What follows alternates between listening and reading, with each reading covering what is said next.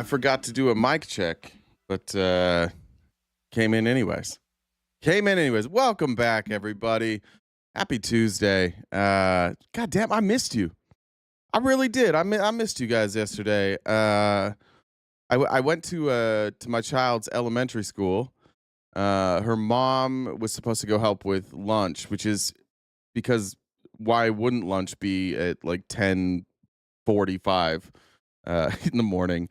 And then she had something come up, so I had to cover for her. So I was at an elementary school yesterday, helping people with lunch. And let me just say, you will not be disappointed in those elementary school kids. My daughter got to be I think, what do they call it? The wagon walker. Thanks for So the when they sub. go to lunch, they have like this little wagon that they drag or they push, and it has everybody's lunch boxes, and they take it to the table. So it just happened to be the same day she got to be the wagon walker. So I saw her before all the other kids came in, and then you kind of just sit there and you help kids like open their milk or their lunchbox or like a lot of those little like Dunkaroo things. But then so my daughter cries almost every day. She's very confident, but she loves her mom, and her mom drops her off at school every day, and she cries every day. And she's very honest about it. She'll just come home and she'll be like, I cried 3 times today. I'm like, nice. I cried 1 time today. And so while she was eating, she started taking me around. She'd come grab me and she'd take me and introduce me to other kids. And she's like, this is one of my crying buddies. And she just went and introduced me to like everybody else at the school that cries. And then, I was talking to one of these little girls that was crying. I was like, that's all right. Crying's okay. I cry all the time. I cry every single day. I love crying. And then a group of like 5-year-olds started making fun of me for being an adult that cries every day. And then for the rest of the time that I was there, I was just bullied by 5-year-olds for crying.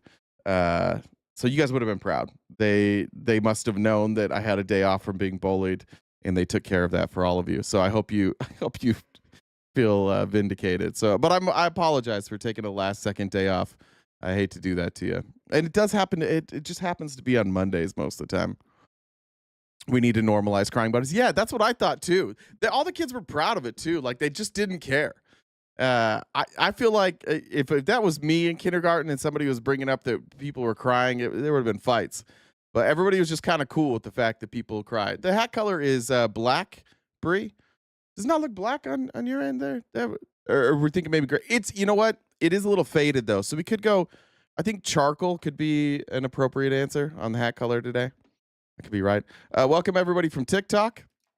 I'm going to do my very, very best today not to get banned from TikTok because Date Night with Admir is returning tonight at 5:45 Pacific Standard Time over on TikTok. As of now, the plan is that we'll actually host it, so it'll be hosted on our TikTok page. That way I can stream it and it looks good on YouTube. We want that to be a better experience for people watching on YouTube too. So Date Night with Admir, at least for now, has returned and will be there tonight. You're a little faded. I'm always a little bit faded. I'm never not faded. He's a barrel of cracker. I'm glad you guys I saw this picture on Twitter like right before we went live. Shout out to Rob Israel for making the picture. I will say that I don't know. Did any of you care about this rebrand? I don't even know what's woke about this Cracker Barrel rebrand thing. All I know is all the conservative dipshits that I follow on Twitter were talking about it, and they were saying that like when you go woke, you go broke. What was woke about the new Cracker Barrel logo? I have no idea. By the way, I like Cracker Barrel. They make a really nice breakfast sandwich. I used to play a golf tournament in St. George, Utah every year, and there didn't used to be any good restaurants in St. George. Like Cracker Barrel was the best. So we went to Cracker Barrel all the time.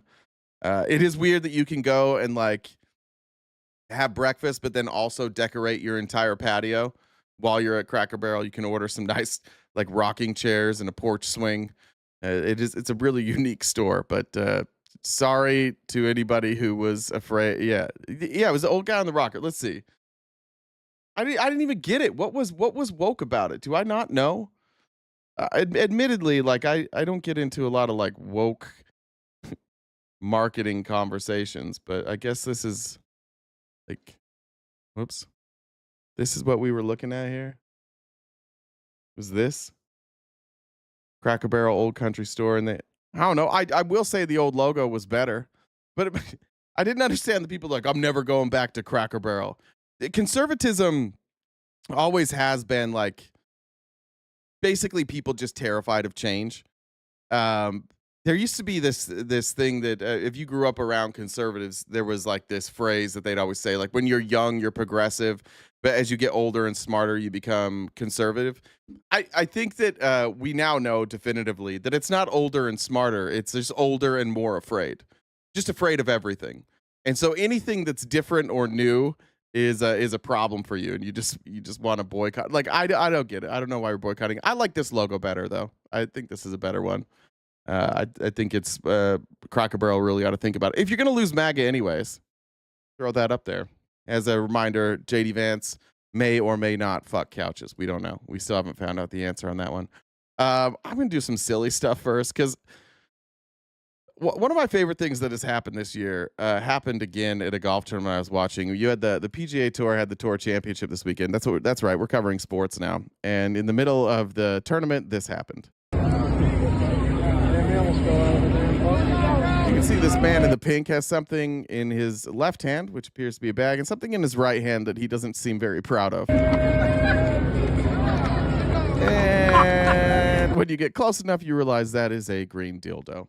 And so this is left the WNBA.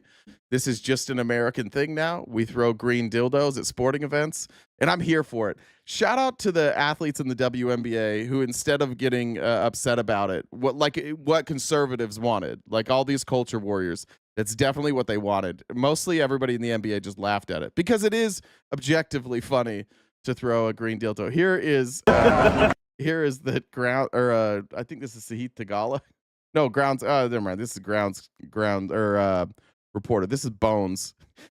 Initially, it gets onto the green. Here's Bones McKay. It used to be Phil Mickelson's caddy, kicking it off the green. You can see it here now. It's resting comfortably in the bunker.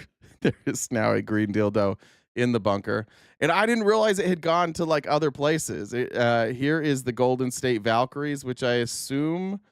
Like I've never heard of the Golden State Valkyries. Is that I guess that's a WNBA team. They've got Golden State now. I didn't know about that. This was, I think, originally where it came from. It's it back to Hayes, who got blocked on the three. Burton got it. Something flies on the court, I think. There was something that flew from a fan onto the court. Chechi fires a three. That's short, out of bounds. And Salon is saying that there was something on the court. Chaos. Absolute chaos. Things flying everywhere. People getting blocked. Chechi thinking she got fouled on that three. It's still tied at 75, Jacob.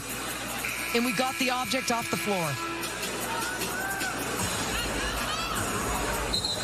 I swear there was a part of this where has been one of a kind.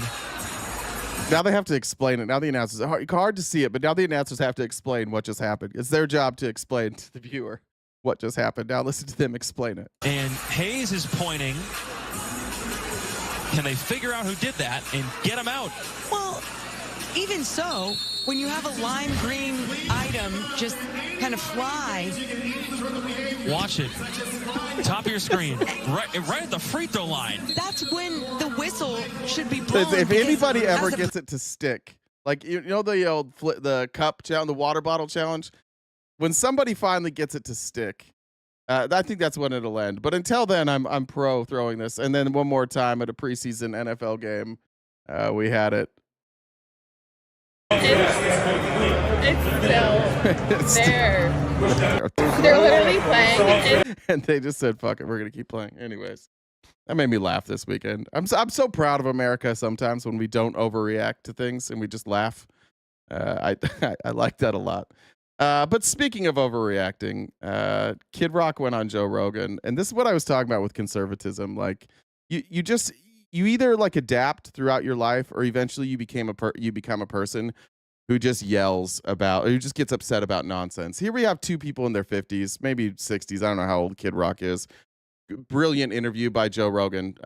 Who better to talk to than Kid Rock? This shadow makes my eyebrow look absolutely insane. Have you guys noticed that? It makes it look like like right here.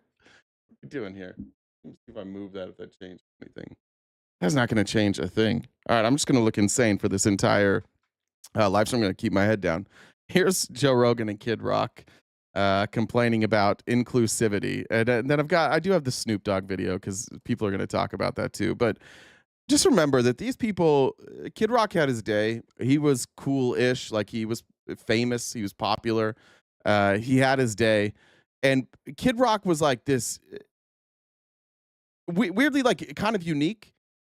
I remember when Kid Rock music first came out, nobody really knew what to do with it. It was like country rock, but then he would throw in some hard rock. Like you had Cowboy, but then you also had like that. He did a song with Sheryl Crow, but then you also had Ba with the Ba, which makes, I don't even know what that is. But like Kid Rock had his day where he was like, and he was edgy. He would say things that were edgy. And that's how he became famous. He had a different type of music and it was edgy. And now he's just an old guy that doesn't like that things have changed, talking to another old guy who doesn't like that things have changed. I don't give a fuck if you're gay. Just be gay. If you're Jewish, just be Jewish. Hey, if you're black, just be fucking black. We don't gotta like clap louder for you, all right? Just fucking, but it's like become this fucking Hollywood bullshit where I'm into some fucking program. All right, second episode. Here comes two guys kissing, or the trans person enters in just for no fucking reason, not for the narrative, not if it fits the story, I fucking get it. They just gotta factor it in. I'm like, fuck off. Yeah, he's just like, hey, be whoever you want to be. Unless you're trans on my TV, then I'm mad. Be whoever you want to be. Don't put it on my TV. That's who Kid Rock is. This is a rock legend now talking about society. Like, fuck off. Like, fucking, it's just, do you know?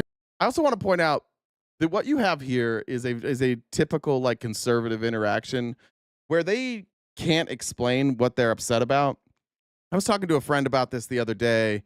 I think it was yesterday, about, why won't that change that light? I was talking to them about just like how to, actually, Brother Bob won't care. It's Brother Bob. He asked me a question about like how to talk to a conspiracy theorist friend of his. And my only advice was like, if they're a friend of yours and everything they say seems crazy, make them explain it. Just ask them. Just be legitimately interested and ask them to explain what they're upset about. Tell them, I don't understand what you're upset about. Can you explain it to me? And a lot of times what you'll find out is that people don't know how to explain what they're upset about because it's not real. This isn't actually something they're upset about. It's change. It's different, and they don't really know what to do with change and difference. And so they just can't explain. That's why first you start with that, no explanation. But now listen to him, why he's upset at Saturday Night Live now. Notice this on Saturday Night Live. This is a perfect example. And I TiVo it every week. And, you know, I just love Saturday Night Live. But I'm like, all right, fuck. Now it's become unfunny. There's bands in there I've never fucking heard of that suck. Yeah, dude, you're 60. You're 60 and you still listen to old music. Yeah, you know who else has never heard of the bands on Saturday Night Live? Me. I don't know any new bands. And like this is just you refusing to adapt. That's what you're upset about. You know who loves the bands on Saturday Night Live? Younger people. People who are like, their musical taste is still evolving. And it has its moments where it's great and this, that, and the other, and you probably know the ones I'm talking about, but nonetheless, I watch it. And I've noticed this. It's like, so when they're doing the opening monologue, you know, one of the cast members will be in the crowd or whatever, and everyone will give them some applause. Watch this. Every fucking time when the Asian gay dude comes on, people are like, yeah! I'm like, what the fuck is that? Yeah, he's really popular. I don't know what's his name. What's the guy's name on? I don't know anybody's name. In all fairness, is it Bowen Yang? Is that right? Bowen Yang is who he's talking about. He's had some really good characters. He's done some really funny things. People really like him. Kid Rock doesn't like him because he's gay. So Kid Rock doesn't like that. Just people are cheering for him. This is what's upset. And Joe Rogan, a professional stand-up comedian who hangs out with very funny people regularly, thinks this is hilarious. I'm like, what the fuck is that? Why? Like, why? Why are we screaming louder? He's not the best person on the show. Clear. Some people would disagree. It appears that their cheering has something to do with them liking him. I think what's that group that the boy band and Harry Styles was in? One Direction. Is that what they're One Direction, right? Like, yeah, they're going to cheer louder for Harry. They like him the most. People like Bowen Yang. He's a recognizable person. Clearly, Mikey Day's fucking great. There's other people on there that are fucking equally great. I'm like, why? Why are people doing this? Like, just clapping louder. Mikey Day's fine, by the way. Mikey Day's one of the few that I know. But Mikey Day has been on SNL forever. You know why Mikey Day's been on SNL forever? Because nobody wants him to do anything else. On SNL, you either become like a cast member for life, like Mikey Day, Keenan. Like, you're just there for life because like he doesn't really translate to something else, or you go on to be a big star. It's ironic that he called him the Asian gay dude. Didn't bother learning his name, but he knows Mikey Day. That's like, we're all just fucking humans, man. Be who you want. They want to show they're inclusive. That's what I mean. It just shows me this fucking millennial generation that like, they all think this is what I love about conservative men over the age of 40. You all think you have this shit figured out. They're virtue signaling, or they like him, right? They might just like him. We might not have even thought about the fact that he was gay or Asian, for that matter. Maybe people just think he's funny. That could be it. They always think that like everything is like they've got everything figured out. Joe Rogan's face drives me fucking bananas right here. Like he just nails the answer. Be who you want. They want to show they're inclusive. That's what I mean. It just shows me this fucking millennial generation. I'm just going to show you one more old person that got confused, and I'm not upset about. I think a lot of people are upset about this. I'm not. This is Snoop Dogg talking about taking his First of all, Snoop Dogg has grandkids. That's crazy, and Snoop Dogg does look like a grandmother at this point. But Snoop Dogg went on, I don't know what podcast this was, and he got in some heat. I'm going to kind of defend Snoop Dogg here. I took my grandson to see, what was the movie with Buzz Lightyear? Toy Story? Not that one, but the new Buzz. The Lightyear. I think it's called Lightyear. Yeah, with Kiki Palmer's in that movie. Okay. She plays like the daughter. So we watching it, and... Can I point out one thing real quick? He brought up Kiki Palmer. I'm old enough to remember last week and the week before and last year and the year before, like when conservatives get upset that like a black person is in a movie, right? That historically maybe somebody who had a white voice now has a black voice. They'll get mad at always. This is the part with Snoop that I think if somebody explained it to him, he'd be like, all right, I get it. Like you're just getting upset at things that are different, things that are new to you. The lady, which is Kiki's mama, they move on into the space years. They move down the line. They're like, man, she had a baby with a woman. Well, my grandson in the middle of the movie like, Papa Snoop, how she have a baby with a woman? She a woman. Oh, shit. I didn't come in for this shit. I just came to watch the goddamn movie. Hey, man, watch the movie.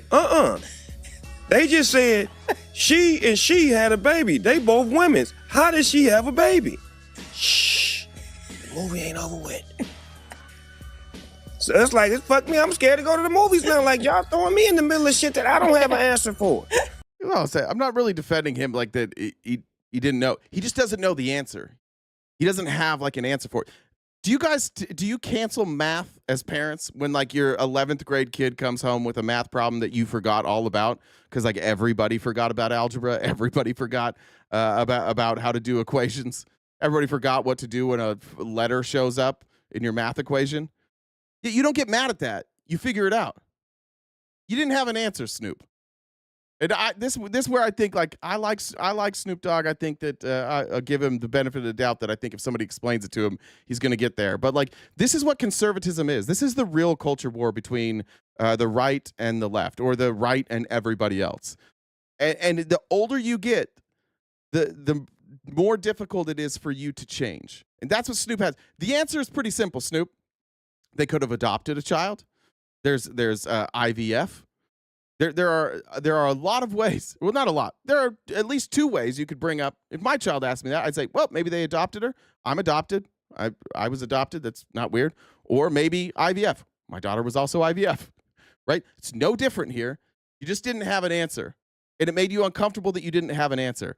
We got to. I applaud these movie makers for making grandparents uncomfortable. And grandparents, y'all got to toughen up. If you don't know the answer to a question, or if there's something new, just try and figure it out. Or you could become like a conservative and just be mad at fucking nothing every single day. All right, I do want to show this video. I didn't actually plan on covering this because it actually kind of played out the way that I thought it would. This is Jolly, and he is with I forget his name, Jay Carey. Jay Carey's the man who burned a flag in front of the Capitol yesterday, or in front of the White House yesterday, after Trump issued an executive order, which I swear to God, has he not already issued executive orders about burning the flag? I swear to God he did that the first time too. There's no meat to it. It's a total distraction. But here's Jolly with Jay Carey, I think last night.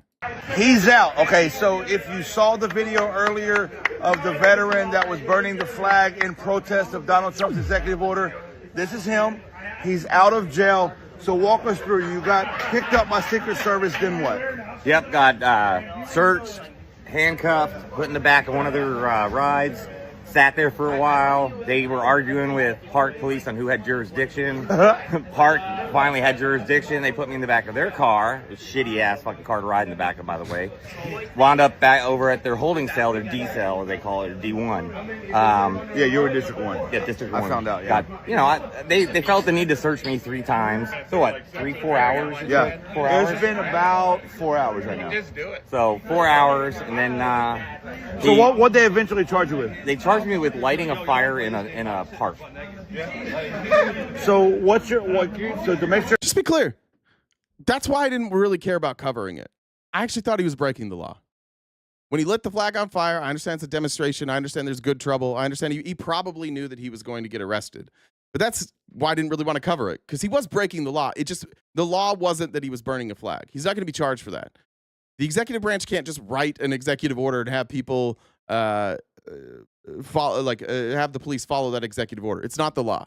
And I think that there's a lot of Trump's executive orders that are that way. Like, they are just pandering, but or they're a way to like offer a challenge to a constitutional amendment, or offer a challenge to a previously settled I guess crime or statute. That's why. That's what he got arrested for. However, I like this kind of trouble. I like it. Prove. He went out there and he said, "Look, you can't tell me I can't do this shit." And they can't. If he had done that anywhere else where he wasn't in public lighting a fire, no problem. I like what he did here. I have no problem with it. I also want to say I didn't see a lot of people on the left, and I was proud of the left. I didn't see a lot of people like hyperventilating about that. It seems right now that the current political climate is like the children and the adults. And the adults are mostly the left, and the children are old people, ironically, on the right. And you guys keep telling us that there's things that we're freaking out about that we're not freaking out about. I'm really proud of like the people, at least that I follow, keeping their eye on what's important. Every fucking day, Donald Trump puts out something that Fox News runs with, and they say the left is freaking out about this, the Cracker Barrel thing, the burning the flag thing, every day. And I think like we've just seen this game for too long, that we're not falling for it anymore. I thought when I saw this, I'm like, goddamn, I'm going to go on TikTok and everybody I see is going to be talking about burning the flag. And it wasn't. It like mostly wasn't. In fact, the only places I really saw, like I'd scroll through, I'd see TikTok videos and then I'd see lives. It would be like a panel full of MAGA be like, can you believe the left is freaking out about this? Like, they weren't. Because everybody saw it for what it is. It was good trouble. We all knew that he wasn't going to be charged with a real crime there. So proud of that guy. Let me read some comments here. Amy said, people used to holler for Kid Rock because like he was hot. He was never hot. Matt said, thanks for the super chat there. And Frankie, 7 months here. Thanks. Appreciate it. Matt, 2 more super chats. Thank you. Just a reminder, we are crowdfunded. We do have a gift goal every single day that we need to knock out before we end the live stream. Jen will constantly remind you guys about that. Jen, are you here? Now's a good time for that. Dems are children. Bro, you guys have a toddler in the White House. Stop. You don't get to pretend you're the adults in the room. You're not. You're just hysterical little bitches all the time. You're afraid of everything. There's nothing. There's very little that a conservative doesn't wake up and start the day afraid of. You're literally afraid of everything. I've never seen such like thin-skinned, frail little bitches than the modern MAGA movement. It's the whiniest crybaby shit every single day. Hey, Jen. Hi. Yes, I'm here. Sorry, multitasking. Yeah, like Jay mentioned, we've got a gift call. Top left-hand corner. I think it's a little less than that currently, but we do the show each day, Monday through Friday, from 9:30 to 1 Pacific time. So if we could knock out that goal sooner rather than later, that would help us out. Like Jay mentioned earlier, we are going to have date night again. So tonight on this TikTok, we're going to be hosting, and Admir will be moderating it. So 5:45 Pacific time, date night with Admir. If you haven't already subscribed to us, you can subscribe wherever you're watching. On YouTube, we have 4 different memberships. We have member-only events that are part of those memberships. If you guys disagree with RTV, you can come on and talk to them. How you do that is the Venmo username. That is my Discord. You can send me a message on Discord, and I can bring you up, and you can have a conversation in real time. Also, check out the link tree in the bio. We're on most social media platforms. Jay's on Cameo. All these episodes are uploaded to Spotify, and we've got merch. And Jay is going to order that candle that he was supposed to order before that he forgot to do. So the contest that someone won, Jay's going to get that candle out for that contest winner. That's right. That was my bad. So throw me under the bus. Straight under the bus. It's where you belong. I mean, you do it most days for things that didn't happen, so I think it's only fair. Thank you. Yeah. So I've got a little longer joke today. Okay. Trump is informed by his staff that 3 Brazilian people have been unalived in a shootout. Trump sighs and hangs his head for a minute. He looks back to his staff and says, "How much is a Brazilian?"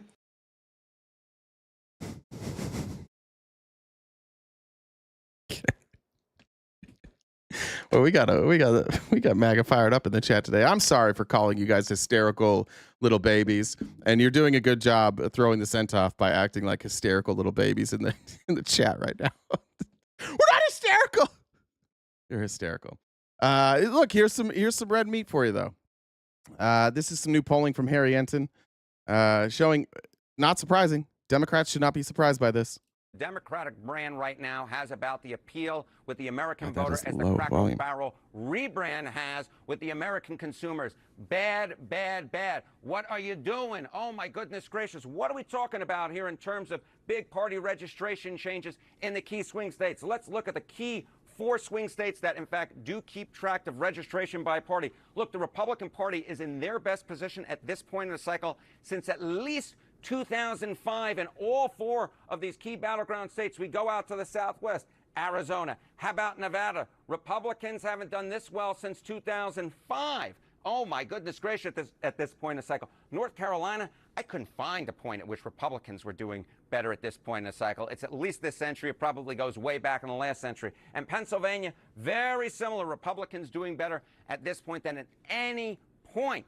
At any point this century, at least as far as I could find. Now, what types of gains are we talking about here for the Republican Party? Well, let's compare it to this point during the first Trump administration all the way back in 2017. Look at this. The Republican Party gains in party registration compared to this point back in 2017 during the Trump first administration. In Arizona, you got a Republican gain of 3 points. Okay, how about Nevada? Up the hill we go, even though we're sticking in the Southwest, a gain of 6 points. How about, again, we come to the East Coast, North Carolina, a gain of 8 points for the Republicans. And in the Keystone State, in the Commonwealth of Pennsylvania, again, we're talking about a gain of 8 points. My goodness gracious, for Republicans, they are converting old former Democrats to their side of the ledger, as well as picking up new voters, registering new voters, and it absolutely paid off for them back in the 2024 election. Now, of course, Donald Trump has been president since January. Are there any bright spots for Democrats? Have they picked up any? Let's just talk about, like, let's be honest about that for the Democrats. If you're here, you work for the Democratic Party, if you're a registered Democrat, like, understandably, this is alarming for many of you. But, like, what have the Democrats done? Not a lot, right? Have they been able to thwart anything Trump's doing? No. Is Trump bad enough that he might hand the Democrats a victory in the midterms? Probably. But have they earned it? No. This is what I fucking hate about the Democrats. We ended on Friday with the clip. I think it was on Friday, might have been Thursday, with Hakeem Jeffries like refusing to endorse Mamdani and refusing to answer a single solitary question. What's the plan?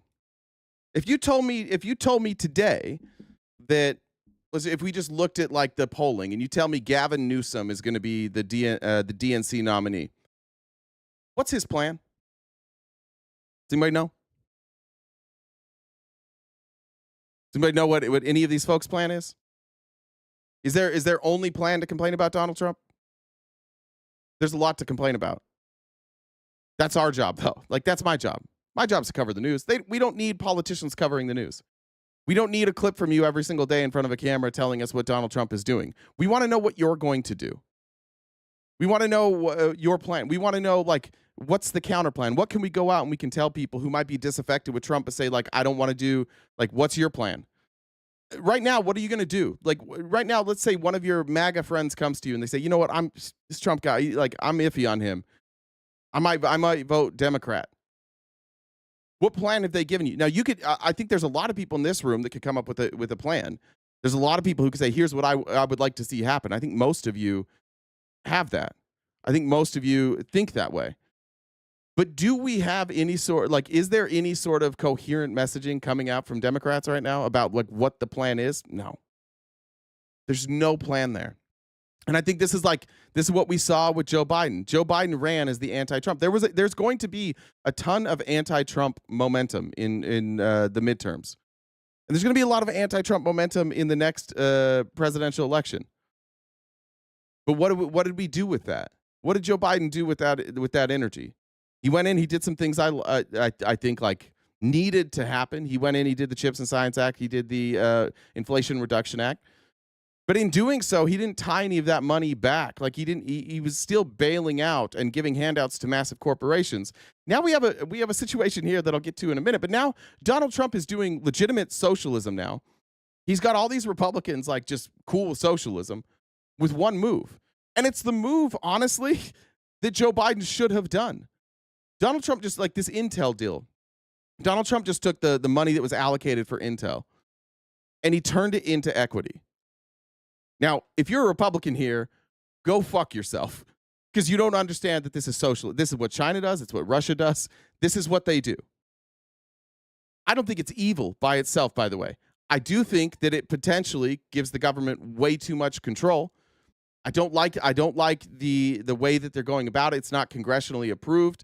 There's not a lot of checks and balances. It seems an awful lot like Trump's just going to have a 10% stake in Intel, and he'll kind of get to do what he wants. And then whoever the next administration is will be able to do whatever they want. A 10% stake is a significant stake in a company like Intel.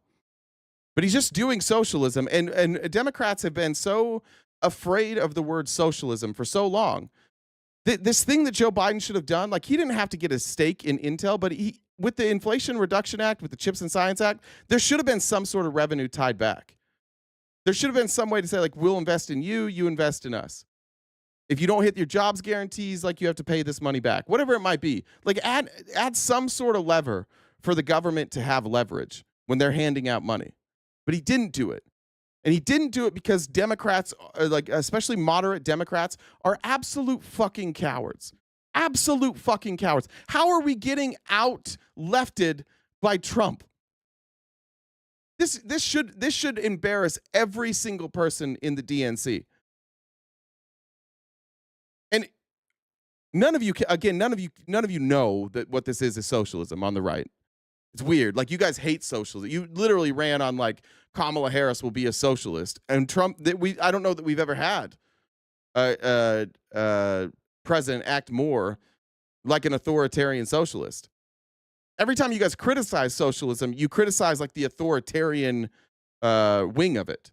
When you criticize socialism by talking about Germany, what you're criticizing is the authoritarian wing of it. You're not criticizing the ideas of socialism. You're not criticizing the idea of the people, us, owning a share of a company. Like when we bail out a company, we own a share. You never criticize that part. In fact, when we try and do that, you say like, that's socialism, it'll lead to authoritarianism. But weirdly, all Trump had to do is like work backwards. He's like, I'll be an authoritarian first and get you guys all cool with being an authoritarian, and then I'm going to take control of private entities, and I'm going to take control of private institutions. But it's bizarre. It's a very bizarre thing to watch. So like elements of socialism just be mainstream in your party, and you guys will still go out today and you'll be like, socialism is bad. And you guys are you're the reason that like these authoritarian regimes give a bad name to socialism. Because the same thing in Germany. Was it really the ideals of socialism? No, the democratic socialists weren't doing very well. And then they rebranded and they unified around one leader. Exactly what's happening here. You guys most of you don't even call yourself Republicans. It's MAGA. It's Trump. You did a rebrand from Republican to MAGA, and then you take an authoritarian leader, and he takes control. You even took like the America First slogan. I was thinking about this weekend, like just for Republicans. You must think that all of your leaders are fucking idiots. You must think that none of them have read anything, because if you don't know the origins of America First, does anybody know? Just in the comments, like just put it in the comments. Like, who was the first group to use America First in this country? Anybody know?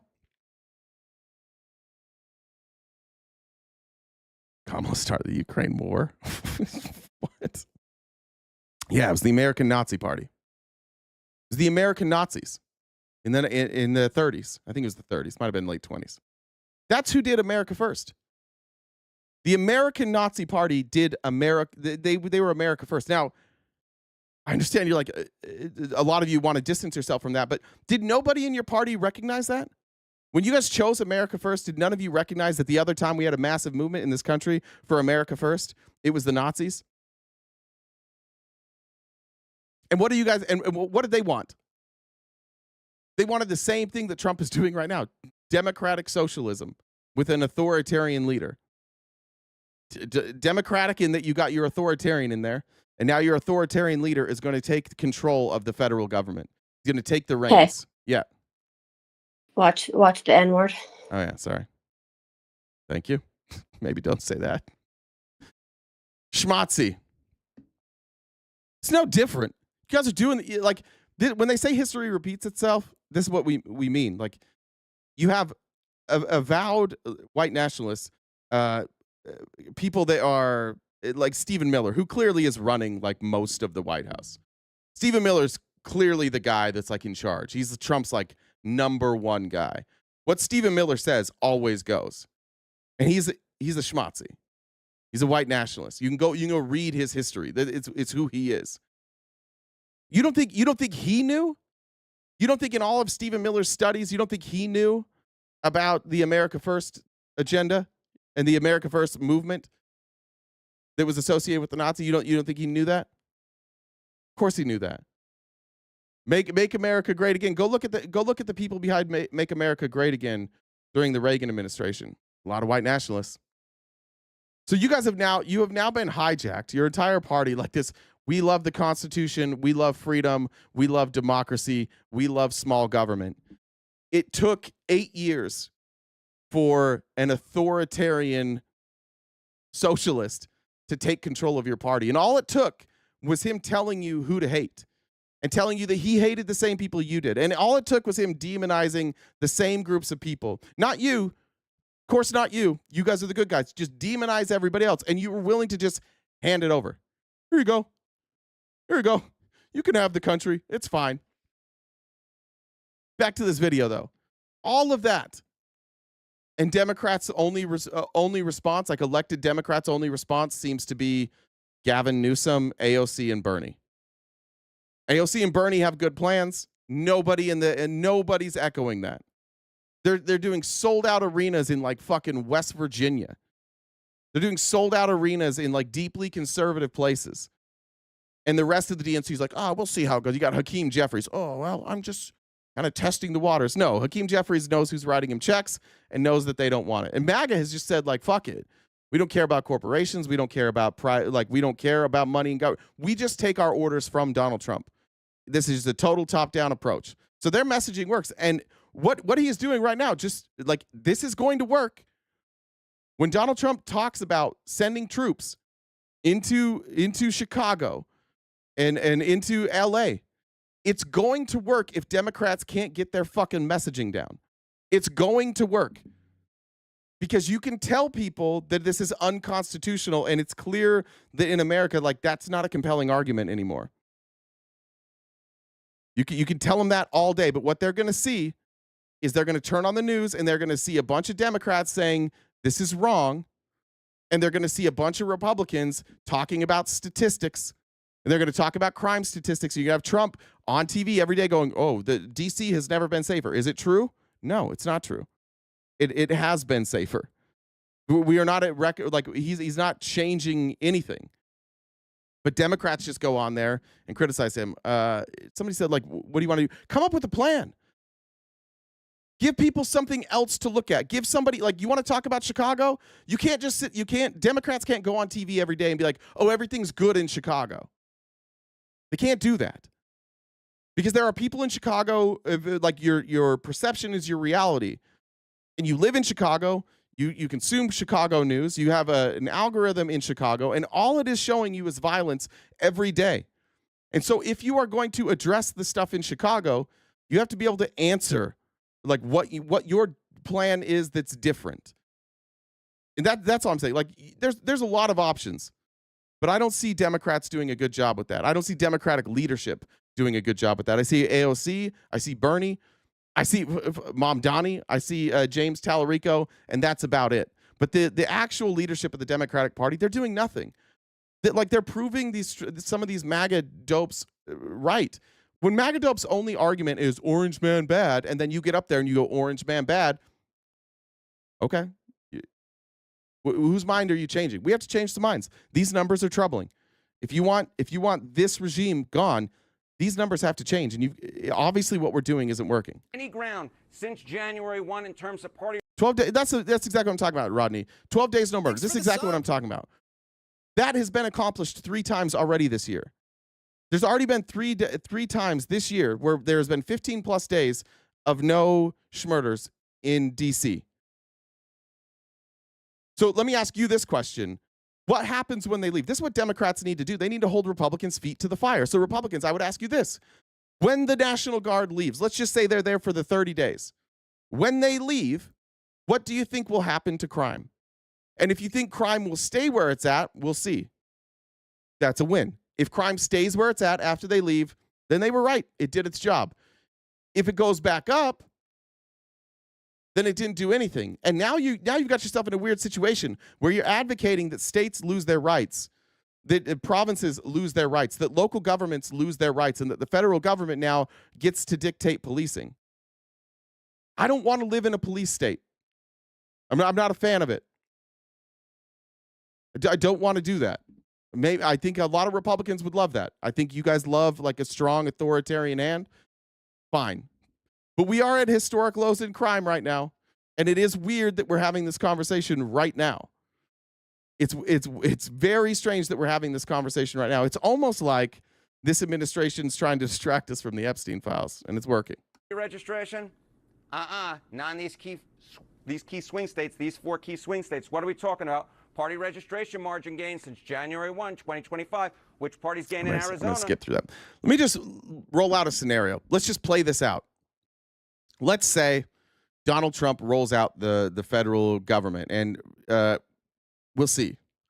We'll see what the courts do. We'll see how willing they are to listen to the courts. But let's say that like D.C., Chicago, L.A., New York. Let's say that Trump rolls in the National Guard. Let's take Governor Pritzker in Illinois. Governor Pritzker says, "No, you can't do this. I'm in charge of the National Guard." Trump says, "I'm doing it anyways." Now what?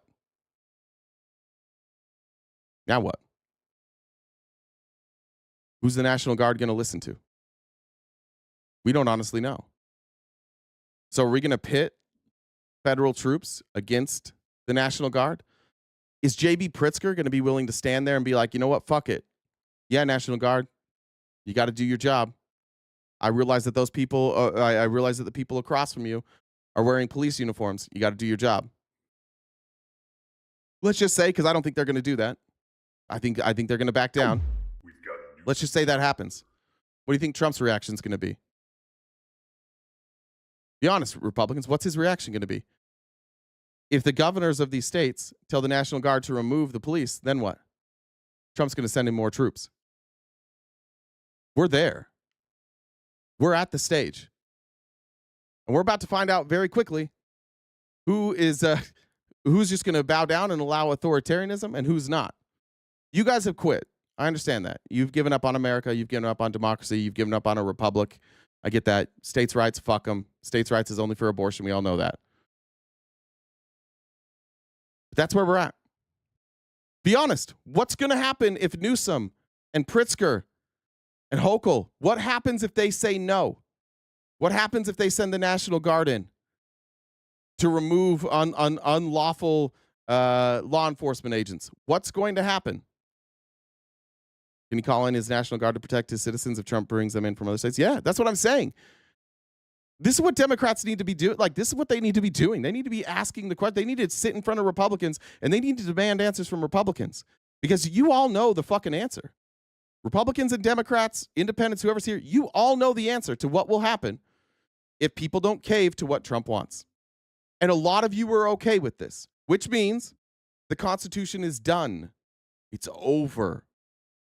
If states don't have the right to protect themselves, if the federal government can come in and do whatever the fuck they want when it comes to policing, it's not a republic anymore. That shit's over.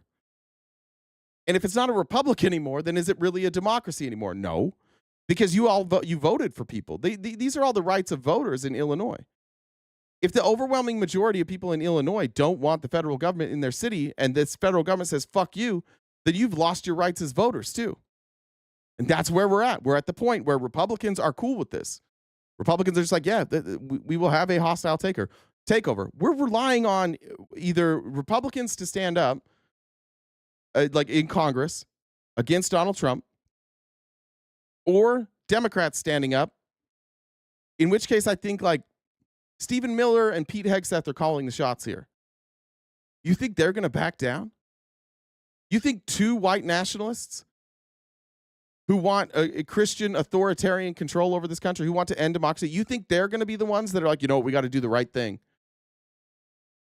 Our Secretary of Defense, he should know. He should know he can't do this, but he's going to do it. This is why we were afraid of Project 2025. It's because of this.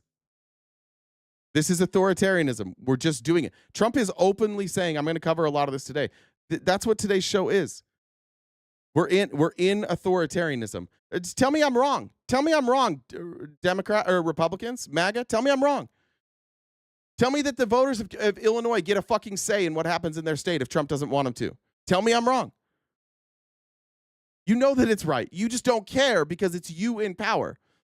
You're willing to take away people's voice, people's democratically elected leaders. You literally stripped a district in Texas from their elected leader. Jasmine Crockett doesn't have a district anymore. You just took it. Did you vote on it? Texas? Nope. Who drew the map? Nobody fucking knows. Everybody in Texas keeps being asked, like, hey, were you in the room when they drew the map? No, I don't know. I have no idea. I have no idea who drew the map. You don't know. You cannot be the same people that have been lecturing us about freedom and the Constitution for 4 years. You can't. You just fucking can't. You're authoritarians. Probably because you're afraid. Certainly because you're afraid. You're afraid of immigrants. You're afraid of trans people. You're afraid of everything. And so you're cool. You're just like, fuck it. I'm so afraid now. They've got me worked up so much that, yeah, I'm just going to give control to Trump. I don't know what else to do. We're just going to hand it off to Trump. Getting that as they going. Let me check messages here. Lisa said Republicans need the unrest to stop elections. Like, I don't even think it's that deep. I really don't. Brianna said, what do you call a calzone that doesn't believe in monogamy? A Polly Pocket. Thank you. I don't think it's that deep, Lisa.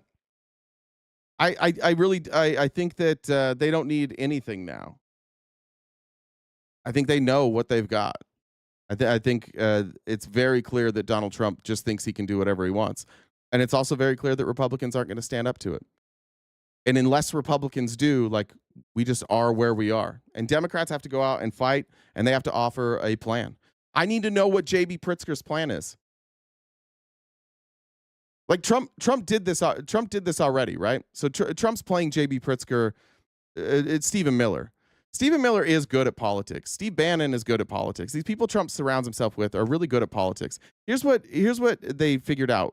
Stephen Miller figured out with Pritzker. Trump says, I'm going to send in the National Guard to Chicago. J.B. Pritzker says no. And then Trump's going to have a response. Let me actually just show it, because I want to show J.B. Pritzker's response to this. Here it is. Is it right here? This is number 22, Casey. Here's J.B. Pritzker's response to Trump saying, I'm going to send in the National Guard. Earlier today in the Oval Office, Donald Trump looked at the assembled cameras and asked for me personally to say, Mr. President, can you do us the honor of protecting our city? I want to start there. Donald Trump is demanding that these Democratic leaders bend the knee. That's authoritarian. Again, I know that you guys don't care. I know that you think this is cool. But just stop lying and pretending this isn't authoritarian. This is Kim Jong-un. This is Vladimir Putin. This is every evil dictator that has ever lived.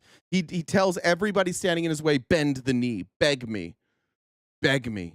He's talking about people like he talked about Wes Moore, like begging him. Instead, I say, Mr. President, do not come to Chicago.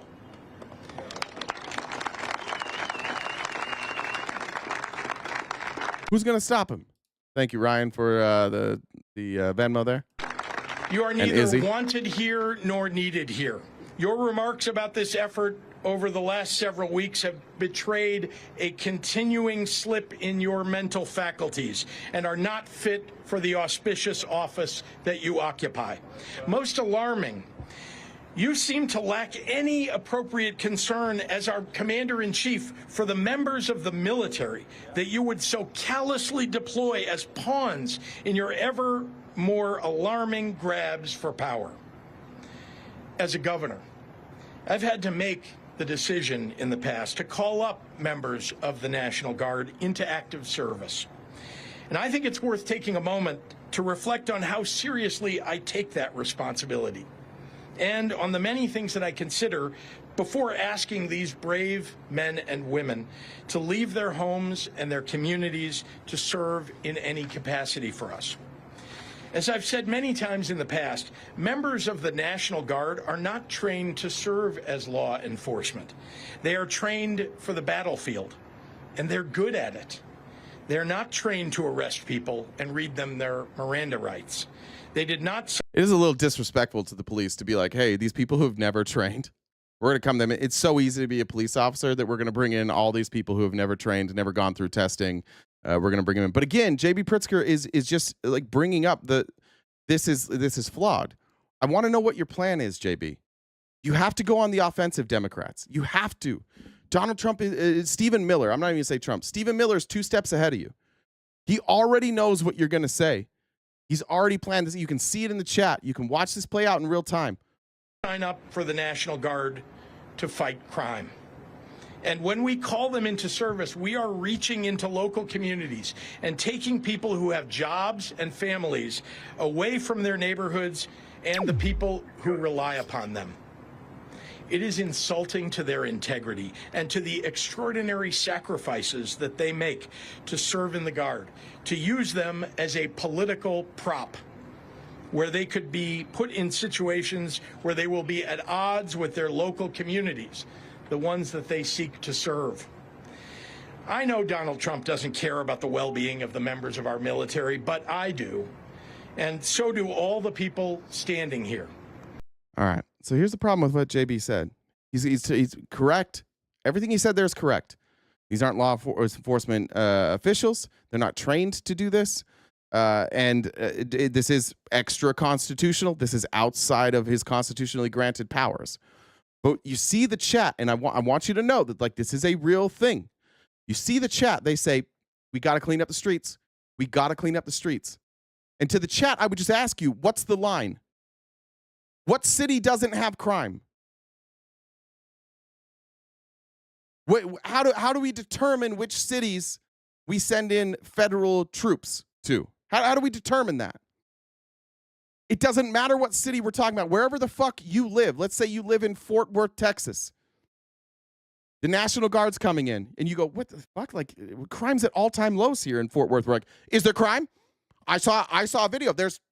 I saw 20 videos of Fort Worth citizens saying, please, Donald Trump, send in the National Guard. Please send them in. Oh, and then every day they're going to be like, look, here's another crime in Fort Worth, Texas. And they're going to show you a fucking story. I'm just wondering where does it end?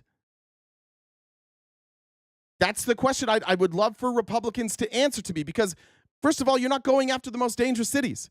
You're not even close to going after the most dangerous cities. You're just picking Democrat-run cities, and you're saying that they're shitholes because there's crime there. By the way, they're paying all your fucking bills. Who do you think's paying for this military? Chicago, LA, San Francisco, New York, all these massive cities. They're ironically, they're the ones that are paying the salaries, because it's not you in Mississippi. It's not you in Florida.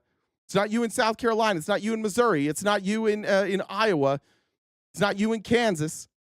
It's not you in Tennessee. It's not you in Kentucky. It's not you in West Virginia, because they're paying your bills too. So the question, that's what I want to know. Why are we choosing these cities? This is the offensive shit that needs to happen. You cannot argue from a point of, oh, this is wrong, because all Republicans are going to say is, look, I found a crime. Therefore, the federal government needs to be here. I'm just asking you when it stops, because by that logic, it never stops. By that logic, we live in a police state. By that logic, within 10 years, we're just Russia, because all you bitches are so fucking scared that you, at a time when we have historic low crimes, you won't shut the fuck up. You won't stop being little bitches. And it's important to point that out, that they are playing on your fear, and Democrats have to come out. If they want votes, they have to come out, and they have to address this. That Republicans are just playing on the fear of whiny little bitches. They're showing you stories and not stats, because that's what they always do. Because they don't want to address reality. There's 330 million people in this country. There will always be crime. Always. There's no evidence that what Donald Trump has done in Washington, D.C. is lowering crime long term. There's barely any evidence that it's lowering crime now. He hasn't even hit like historic highs. We've already had, before they came in, we already had more days without a schmurder in D.C. But it doesn't matter, because you guys just like that show of force, and you listen to him. You listen to him when he lies to you every single day. And the Democrats have nothing for this. Stephen Miller knew J.B. Pritzker was going to come out. He was going to trash Trump. And what did he immediately do? They immediately go to TV, and they show the videos of people in Chicago going, come here and save us. And they show a story of a crime that was committed, a heinous crime that was committed in Chicago. And they're like, well, J.B. Pritzker should shut the fuck up until he gets this under control. He shouldn't be able to talk until this is under control. Right? They're 20 steps ahead. Stephen Miller's good at this.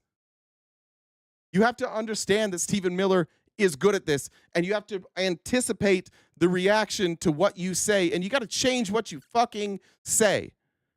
You cannot come out every day and do the same tired shit, because there are people all over this country, in Montana, in Idaho, in Utah, in rural Arizona. There are rural parts of this country where people never see any of this violent murder. And those people are conservative. And those people only know what they see. And all they see is violent crime.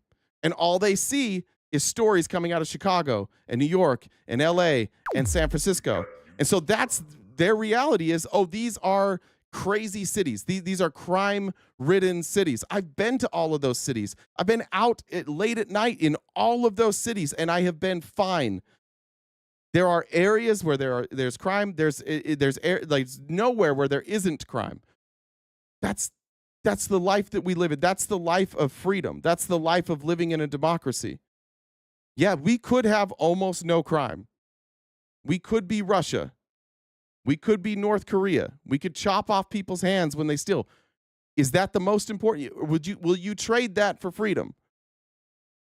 Will you give away all of your rights so that there's no crime? I don't want to live that's not the country I was looking for. I was looking for a country who's addressing crime, which, look, we have been. We're at historic lows. We've been addressing crime. But now you're saying that, sorry, we'll never completely fix this. And this is where Democrats have to get this messaging right. What Donald Trump is telling Americans every day is there is no end. There will never be an end to violence. And so I will be here with my federal troops taking over your city whenever the fuck I want. And then once the federal troops own the city and they run the city, they start gaining loyalty. And those people go, you know what? The people in neighborhoods where there is a lot of crime, those people start going, you know what? I would rather live here. This is better for me. But that's what we're afraid of. A lot of us don't want to live in that world. A lot of us don't want to live in a world where the government watches everything you do, and they are. Palantir sees every text you have. A private company sees every text. They see every phone call. They can watch you. There's drones. They have satellite imagery. They have cameras everywhere. They can follow your every move. Or we can collectively keep working at it. We can collectively try and take care of neighborhoods where crime is high, which we all know is linked to poverty. Or we can live in an authoritarian state and we can have a class system. We can become Russia, where there's a handful of really rich people. The rest of us are all poor. But hey, at least there's no crime. Right? Because people are too afraid to shoplift because they'll get their hand cut off. Fine, if that's what you want. But Democrats need to make that message clear. They need to make it clear that, like, we don't want a police state. We don't want authoritarianism. What they're doing right now, I feel, is incredibly ineffective. Let me go. I want to talk now actually a little bit about Trump's socialism, because it's crazy. Here's Howard Lutnick now. Now, Trump took that 10% stake in Intel. Here's Howard Lutnick talking about other companies that now he wants to nationalize.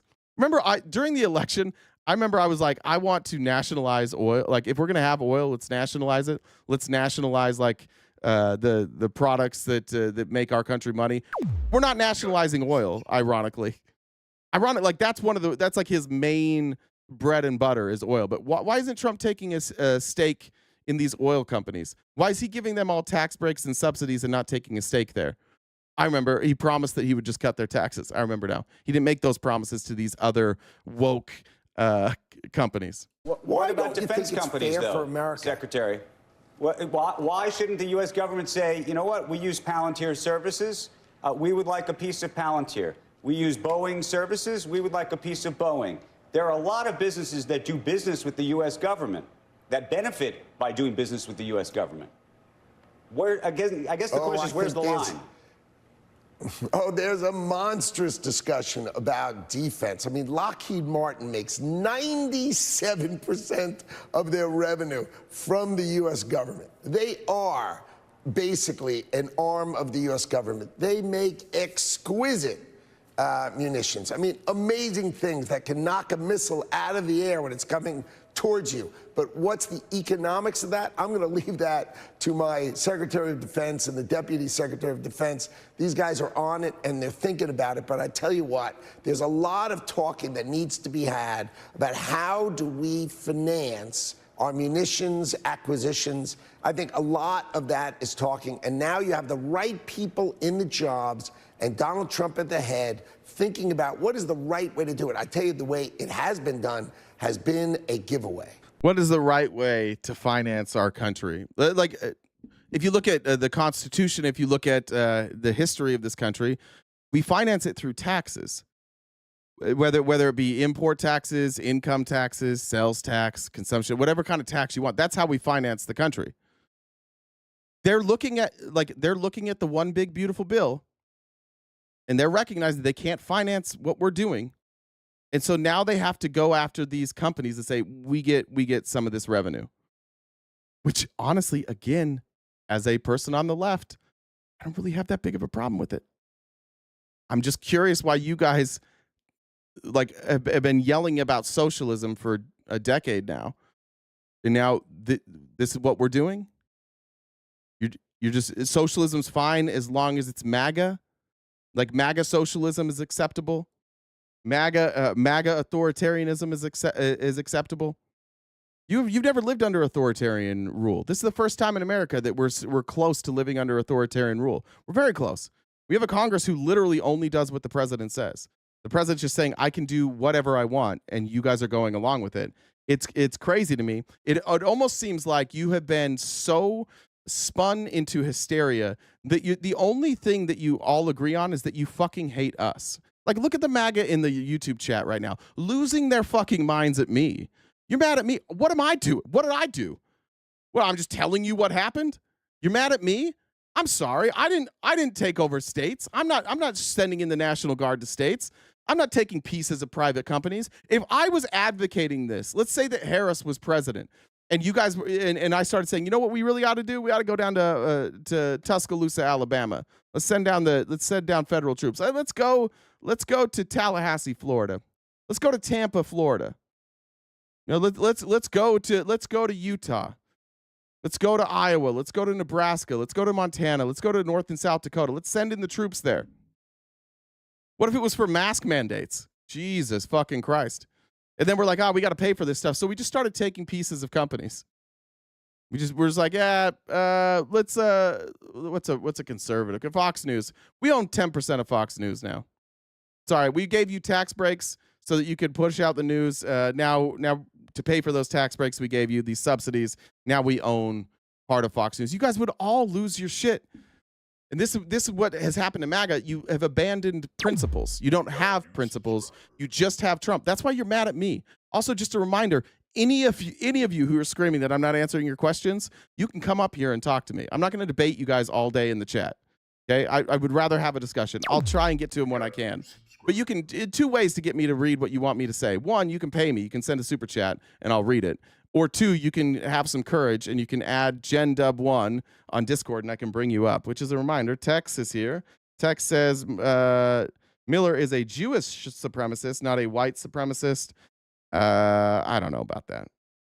And also, we are living under Israeli fascism, Israel first. I don't think it's Israel first. I think that those are aligned interests, and I'll get to that later. I do think, though, that Israel controls way too much of our policy, and they have shown that conservatives around the world love authoritarianism. It's like their favorite thing in the world. And when you think about it, like, that's the only option conservatives have. Their ideas aren't popular enough for them to govern, right? They can't push their ideas through Congress. They'll never get enough public support for their ideas. And so they have to do authoritarianism. They have to do like super power grabs. They have to say, look, we all have to stick together. We have this tiny little margin of error because we all have to vote together in Congress for anything to pass. So what we're going to do is we're all going to pledge our allegiance to Donald Trump, and we are literally going to do whatever he asks us to do. It's a protection racket. It's a top-down approach. And that's why you guys are doing this. By the way, if I'm wrong, then why are you guys not legislating? If I'm wrong about this, Republicans, MAGA, why the fuck aren't you legislating? Where's the bills? All these things that you guys claim you want, where's the legislation? Where's Congress authorizing Donald Trump to move past 30 days with federal troops? Where's the legislation on any of this? Where's the legislation changing our asylum laws or our immigration laws? It's because you know. You all know what we know. You don't care. You just want Donald Trump to rule. And so all Congress is really doing is refusing to stand in Trump's way. They're not trying to legislate. They're not trying to put new laws on the books. They're just getting out of the way because they are bitches. All of you are bitches. You're the most fearful people that we deal with in this country. Every day you just wake up terrified about something. It's not that bad. Okay? Crime is at all-time lows. trans people aren't hurting you. Immigrants aren't hurting you. It's just that you see you turn on your timeline and it's story after story after story after story after story to make you scared. So you come in here, you get angry at me, you get angry at our chatters, and I don't know. This might be the most triggered I've ever seen you guys. It legitimately might be the most triggered. And usually when somebody is this triggered about such small things, that usually means that you're landing. You don't really have an argument against that. We'll find out on TikTok. By the way, anybody that's here, you can come to TikTok tonight, 5:45 Pacific Standard Time. We'll be live. Anybody can come up and debate, one at a time. But if this really was about you guys, if you really did feel like you had a good argument for what's happening here, if I'm wrong, if this isn't authoritarianism, if this isn't government overreach, just explain it to me. I'd like to be wrong on this one. You just message Jen Dub1 there on Discord. She'll get you all set up. All right. Morning Joe is exactly who I'm talking about with Democrats. Like, fuck Morning Joe. Oh, shit. Is that the wrong one? Let me go back. That's the wrong one. I do this too often. Morning Joe is those scared suburban virtue like literally everything they say about Democrats, everything Republicans get right about Democrats when they make fun of us for the virtue signaling and like speaking out of both sides of our mouth. That is Morning Joe. And here's Morning Joe. They had on Chicago Mayor Brandon Johnson. And I want to show the dishonesty of this framing. And this is where I said, like, this is when I started realizing, yeah, Stephen Miller's ahead of the Democrats here. Because I know that Morning Joe's supposed to be moderate, but just asking this question in the way that they do is incredibly dishonest. And it goes to show that Morning Joe and suburban Democrats are just as impacted by this type of rhetoric and this type of fear-mongering as anybody else. They're comfortable, they're wealthy, they don't want any of that to change. So when they're showed these videos saying like, oh, it's coming to you, they get scared. Would you also like to get federal funding to help put 5,000 more cops on the street in Chicago? Would that help drive down crime?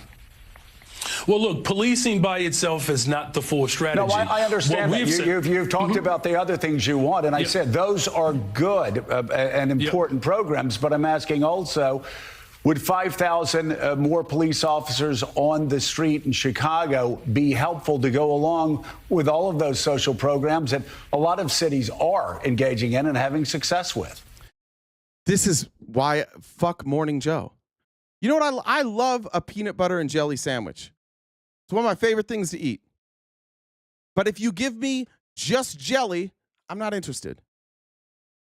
Okay, if I say I love peanut butter and jelly, I need the bread, I need the peanut butter, and I need like I like raspberry. I like a good raspberry jam. But if you give me raspberry jam, what am I going to do? Eat spoonfuls of raspberry jam? I don't have a peanut butter and jelly sandwich. The earlier part of this clip is Brandon Johnson saying like, here's what we've been doing to try and solve crime. Here's what we need. Like the programs that we're offering in lower income neighborhoods, we're giving kids after school stuff. We're giving them training. We're doing things when it comes to like criminal reform. We give people like diversion programs rather than slapping them with a felony. And we've seen that over time, like this is working. We need to double down on these types of programs. So he doesn't have what Joe is saying. He now wants Brandon Johnson to do the ground like, oh yes, we do need 5,000 more police officers. Would that help? Not if we don't have the other programs. Right? Because we've seen this. We've seen what over-policing does without programs to help people get out of their situation. It makes things worse every time. You need a balance. You need police who are solving crimes or trying to protect people. He's going to talk about detectives, but you also need all these other elements. So now Morning Joe's going to keep trying to position, and then I'll let it play. But I wanted the context there. He's trying to get him to say, like, you should have 5,000 troops. And Stephen Miller wants him to answer this question too. It's what all the Republicans here are going to say. Oh, what, you want more? Oh, you don't want more police? You just want the crime to go on? No, we want to solve the problem. And if the solution is federal troops, then that solution has to be there always, especially if you're not going to do anything to address like wealth inequality. if you're not going to do anything to address impoverished neighborhoods, you're going to have to keep that police force always. Because the second they leave, all the problems come back. But Morning Joe doesn't want him to answer that question. So now like 4 times he'll cut him off. And we'll not let him answer the question in the way that he should. And I applaud Brandon Johnson for not being willing to just like take this hypothetical. Well, look, here's the best way I can put it, Joe, is that in the 90s when I was in high school, we had 3,000 more police officers and we had 900 people being murdered every single year in Chicago. It's just not policing alone. Of course, we want more detectives. I know it's not policing alone, but I know it's not policing alone. You've told me everything else you want.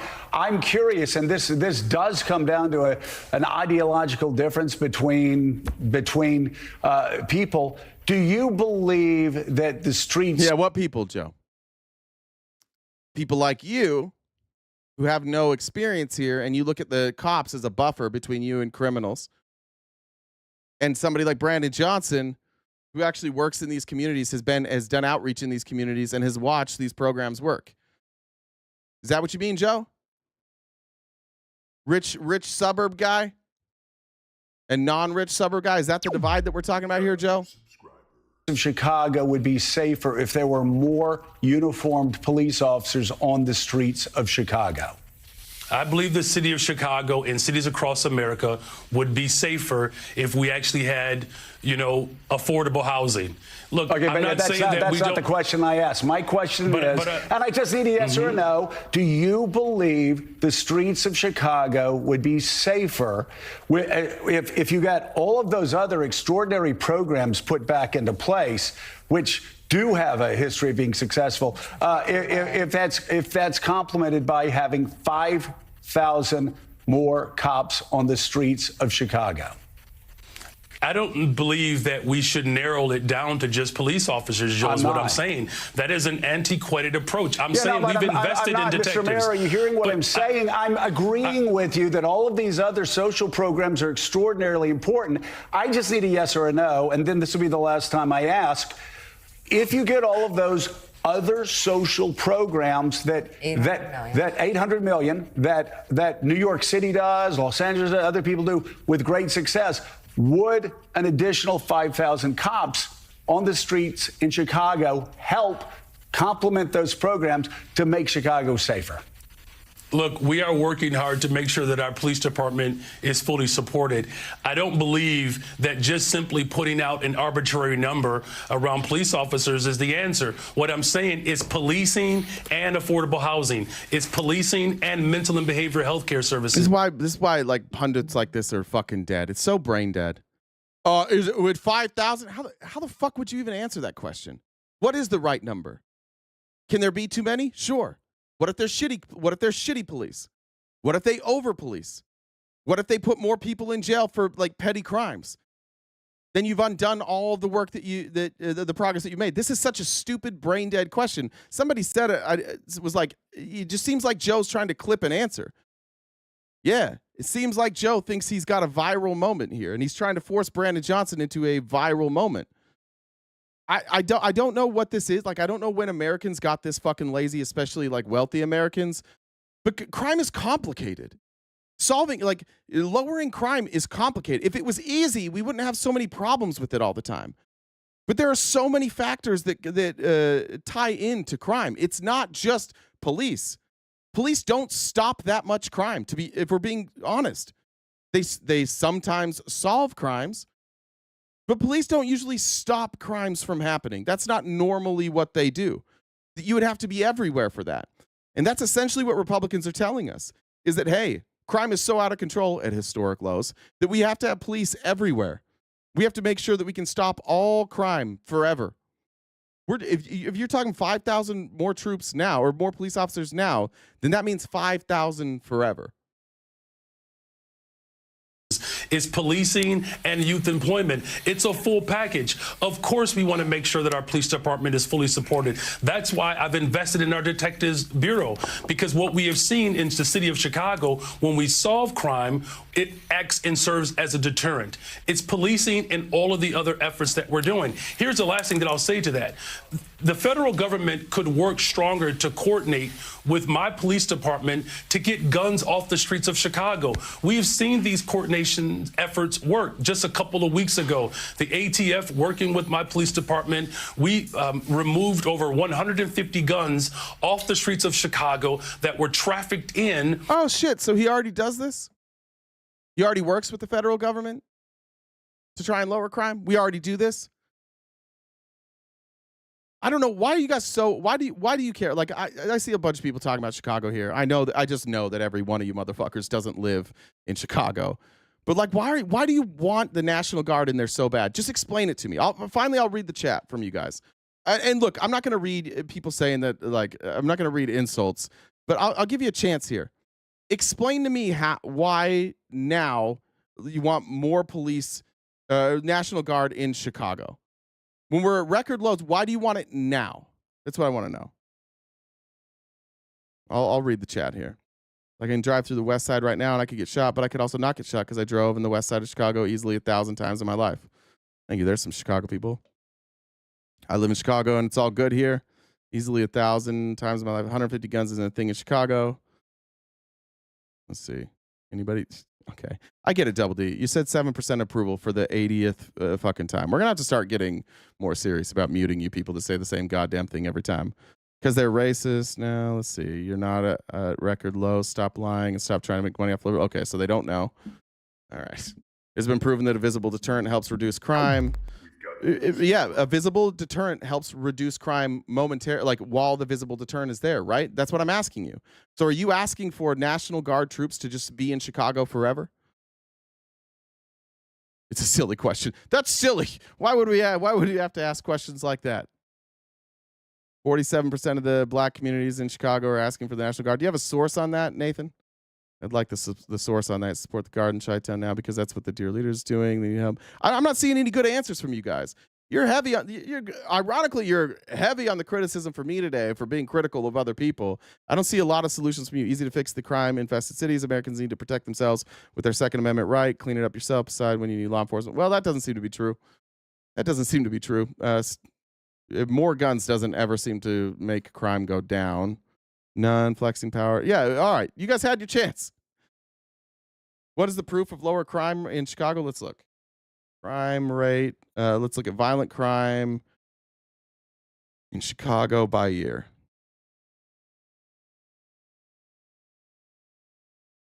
Pull that up for you.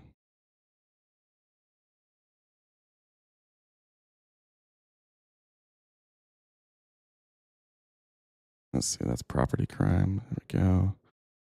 That's through 2010. Let me find an updated one. What was this through? 2016, maybe? That's 2013. Sorry, most of these, what does this go through? 20. I'm trying to find a chart that is updated. Most of these that I have. Let me see.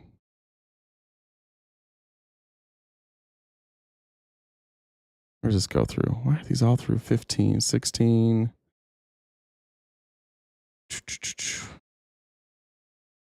That's a good question. This is weird. This is actually hard. Like, I can't even find like FBI data on this.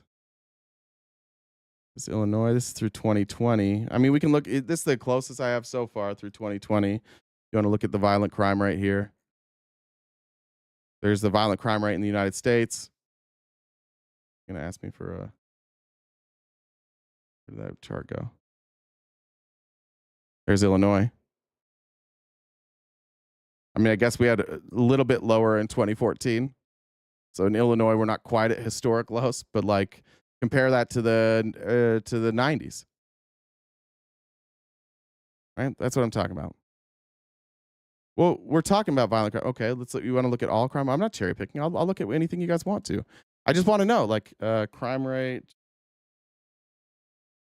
in Chicago by year. That's Wikipedia. That's probably not a good source. Let's see if this one will give me. Here's cityofchicago.gov. I don't know if they have a graph. Let me go to images real quick. Most of these are just giving me violent crime. I can do non-violent crime. I don't see anything that's putting them together, but if we show you non-violent and violent crime, we can see.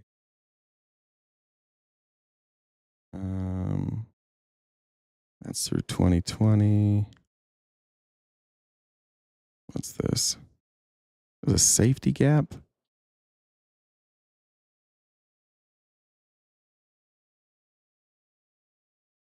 It's mostly violent crime. If you guys have one, send it to Jen. I'll look. I'm happy to look at that too.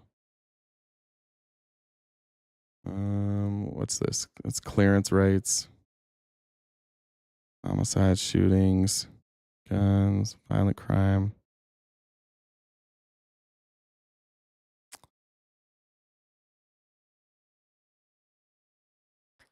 It just looks like nobody really has it. Even if I had to go to the AI overview.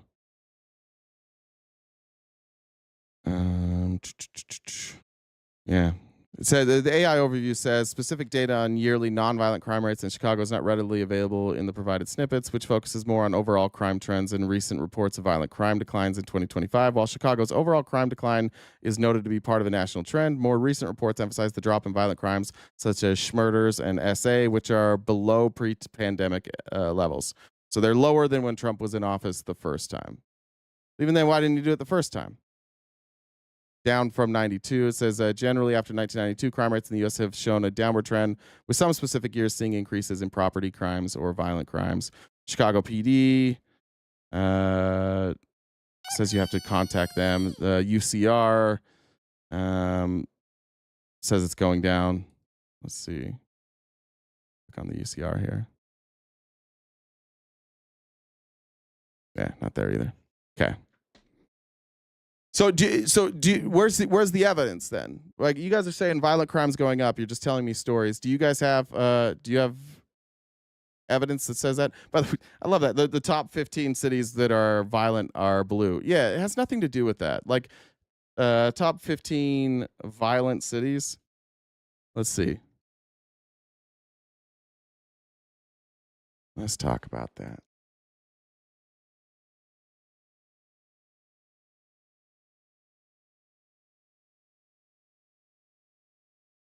See if it loads.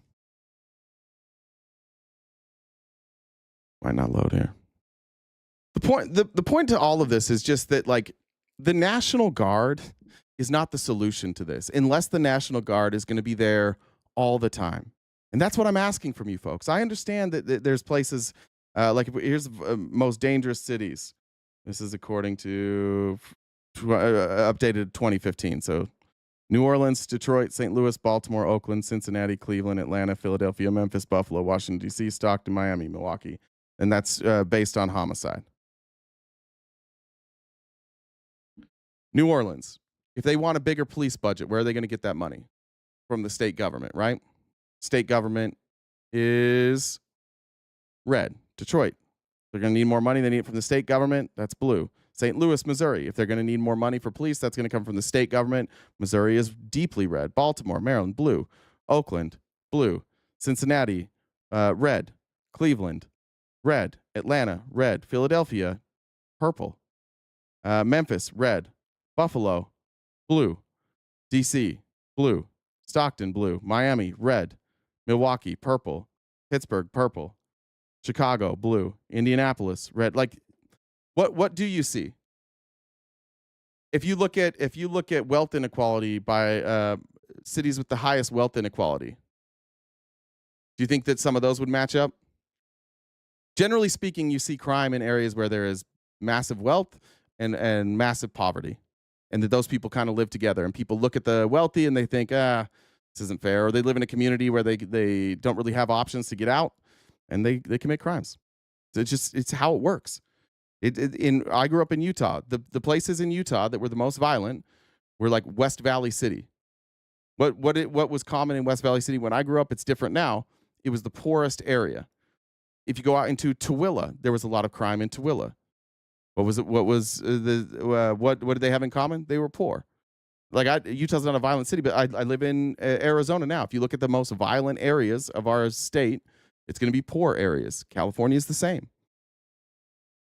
I know that you guys love putting it on like Democrats. Sometimes you love putting it on immigrants. Sometimes you love putting it on a certain race of people. But the reality is, poor communities commit more crime, at least violent crime, and rich communities commit way more crime. But it's like it's crime that you don't recognize. It's financial crimes, and the Trump administration doesn't want to address any of that. Ironically enough, if Trump wanted to fix some of these budget shortfalls, he could literally just go make everybody pay their taxes. Just the stuff that's owed. It's like $1 trillion. I think it's almost $1 trillion in taxes that are owed currently. Like taxes from previous years that people owe that they have never paid. Ironically, we could do that. If we want to go, if this is about resources, we could go after that kind of crime. That hurts us more. Like that actually hurts you. If you're here, like I live in Mesa, Arizona. If a violent crime happens in Chicago, that doesn't really affect me. If it happens in DC, it doesn't really affect me. But if in the nicer areas of Chicago, somebody is committing financial crimes and it causes a stock to drop, or it causes me to be defrauded, or my company to be defrauded, that can affect me. It's far more likely that I'm going to be affected by some sort of financial crime. Every one of us, it's far more likely that any crime that's been committed against you that hurt you was a financial crime by a rich person. But yeah, we want to separate this way. We want to separate crime and be like, it's blue. It's not blue. You know why those cities are blue? Is because there's diversity. And Republicans don't do well in elections where there is a diverse population. Go ahead, show me a place where Republicans do well, where there's like a diverse population. They just don't. And that's because largely Republicans are catering to wealthier white people, Christian white people. That's who they cater to. So they don't do very well in those cities. That's why big cities are run by blue politicians, because the people in those cities elect them. And now what you guys are doing is you're like, oh, they're just dumb. If we elected a Republican, that would fix it. Could somebody give me an example of a city, like a blue city, a big city that got a conservative mayor, and then that conservative mayor instituted conservative policies and the crime went down? I would love to see examples of that. I don't know if it happens or not. Hannity and Ron DeSantis are challenging Gavin Newsom to a debate. I'm going to skip that. I want to jump into some more important stuff. Over the weekend, Trump fired Lisa Cook from the Federal Reserve. We knew that was happening. No surprise, it was a black woman. Seems to be every time Trump fires somebody that he probably shouldn't fire, it tends to be a person of color or a woman. Seems to always be the case. There were a lot of people they could have chose, but they went with Lisa Cook. And the legal flaw here is that statute where Congress has said you can only fire based on cause. What's the legal definition of cause? It's not a tweet. It's not a tweet by a Trump partisan. Can you imagine if a tweet could be the basis for breaking the law? All you need to do is ask, you want to get rid of somebody, tweet. Cause has to be proof that the law has been broken or gross misconduct on the job. What do these baseless... So the justification for her, which I assume this is another Laura Loomer firing, the justification for firing her is that she doesn't support Trump. It was a tweet, right? That's not cause. Legally, that's not cause. They're going to sue. She's going to win. She's probably going to get money. She's not going to get her job back. But what we're seeing here is Donald Trump is looking at our economy. And I covered this on Friday, but he needs a bailout badly right now. Donald Trump desperately needs a bailout. It's not going well. Inflation's going up. Prices are going up. The value of the dollar is plummeting. People are losing jobs. Farmers are losing their jobs. We are not headed in a good direction. There is no economic indicator that says we are headed in a good direction. For the bitches in the chat who are like, this guy's full of shit, come up here and explain it to me. Let's explain economics, should we? Should we explain economics? When 70% of Americans are living paycheck to paycheck, you think increasing their prices with tariffs is going to have positive effects? You think raising prices right now and devaluing their dollar is going to have positive effects? This is basic shit. Like this is why like I'm like I say that we're in a cult and MAGA is a cult, because the only reason you're disagreeing with me right now is because you love this fat fuck. That's it. You just love Donald Trump. He's just a blob of goo. Paints himself orange every day, comes out and says dipshit, dumb shit every day. And you love him. And so like when we talk about basic fucking economics, like inflation going up, value of dollar going down, less people creating jobs, less people getting jobs, more people in debt than ever before, more people living paycheck to paycheck than ever before. When we show you these numbers, and then we say, what's his plan? And his plan is to keep taxing those people. And you go, no, it's going to work. This is the problem that we have, because now you trust Donald Trump over basic fucking math that everybody can do. And I'll show you some examples here. Everybody in the world knows that Donald Trump's policies are not going to make things better. Allegations even have to do with her job. So what you see is, as Ali notes, another red line that has been breached and broken in this push towards authoritarianism. But it's one that hits Americans in the pocketbook, because when you weaken the Fed, what's the reason that they had that first Bank of the United States, the second Bank of the United States, that Supreme Court opinion, this statute? Because when you weaken the independence of the Fed, you weaken the American economy. That makes everything more expensive, more uncertain for Americans. Weakens the dollar. It weakens the dollar, and it harms us all. Now, I see the chat. I'm going to have to talk to you guys today because we're going to walk you through this. Chat, I hear you. I know you want to talk about Biden inflation. Let's talk about what inflation is. Let's just learn a little bit today. What is inflation? When they announced quarterly inflation, and you said it was at 9%, was at its highest, and I think that was quarterly. I don't know if that was monthly or quarterly. Let's call it quarterly. It could have been monthly. Let's say 9% inflation. What is that measuring? It is measuring prices, how much the prices have gone up, right? Correct. From previous, right? And then when inflation came down, when it was at 9% and it went down to like 2.5%, did that mean that the prices all flipped and that they were cheaper now? No, it didn't. You still had inflation. You still had the price going up. That 2.5%, it's still up, right? So yes, there was inflation under Joe Biden. And you can argue it was, even if you want to say that it was, I'll grant you that part of the argument. I disagree with this. I do not think that it was Joe Biden's fault. I think that we had a worldwide pandemic. We passed 3 stimulus that were basically supported by everybody, and that did cause inflation. But what we're looking at now is like when we're measuring inflation now, and you talk to the economists now, and they say, what is driving current inflation? It's tariffs. Right now, for consumer pricing, it's tariffs that are ticking it up. And we're just seeing the effects of tariffs just now. You remember when inflation was really low under Trump, but we were in a pandemic? Do you remember that? And then it skyrocketed. And everybody was saying like, oh, look, we're not going to have inflation. Look, we're in the pandemic right now. Inflation's at like 1.8%. And then 6 months later, it was at 9%. How did that happen? Because it takes time. It takes time for to work through the supply chain. Just give an example. I use this all the time. Here's lip balm. Let's say that I sell lip balm, and I sell a lot of lip balm. So I've stocked up on this. I'm 6 months ahead. So when I purchase this lip balm without the tariffs, I have 6 months of this pricing. So if Trump announces a tariff in January for my lip balm, say I get it from China, I'm sitting on 6 months of inventory that I can sell at the pre-tariff price because I didn't pay a tariff on this. I already imported it. It's in my warehouse. There's no tariff. But when my 6 months runs out at the end of June and I have to get another supply, and I've probably ordered this supply in April, it can take 2 months. My next supply came with a tariff.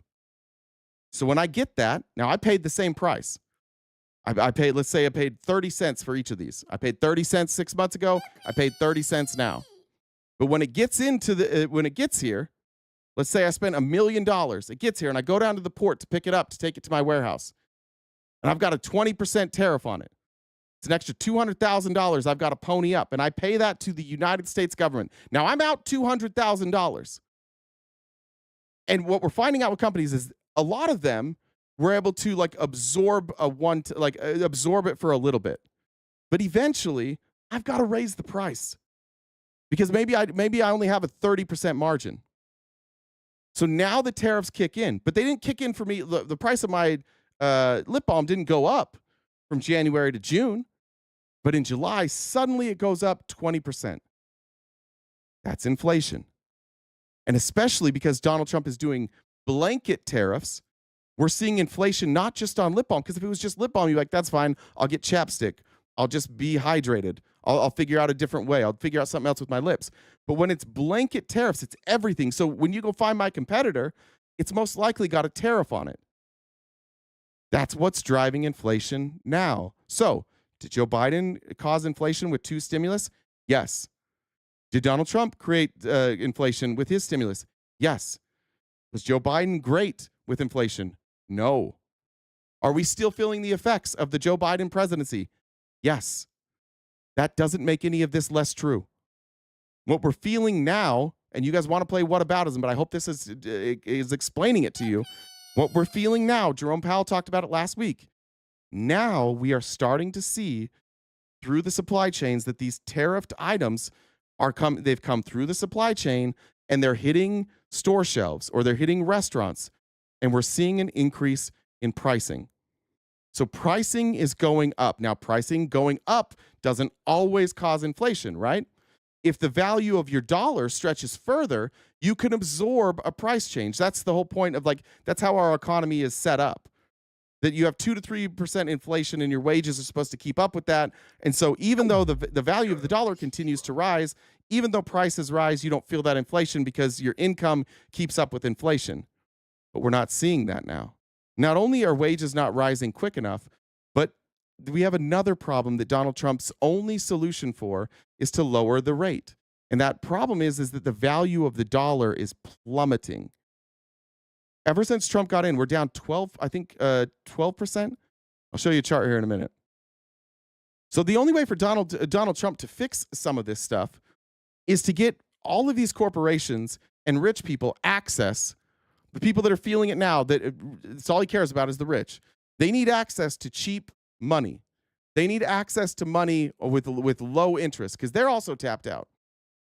So they need access to loans with low interest, which is why Trump is trying to force the Fed. Now, economists recognize this. Forex traders recognize this. Not just economists in this country, but around the world. So look what happened after this. Now, Donald Trump fired Lisa Cook, and that by itself wouldn't normally cause the markets to crash. But people looked at what Trump is doing, and they recognize that what we're saying is true. Or at least everybody else believes what I'm saying is true too. Maybe there's some explanation Trump hasn't offered us. But this is the value of the dollar post-trade. This is where it was. It dropped 0.31%. Please read Atrocious's epic fire so he'll do shushies. Did he send me something? BRX said Trump is still out here celebrating tariff revenue like it isn't a tax on Americans. Lee said facts keep them in tears. Toria said maybe because super chat is a grift for us. Cool. I don't think some of you know what grifting is. Like if I was lying to you about what I was doing, that would be probably a grift, right? But I'm pretty transparent. 6 cents Amelia, thank you for the $1. Tony Danza said the U.S. military is not supposed to be used on our own people. That is not their purpose. Lisa said Republicans need the unrest to stop elections. I read that. Sorry, I was way behind on comments. I'll get back to the dollar here real quick. Let me catch up. Okay, got it. Hey, let me finish this point real quick. This and the next one, and then come in. Is that all right? Yeah, there's someone waiting. Okay, cool. I'll finish this. Now, this is like an hour. So this is a snapshot. I think if you're a Republican right now, you could look at this and you could say, this is not, okay, there was a one-time drop. This isn't like, this doesn't prove that what Donald Trump's doing is wrong. I agree with you.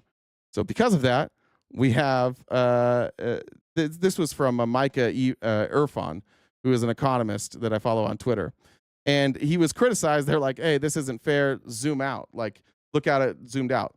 This is the chart of the value of the dollar since Trump took office. We're down 10%. I said 12, it's 10. Our dollar, what this means is that your dollar buys less. You're all feeling this. Every one of you is feeling this.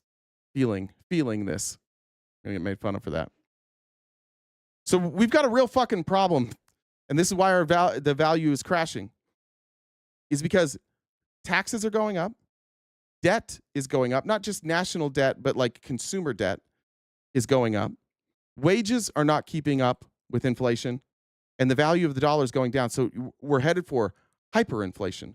When the value of the dollar drops while prices go up, see that's how this works. If the prices go up and your money goes down, you create a bigger gap, right? If prices, it's designed that prices go up and your wages go up, and the value of the dollar goes up.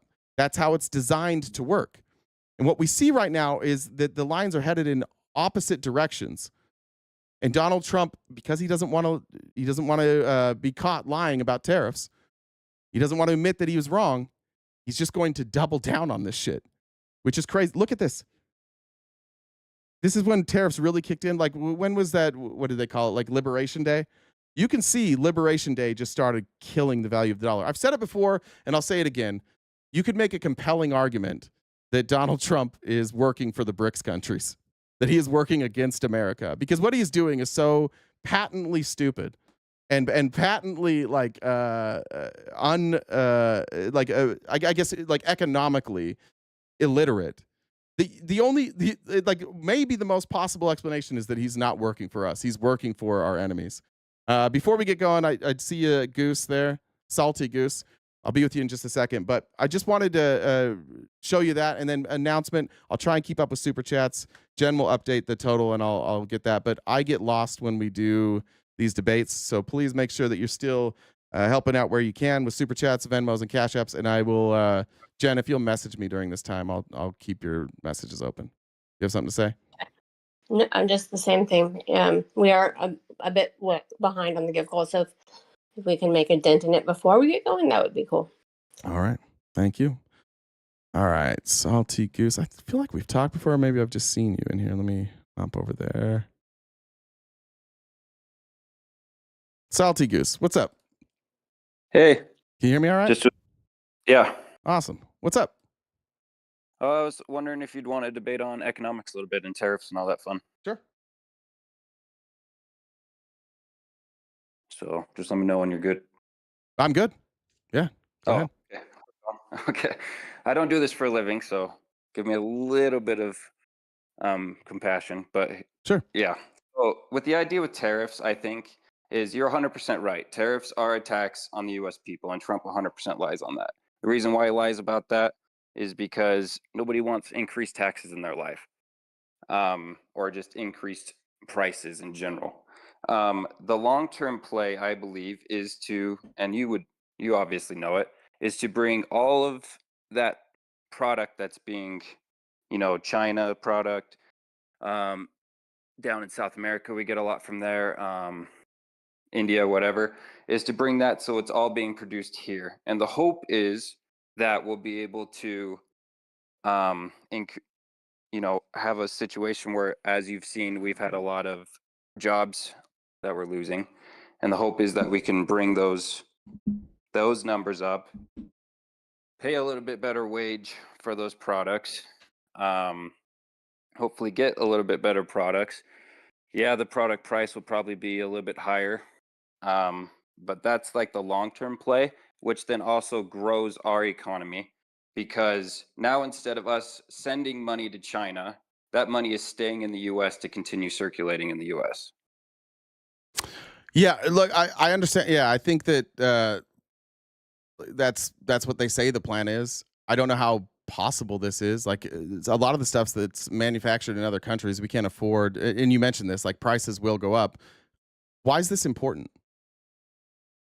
Oh, it's hugely important because, as you've said, the dollar was. I heard you going on, but then when I joined the Discord, I lost like the last 5 minutes. But you're talking about the dollar dropping over the last year or two, and it's dropping because our debt is skyrocketing. Right. Correct.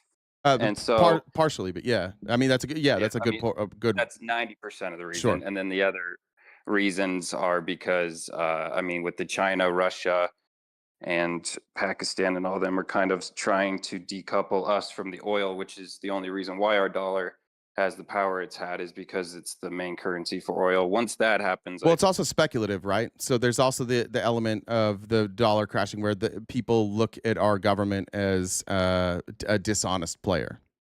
That's they're just that. I mean, define dishonest. I think we're probably the most honest. I would say lying about what tariffs are is dishonest. Okay, that's I would fair. say I would say that using blanket tariffs as a negotiating tool.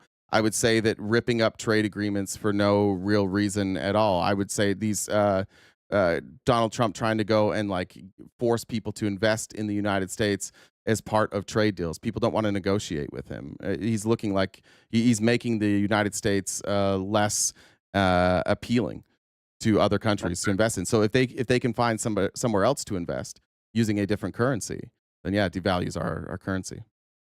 Yeah, I mean, everything you said is fair. They're all good comments. The only thought I have against that is just that the United States, we are the biggest consuming economy besides probably India and China. I still think we're probably the biggest of those two because of the fact that we still have a freer market to enter.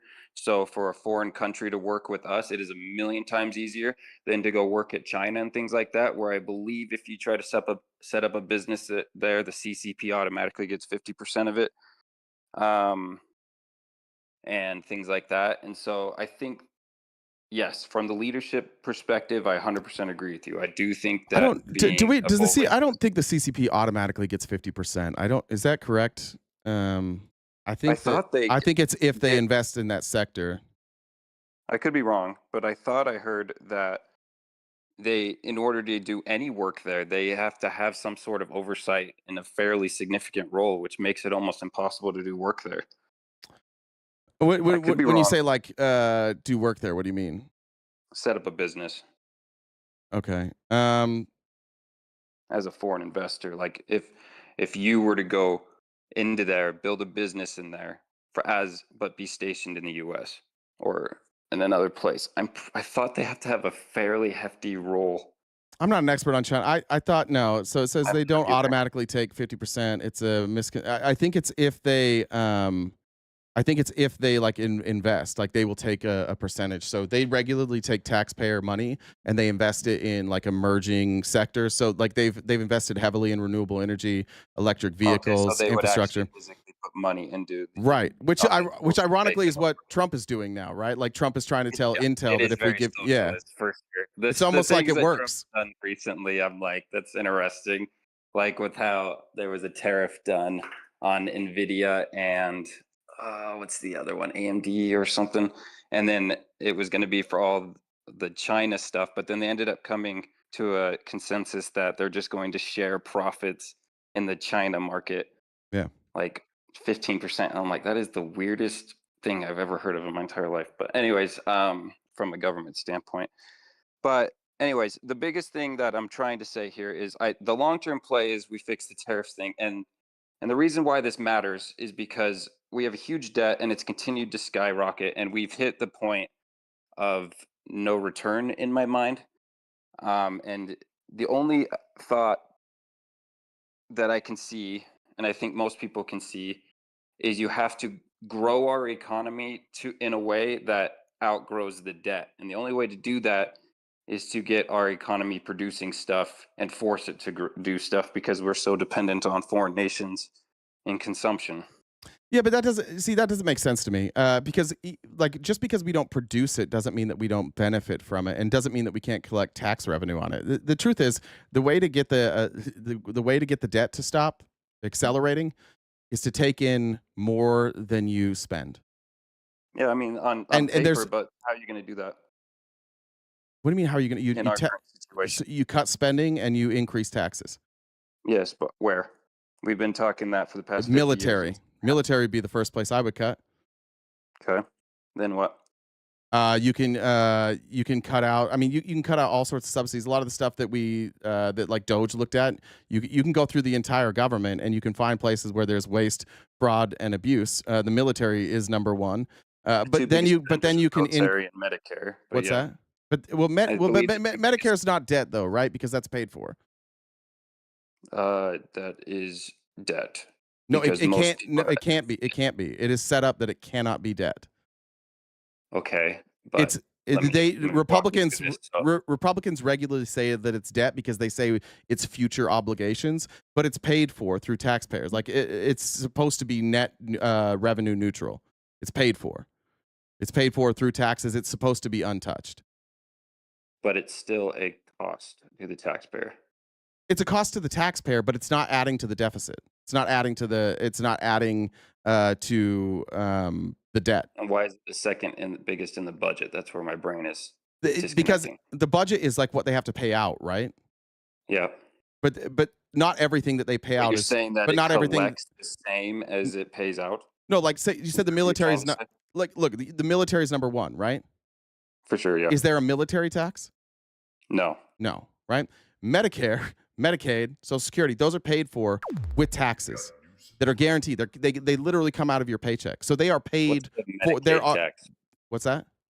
What's the Medicaid tax? Like if you have taxes, like you have taxes for Medicaid. Yeah, what, the 3% over like 100 grand? Like I'm confused. Where you have local, right. You can have local. I don't know exactly what the rate is. There's no such thing as a Medicaid tax except for super rich people, or it's like 2% or something like that. Or like it goes Social Security for like 14.5%, and then maybe the Medicaid makes up like 1.7% or something like that Obama added on for rich people that never expires. No, the Medicaid is taxed on. You tax the healthcare providers. That's who pays the Medicaid tax, and it's on a state level. Oh, I didn't know about that. Yeah. But either way, like Medicare, I always, but that's my fault. I say Medicaid when I mean Medicare a lot of times. But Medicare and Social Security, those are paid for. So when you look at the military spending and you say this is what our budget is for the military, it's not paid for every year. You have to find ways to pay for that, whether it's income tax, sales tax, corporate tax. So you look at the stuff that isn't paid for. That's the first thing you do, and then you just start cutting, and then you have to increase taxes. You have to. Yeah, but where are you going to increase? I agree, you have to increase taxes, but where are we going to increase them? Well, the first place you go is for rich folks. That's the first place that you would tax. Define rich folks. You'd have to. I mean, you'd have to set like an arbitrary line, but you're going to have to go after a lot of. You're going to have to go about it in a very complicated way. Because just saying like income tax isn't going to cut it. Because Elon Musk's going to say, "I make $80,000 a year." Right. Well, yeah, because most rich people's stuff is through capital gains. So you're right. So you're going to have to tax capital gain. I think capital gains, if you had a cutoff of 5, 10, 15, 20 million, and then say after that number, capital gains is charged at a regular rate. I mean, you're only charging like 200 people at that point. At 5 million? Or 10 million. Yeah. There's not many. Like if you look at, I don't even care if capital gains gets taxed at the regular rate. I don't know why we have a separate percentage for capital gains. Why? You know why they're taxed differently now? I know why they say they do, but like what would happen, do you think, if we taxed capital gains at your normal rate? Oh, I think it'd be terrible because the only reason why ordinary income is taxed different than capital gains, and the reason why rich people invest their money is because there's risk. Okay, so the government came out and said, how are we going to make it so a rich person doesn't just sit there and let their bank account lost you for a second. You still there?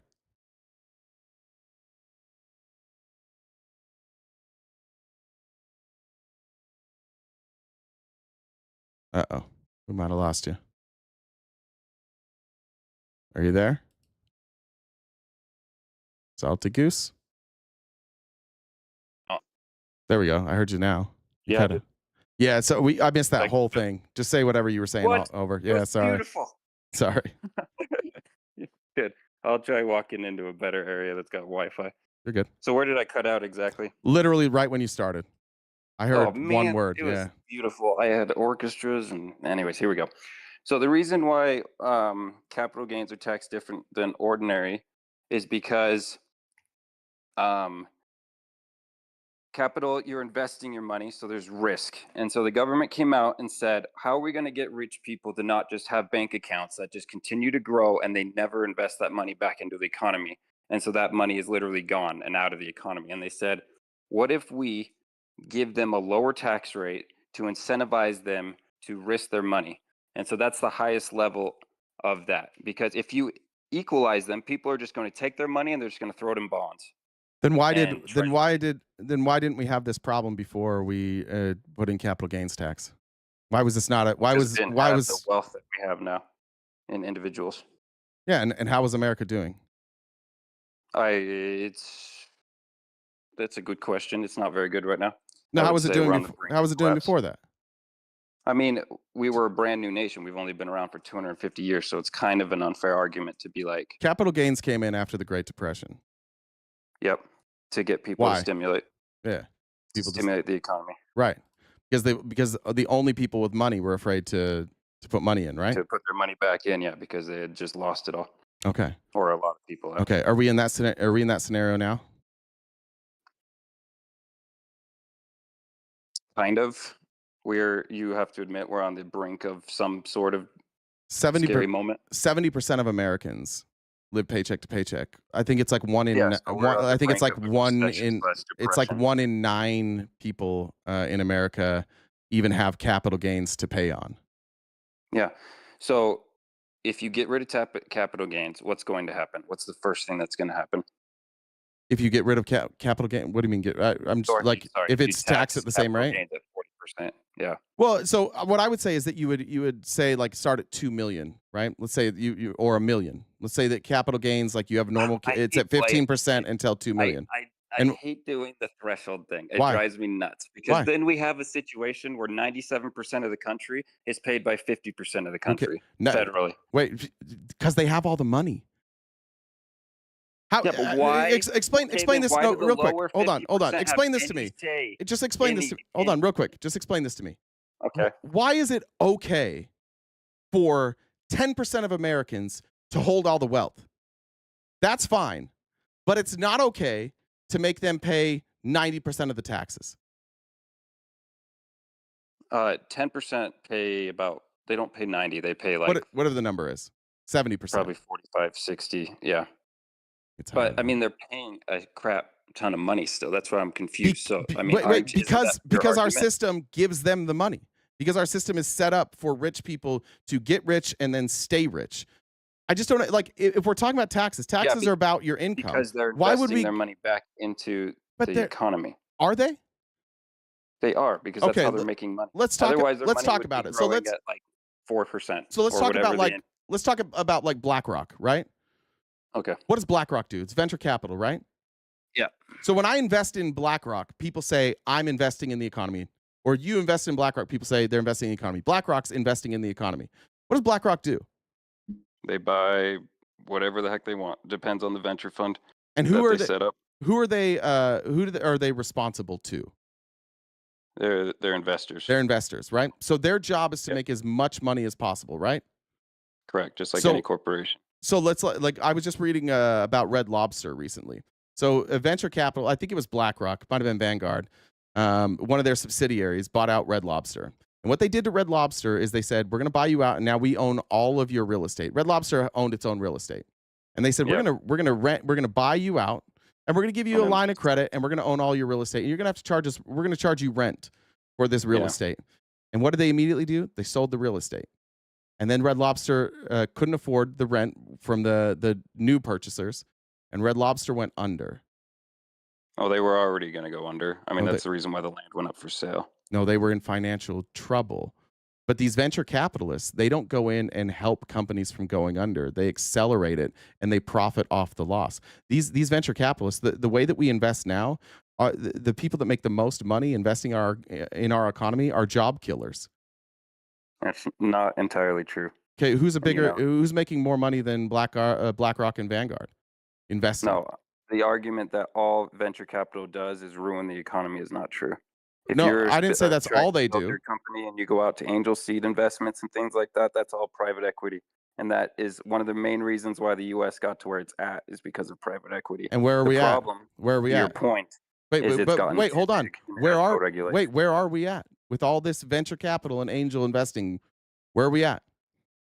There are some huge players that own most of it. Yeah, It's a massive bubble, including Peter Thiel, who will never have to pay taxes on any of the money that he made from his PayPal investment and his Facebook investment. He will never pay a dime of taxes on any of that. Why? Because there's a loophole. He put it all in a Roth IRA, and there's a loophole. So when he eventually cashes that out, he will pay $0 in taxes. There's a limit to how much you can put into it, but okay. It was a loophole at the time. So it was a tax advantage retirement account. I don't even know if it's still. I think that loophole may be gone now. But he used a Roth IRA to buy 1.7 million shares in PayPal, and because of that, as he takes that money out, he will pay no income tax on any of that. I think the total of that is like billions of dollars. I can't remember what the total is. $5 billion right now in tax-free assets. He will never have to pay on that. Is that fair? No, it's not fair. But Okay. I do tax for a living, and that's got all types of red flags. I'm definitely going to look that situation up because If you do tax as a living, there's no such thing as no tax in this world. Every time I've seen a loophole and I've actually looked it up, there's no such thing as no tax. And so that's why I'm very confused because I guarantee you he's going to pay tax at some point on that money. I don't think so. I'll look at. He has to wait until he's 59 and a half, which he will reach in 2027.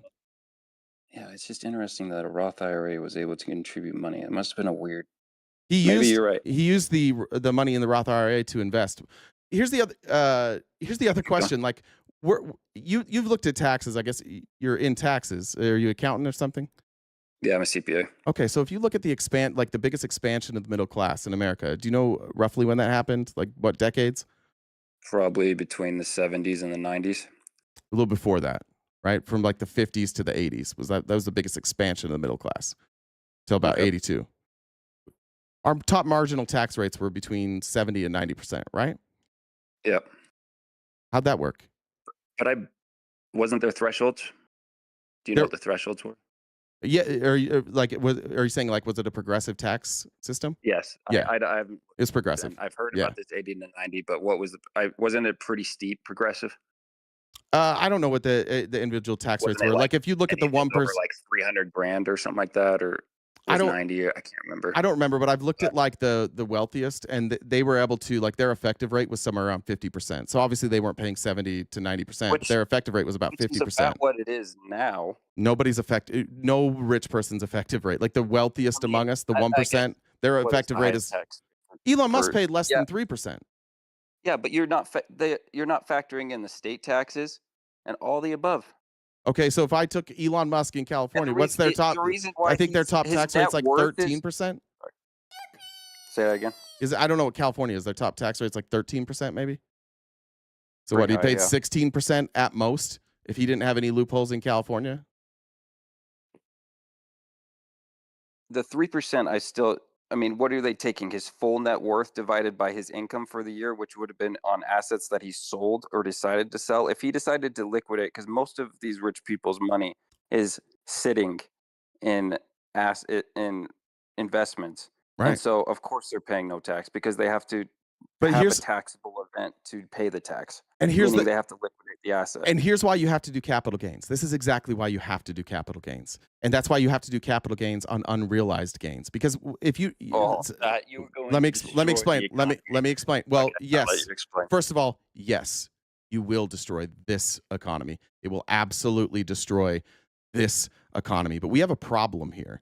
A lot of people talk about going off the gold standard as if like that was the problem. That was a part of the problem. But the real problem is that but the real problem is like because going off the gold standard itself doesn't cause a problem. What caused the problem is going off the gold standard. We basically told banks you can create money. Basically saying like here's what you have to have this percentage in your bank of what you have, and then you can loan out money that you don't have. And now we have companies like Elon Musk. He is the perfect example of why we have to tax unrealized gains. Because Elon Musk company, I think their stock price is somewhere around like $330, right? GM's stock price is around $20. GM is about 10 times more profitable than Tesla. We've created an economy now where companies have value without being profitable. In fact, some of the most profitable or most valuable companies don't make any money. And so we've allowed, that's how people. Why is there a difference between the two, though? Like, you have to admit that there is the reason why people are investing in Tesla is because they see a higher future potential in Tesla than they do in GM. But that's why their stock price is higher. Well, you also have to factor in, though, that you have Elon Musk, you have Peter Thiel, you have Mark Andreessen. They have all entered and exited multiple VCs that were pre-profit. Or so not VCs, excuse me. Not VCs, sorry. Projects. Up their stock for the shits and giggles. So they can exit at a higher valuation, and then they do the same thing, and then they do the same thing at the next company. So we have a completely fraudulent stock market where the value. Hold on. Where just let me finish this real quick. Where the value of the company is not reflected by the money that the company makes. The value of the company now is basically a reflection on how people feel. That is a scary place. That is a scary way to run an economy. Feelings dictate our entire stock market now. I mean, you're not wrong, but ever since we left the gold standard, isn't money just feelings too? That's what I'm saying, though, and that's why you have to tax unrealized gains. You have to make it you have to make it like actually risky for people to invest. Most people like investing now. There's no risk for these wealthy people. They have so much money that they can manipulate. They can manipulate their stock price, and they can keep raising their stock price. All they have to do is go out there and publicly make it seem like they're doing great, and more people will pump money into it.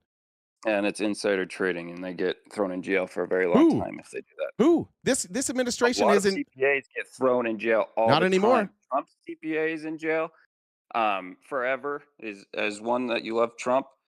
Because of that. And that wasn't for insider trading. His wasn't for insider trading. Yeah, his was fringe benefits on a corporation, which is... No, it was for fraud. No, it was fringe benefits is the type of fraud that he was doing. But it was in that world of fringe benefits. He was giving out like benefits to the Trump family. To himself. Yeah. Corporation. I thought he was... It's the tax term. I thought it was fraud as well. It might be both. But it is technically fraud because he's using funds that he shouldn't be using. I'm just telling you that the world that he is, that corporations, there's a fringe amount of benefit that they are allowed, meaning an immaterial amount of benefit that they can give to employees and blah, blah, blah. I'm just telling you the tax jargon. Okay. Well, I'm looking at the state of where we're headed right now. First of all, I don't like our economy, but we have an administration who refuses, in fact, is kind of encouraging insider trading. They're encouraging corporate fraud. They're encouraging all of this, and they're cutting taxes for these very people. The reason that all these people gave Trump money, you have Andreessen, Thiel, Elon, is because they know what we all know, is that this economy is entirely fraudulent, and they need an exit. They need to loosen up capital. This is a never-ending story. Yeah, but if the economy is going to crap, which we all agree it is, why are the rich people caring about money? They would be investing in actual properties. They are investing in property. And when Trump cuts their taxes, they take that liquidity, that sudden liquidity, and they go and they invest in resources. They go out and they buy out homes. They buy land. They're trying to buy mines. They buy water rights. That's exactly what they're doing. You're not wrong, I guess, now that I think about it. This is a big sell-off. This is Donald Trump giving the richest people in our country what break. In his tax bracket? What in his well, he did expand QSB pretty extensively. He cut corporate taxes. No, he didn't. I thought he cut it to 15. That's news to me. Look it up. Pretty sure it's still 21%. Oh, they might have cut that out. I think they were trying to cut it to 15.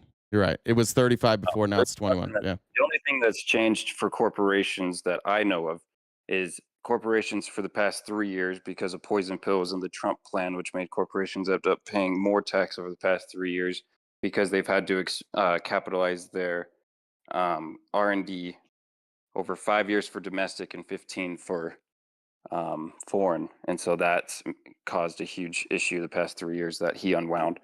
So that will save corporations some money, allowing them to expense their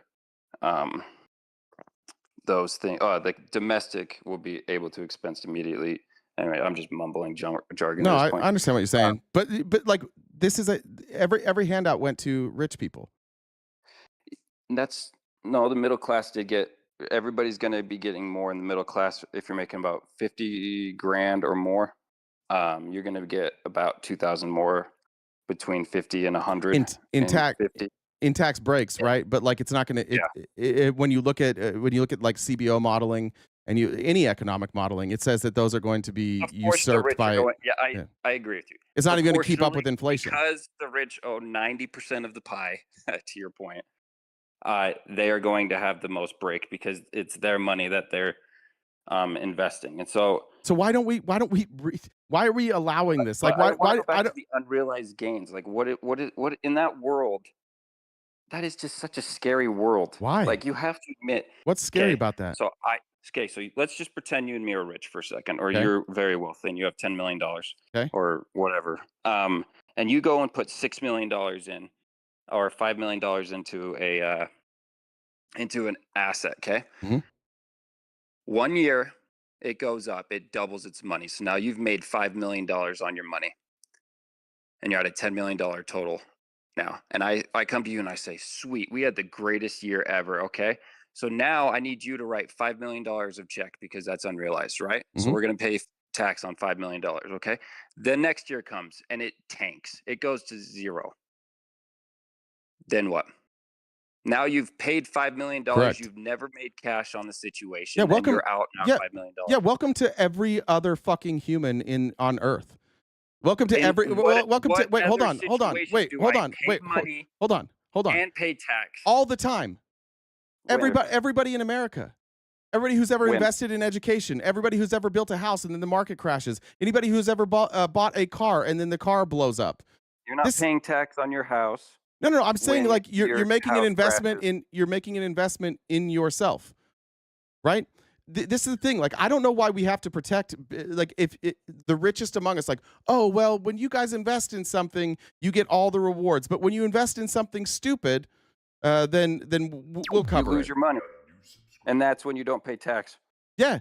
So all these people, all the people that are successful, there's a rule that you don't pay tax until you typically have the cash. That was kind of removed in 2017 with Trump because he got rid of like-kind exchanges for regular property. So, for example, if you trade Pokemon cards or baseball cards and you were to trade two for the same value, technically you have sold one of the cards and you have taxable income for that card and you've just picked up another card. Right. Anyways, keep going. No, I'm just saying, like, when you look at these investments, and you look at these people, when we're talking about unrealized gains, like the unrealized gains accelerate and they're creating like fake wealth. Because what these investors, like what Peter Thiel does, what Andreessen does, is they take these unrealized gains and then they reinvest it in another company. Like Elon bought Twitter with $0 because he doesn't get taxed on unrealized gains. Bought Twitter with $0. No, he probably went and got a loan and then bought Twitter with that loan that's leveraged against his stock. His Twitter stock. So $0. He spent $0. No, he's $50 million in debt. Billion. 40, I think it's 40 billion or whatever. Yeah, whatever it was. But he's in debt. Yeah, against his what? His stock. His unrealized earnings. So if those stocks crater and the banks come for their money, he's going to end up on the street. Right. And what does that bank? Yes. And what does that bank incentivized to do? Take everything from him? I'm confused. So the banks and the other investors, like Elon has tied himself to the banks because exactly. So what are they going to do? They will do anything in their power to make sure that people keep investing in Twitter. And so will Elon's friends. His friends have so much money that like when he has a downside, they can just go buy more stock. And now Trump's talking about setting up a sovereign wealth fund and taking all of this money from foreign countries and using it to pick and choose the winners. So he's going to float those stocks. This is just a complete sellout of our economy and our country to the richest among us. I'm just thinking on it. Like, what benefit? I look over at, like, it's Scandinavia. You know what they don't have? A lot of billionaires. They seem to be doing fine. I don't know why. I don't know why people think billionaires are helping us. Before we didn't have this massive wealth inequality, the average American that we're like, if Amazon existed in the under the only reason we didn't have it before was because of time. If Amazon existed under the same tax structure from like the 60s, then the employees of Amazon would have guaranteed retirements. They would have stock options. Jeff Bezos would still be a very wealthy person, but not like I can fly to the outer space for fun. I could take my wife's friends and fly them to outer space for the fuck of it, rich. But everybody at Amazon would be better off. We've completely gutted the middle class by saying, like, oh, if we take money from these billionaires, then everything will crash. It's not true. The more money we give them, the more money they invest in other companies, and then they figured out ways. Then they figured out ways to protect themselves. So they're not even investing real money; they're investing monopoly money. I mean, I agree. We're investing monopoly money. If you look at the amount of debt we have and how much it's grown, it's disgusting and scary. And no matter what party's in place, it just continues to grow. Well, that's not true because Republicans accelerate the debt faster. The deficit spending goes up under Republicans. The last 2 Democrat presidents, deficit spending has reduced every year. So that's not true. Really, if you look at total debt over the past 20 years, it has only gone up. Sure, but I don't care about if we're mumbo jumbo. well, hold on. If we're going to talk about presidencies, we have to talk about deficit spending because so much of the debt is interest from decisions that you didn't make as president. So there's a lot of debt that Joe Biden could do nothing about because you had returns that you had to pay out on debt. But if you look at just deficit spending, that's how you should look at presidents individually. And if you look at presidents and you look at deficit spending, both Obama and Biden reduced deficit spending. Trump increased it both times. So if we look at the debt, yeah, it looks like everybody's the same. But if you look at deficit spending, I'm going to give Biden a break on your argument because I agree that Trump with the COVID, we had a huge bill that came through and it was disgusting, and that ballooned the thing. And you're right on the interest. And then Biden had to raise interest, or not Biden, the Fed had to raise interest rates up to like 7%. And so now we're in a situation where over half of our budget is just interest expense. So I'll give you the Biden argument. But the interest expense was never that big down in Obama. And if you look down in the Obama area, it's growing every year. No, if I look at deficit spending, so Obama took office in 2007, right? Yes, but if you look at liabilities in 2007 to 2000, what? 15, oh, excuse me. He took office in 2009, not 2007. I don't know. I said 2007. 9 to 16 or something. Yeah. And if you look, I don't know if you can see the stream. It only went up. Oh, I don't have the. You can't see it, but I'm showing here. If you look at deficit spending, and this is you can see like pull up total liabilities too. Hold on, but let me show this first. If we look at deficit spending, if we look at from 2009 to 2016. Only 1 year did it not get closer to zero. We reduced deficit spending every year, all the way through 2016. It went slightly down, slightly back in the wrong direction in 2016. And then you can look at the Trump year. It's just like immediately starts increasing deficit spending. Trump is not a Republican. I just want to get that out now. He is not a Republican. But like 60% of our debt is due to 2 tax breaks: the Bush tax cuts and the Trump tax cuts. That's not true because if you look at total debt, please pull up that chart. Okay.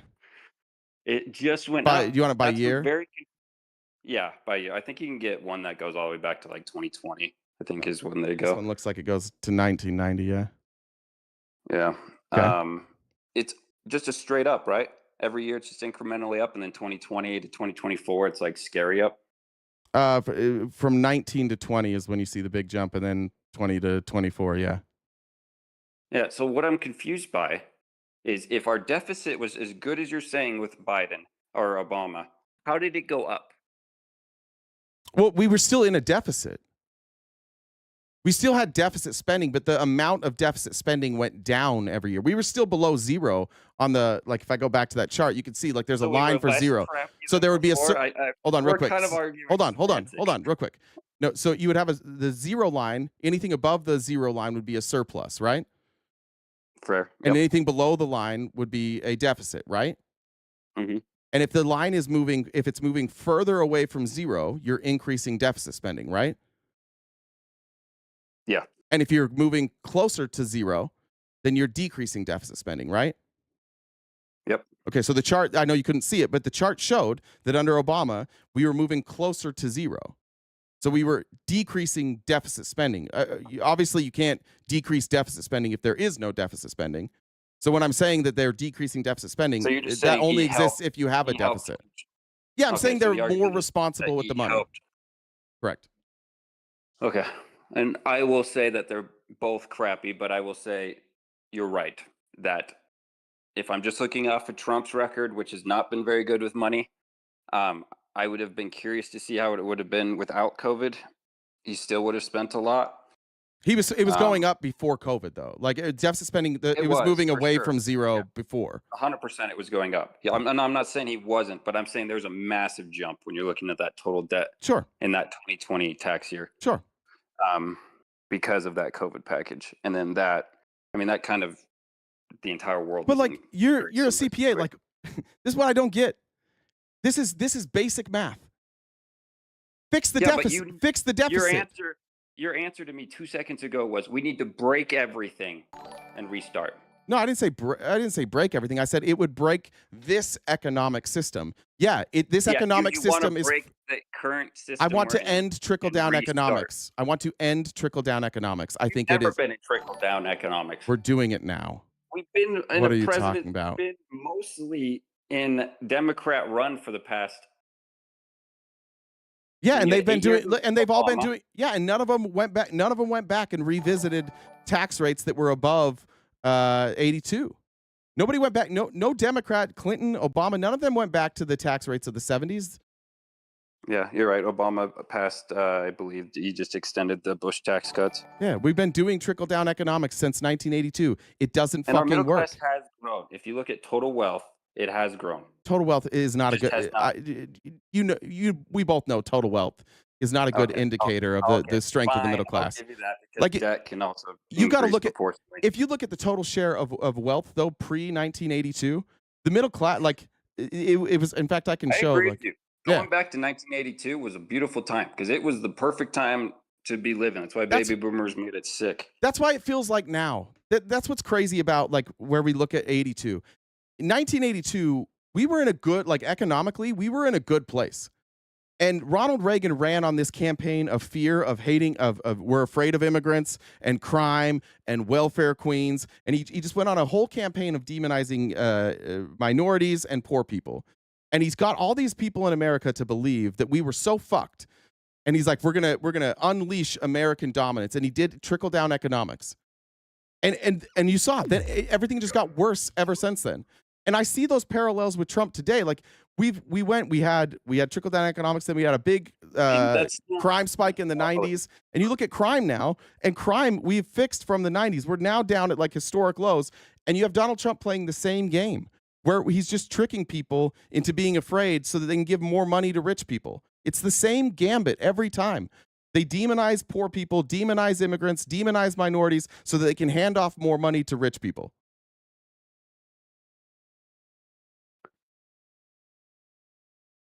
Sorry. I'm going to interject real quick for capitalism. Yeah, go ahead. Just want to remind everybody, we do this show each day, Monday through Friday from 9:30 to 1 Pacific time. So we got about an hour left. So if you guys could hit those pay links for the gift goal, that would be fantastic. Jay, you'll need to update the number and probably read a couple messages. Salty question for you. Yep. What do you call it when Macaulay Culkin borrows money from Bart Simpson's dad? That's a great question. Home Alone. Nice. I like that. Let me read a couple of these real quick. Danielle said, please tell him most of the U.S. debt came from GOP tax cuts. We covered that. Joseph said Elon's state tax. Texas has no state income tax. That's a good point. Elon did move to Texas and left all his operations and he left all his operations in California. Bamarola said, I love a good faith caller. That's for you. Well done. Emily said, remember when the poor folk did that with GameStop? And Marianne says, thank you for the super chat. I do remember that with GameStop. That was kind of messed up that they tried to stop that. That's what I think that's my frustration, is that I think that our unwillingness to tax rich people is entirely fear-based. The whole world has economic data that says taxing them more works. Across the board.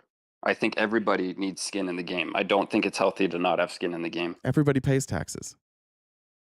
No, they don't. Yeah, they do. Who doesn't pay taxes? I just told you that 50% of people don't pay federal income tax. Yeah, but everybody pays taxes, right? In very small, minuscule. Yeah, what do you want to do? If you're not even able to make, I can't give you an argument for everybody pays tax because all I can go off is federal income tax. And I know 50% of the country doesn't pay into the system for federal income tax. Because they don't make enough money. Why? I don't know, because of many factors. Are they all dumb? No, it could have been. There's many factors that go into it. Would you say that a lot of factors? They could have chosen. Let me ask a better question. I asked you a bad question. Do you think that we give the bottom 50% the opportunity to make enough money? Man, that is a loaded question. I'm going to think about it for a second. What would you say to it? I mean, my answer I would say no. I would say trickle-down economics has taken all the wealth and moves it to the top. The biggest... if you look... So let's just pretend we're just a regular Joe starting out. Sure. What's setting us back? How does triple economics making it so my life I'm not able to go do what I want? All right, pick a business. What kind of business are we going to start here? What do you want to start? I don't know. Nowadays, all I do is taxes. Oh God, yeah, you're gonna be boring as fuck. Let's start. Let's start a supplement business. We can sell flowers. Okay, Subway business. Supplement business. We're gonna sell supplements. Yeah, that's true. That's probably scamming. Let's sandwich shop. Let's do a sandwich shop. Okay. All right. So I live in Mesa, Arizona. If I want to start a sandwich shop, I need capital, right? Correct. Where am I going to get that capital? You're going to go out, pitch your idea to you're either going to go to a bank and get a loan, or which is probably you're going to start. You're going to build the business, and then you're going to go out to investors and try to get more capital to continue growing the business off the idea that you make would be probably the basic idea. Okay, let's start with the bank. And we're assuming that I'm one of the bottom 50%, which means I'm living paycheck to paycheck. When the bank asks me what I'm going to use, what's my collateral? I don't have any. Yeah, so now I've got to find somebody who's willing to invest in my idea, right? How am I going to find that? You're going to do a lot of praying, I guess. Right. Let's just say I finally find somebody to give me some money, and I start a sandwich shop, and I would call it Jay's Sandwich Shop. And I've got an expensive place. I have to rent a place so that I can have a sandwich shop. I got to buy a bunch of equipment. Let's say he pays for that. And now monthly, I've got to make rent, and then a year in, suddenly the real estate, my landlord gets bought by a venture capitalist. What do you think is going to happen to my rent? It's going to go up. It's going to go up. What if I'm only operating on 10% margins? Though, let's pause. A lot of states have rent control. I don't. I live in Arizona. We don't have that. Okay. Oh, okay. We're in Arizona. I apologize. We're screwed. Yeah. That's the reality for most Americans. Like, even if they have a good idea, even being able to capitalize on that is damn near impossible. I grew up in the 90s. I've told this story. How would they have done it? How would it have been different back in the day, though? Well, let me explain. So I grew up in the 90s, but I grew up in a town that was small and it grew. So when I grew up, we had three grocery stores. We had Dave's, we had Allen's, and we had Verd's. Those are all local people. They were on different sides. There were two grocery stores, and then there was one, like Verd's was more of like a produce stand. It was kind of on the side of the road. That's where we got all of our food. We all loved it. That's kind of cool. Those people all owned their own business. They were family owned. They would hire people from the city. They paid like a decent wage. And then I also had a friend who owned a tire shop called Jack's Tire. And then Tomlinson Family Auto Body. They did tires, but they also did like auto body stuff. That we had and then we had like I don't know, like a Mexican food store, I forget what you call them, but a carniceria. All of those went out of business about the same time when Walmart showed up. And why did Walmart run them out? Because they're buying all the product and making it so impossible. They probably bought product at a loss for so long, and so like they would be willing to buy product from suppliers in the area at a higher price to make it so all suppliers would choose them for so long, and then knowing that they have a bigger capital than the other people, so it drives them out. And what do you think my city did for Walmart when they came in? Probably gave them all types of benefits and no property taxes and things like that, so they can hire employees and things like that. So the people that owned the grocery stores, their tax money went to pay for another company to destroy theirs. 100%. And why does Walmart get that? Because they're massive. Agreed. They have money. That's why the American dream is dead. The corporations are out of control. We have done nothing about monopoly laws. And now these people have so much money that they can just destroy you. If they want to destroy you, they can. With my sandwich shop, anybody can come in and just take my idea. If my rent goes up, I'm fucked. Let's just say, though, I have such a good idea. Who's to stop somebody with more money to come in and buy 3 other sandwich shops just down the road, maybe on a better corner? Maybe they could afford a better location. They steal all my recipes, but they have a little bit better location. Then they just run me out of business. Why? Because they had access to capital. They were able to buy. Maybe they bought that land, or maybe they were just able to afford more rent. Maybe they could afford to lose a little bit of money. That's the problem, is that for the average American, if you look at your situation, how the fuck are you going to get out of this situation? It doesn't matter how good your idea is. Amazon does this every day. Every day somebody invents a product and they go through all the sourcing and they put it on Amazon because that's where everybody buys everything. And they just put it up on Amazon hoping that like this is the idea that finally gets them out of their situation, and it starts selling and they're like, fuck yeah, this is great. And then Amazon just steals their idea and then buries them. It says like, oh, we're not going to kick you off Amazon, but when somebody searches for your product, they're going to show the Amazon Basics product. And then you're dead.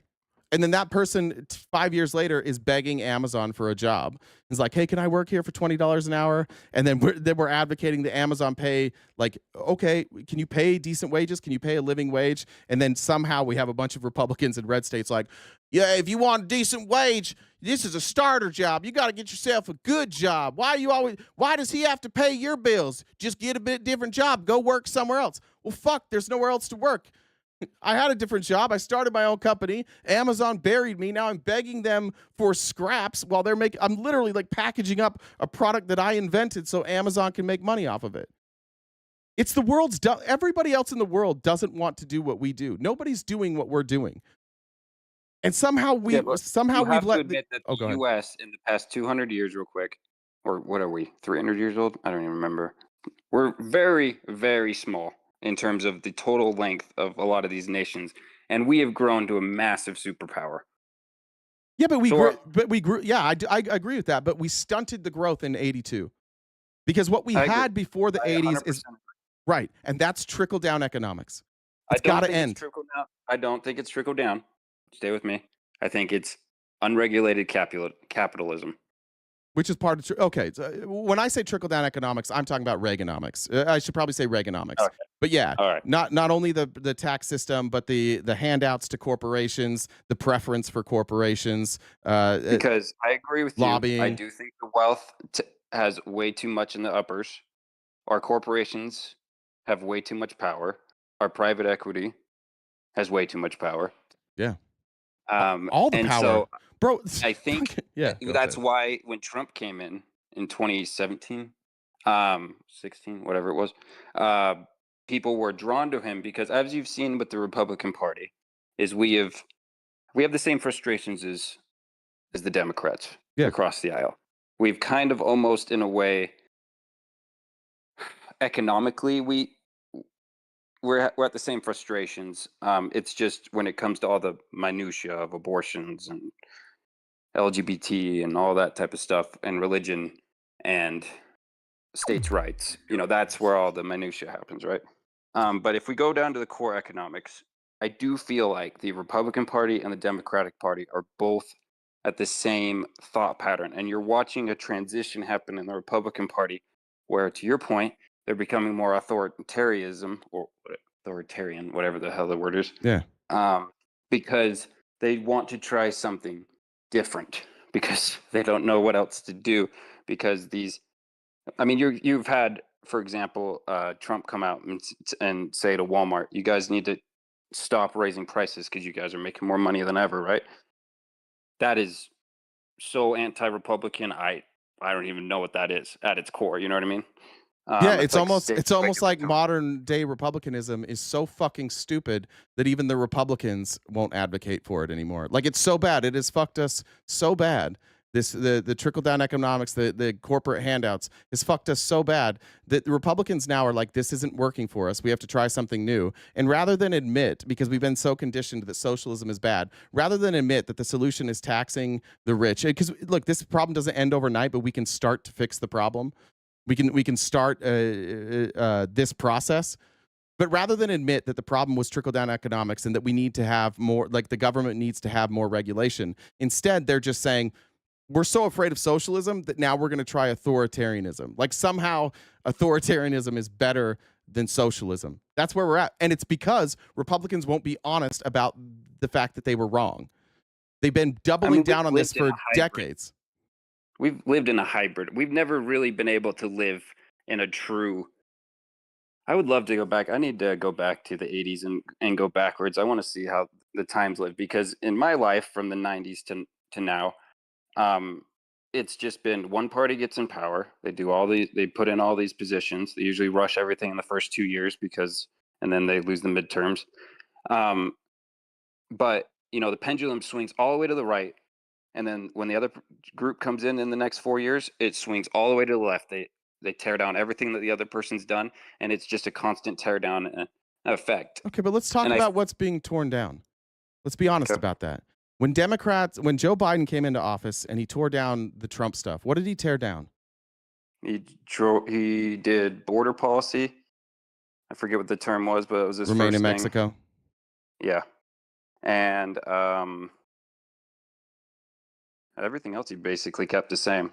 Okay. Why doesn't anybody ever tear down the economic structures? Because that's the hardest thing to do. Why? Because the rich are paid. All of our politicians are paid for by rich people. That's why we don't have good things. And why can't we end Citizens United? I'm not sure what that is. Sorry, I apologize. Oh, Citizens United was the Supreme Court ruling that basically ruled that you could not limit the amount that people could give to a super PAC because money is First Amendment. Like using your money for speech is a First Amendment protection. Therefore, there can be no limit to the amount that people put into elections. Yeah. Yeah, which has been interesting to see that the left has raised over the past 8 years, 12 years. If we go back to just Trump's when he ran, I think they've raised 2x over those 8 years. What Probably. Trump's raised? Probably. Well, yeah. So I find it interesting that rich people want to benefit the left more, or whatever the heck their group is. Well, look, if you are the rich, if you're not like the oligarch rich, the people that literally want to end democracy, those are the people that are funding Trump. And you can look into this stuff, but like Peter Thiel, Mark Andreessen, Elon Musk, like they all have a stated goal to end democracy. But historically, yes, the wealthiest people have spent money for Democrats. And the reason for that is because they recognize that they need the economy to keep working. Yes, it's rigged, but they needed to at least have the bare minimum for it to keep functioning as it was functioning so that they can keep their money. So yeah, they might advocate sometimes that they be taxed a little bit more. But this is the real problem. And this is what I started the show today criticizing the Democrats because it's never been more clear to everybody that the entire system is fucked. Donald Trump isn't offering a single solitary solution that can fix this. And instead of Democrats coming out and rallying behind AOC and Bernie saying we have to fundamentally change our economic system or we're fucked, they're just like Donald Trump is bad. This is the time for America to realize that we're fucked. Said this morning. Yeah. So I mean, the frustration's all around. I don't think that I think that Democrats are slightly better, but I don't know why. And maybe it's like my own echo chamber. Like it's the same people criticizing me in here every single day. But I'm so I'm so tired of I'm so tired of having the argument of like, but what about the rich people? What do you mean? What about the rich people? There's like millions of people who can't afford to like pay for a roof over their head or groceries. I could give a fuck if rich people have like if you lose $100 billion and now you have $20 million. I don't fucking care. Why do I care about that? Why do I care? Like it seems like in America we defend these people who have everything. And they've just stolen it from us right in front of our eyes by paying off our politicians. They just steal it from us. And somehow there are still conservatives and then moderate Democrats are like, well, it's not really fair. Like, why should they? I don't mean to be disrespectful. You said it earlier. Why should they pay all the taxes? Because they have all the fucking money. That's how it works. You get taxed on money. So if you have most of the money, you should pay most of the taxes. But even then, they're not even paying like a percentage-wise anywhere near what. Like, let's say somebody pays $0 in income tax. If you look up the IRS statistics, they pay very well. The normal person pays very well. I understand, but let's take somebody making $30,000, right? Are they going to pay a dime in income tax? No. Do they pay taxes? They will. Well, it depends. They're going to pay Social Security, which you could argue sales is tax. Just sales tax are going to pay up. And they're living paycheck to paycheck, right? They're also going to probably pay like they're going to pay city and local taxes on the property. Well, whether they rent or own, that's built in, right? So you're also going to pay property taxes. Okay, so by percentage, somebody making 30 grand, even if they pay $0 in income tax, by percentage, they're paying a much higher rate than a billionaire. Just not in the form of income taxes, but like their percentage of income that is going to taxes is way higher than the percentage of income for a billionaire. I bet it's still only 5%. I bet it's more than that. Like just think of like if you're spending $200 a month, or let's say, well, I don't know, $400 a month on groceries. Sales tax is going to be the big one for sure. Sure. It's just how much they spend. But yes, I see your point, and I will say I think if you actually expanded it to like a person, I think the middle class pays pretty. Like there's a part in the middle class, like 110, 150 range. You're paying some solid tax all around the board because you've got money to spend on sales tax, and you're not making money because you don't have the money to do capital gain fund. So you're just all your money's ordinary income. So yeah, you're getting hosed there for sure. Right. I've told this story before, but like I had a year where I was in a couple years where I was in the top tax bracket, and the first year that I made money was unexpected, and I didn't set up like an LLC. I was just a sole proprietor, and I wrote a check to the federal government for legitimately like 33%. Yeah. And the top tax bracket was 37%. The next year, yeah, it's rough because you probably have very few expenses to even offset as a streamer. And then, well, this was before I was a streamer. I've only been streaming for a couple of years. But then the next year, I set up an LLC. I did the exact same business. My revenue was slightly higher, and I paid like 10%. And like at the time, I was grateful. But you look at that, it's just like, this is fucking crazy. I did the same job 2 years in a row, and like it was a 27% or 25% tax difference just because like I registered differently, and now suddenly everything that I bought I could write off. It was crazy. Yep.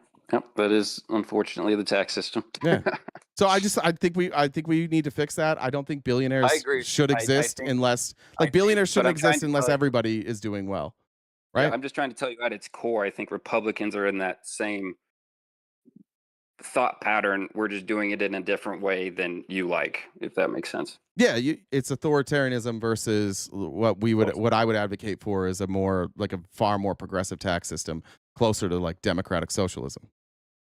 Yeah, I mean it would be socialism is what you'd have to argue for. But the only argument I have against, well, I would argue for democratic socialism because I want it to be voted. But yeah, I will say I feel like after so many years, socialism just becomes authoritarian. Like they all kind of merge into the same thing. I feel like they can, right? They definitely can, but it doesn't always happen. That hasn't happened in Scandinavia.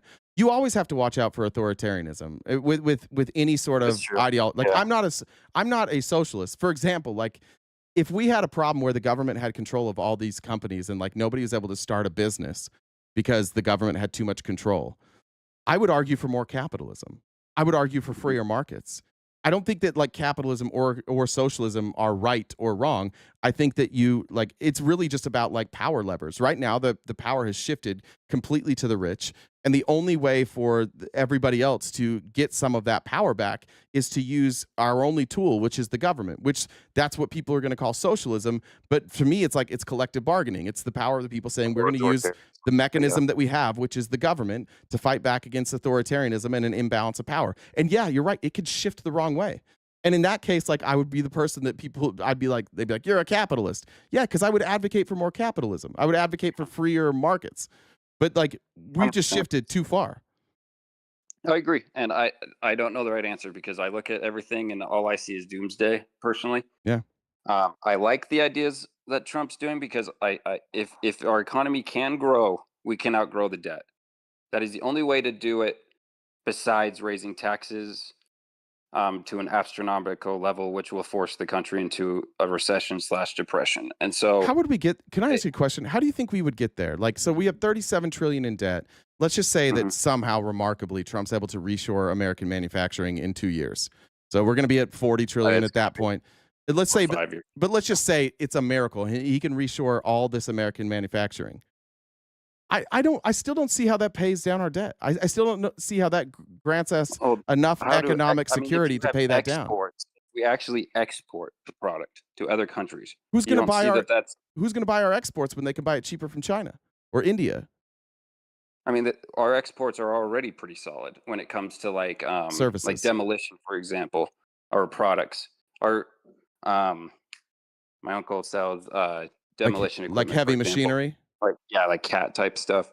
Like other countries buy that stuff because versus the Chinese product because our stuff lasts 10 to 15 years longer than the Chinese stuff. So there is a quality grade to it. I agree with you at the lower level when it comes to like. But that's sometimes right. Like American cars are historically less reliable than like Japanese cars.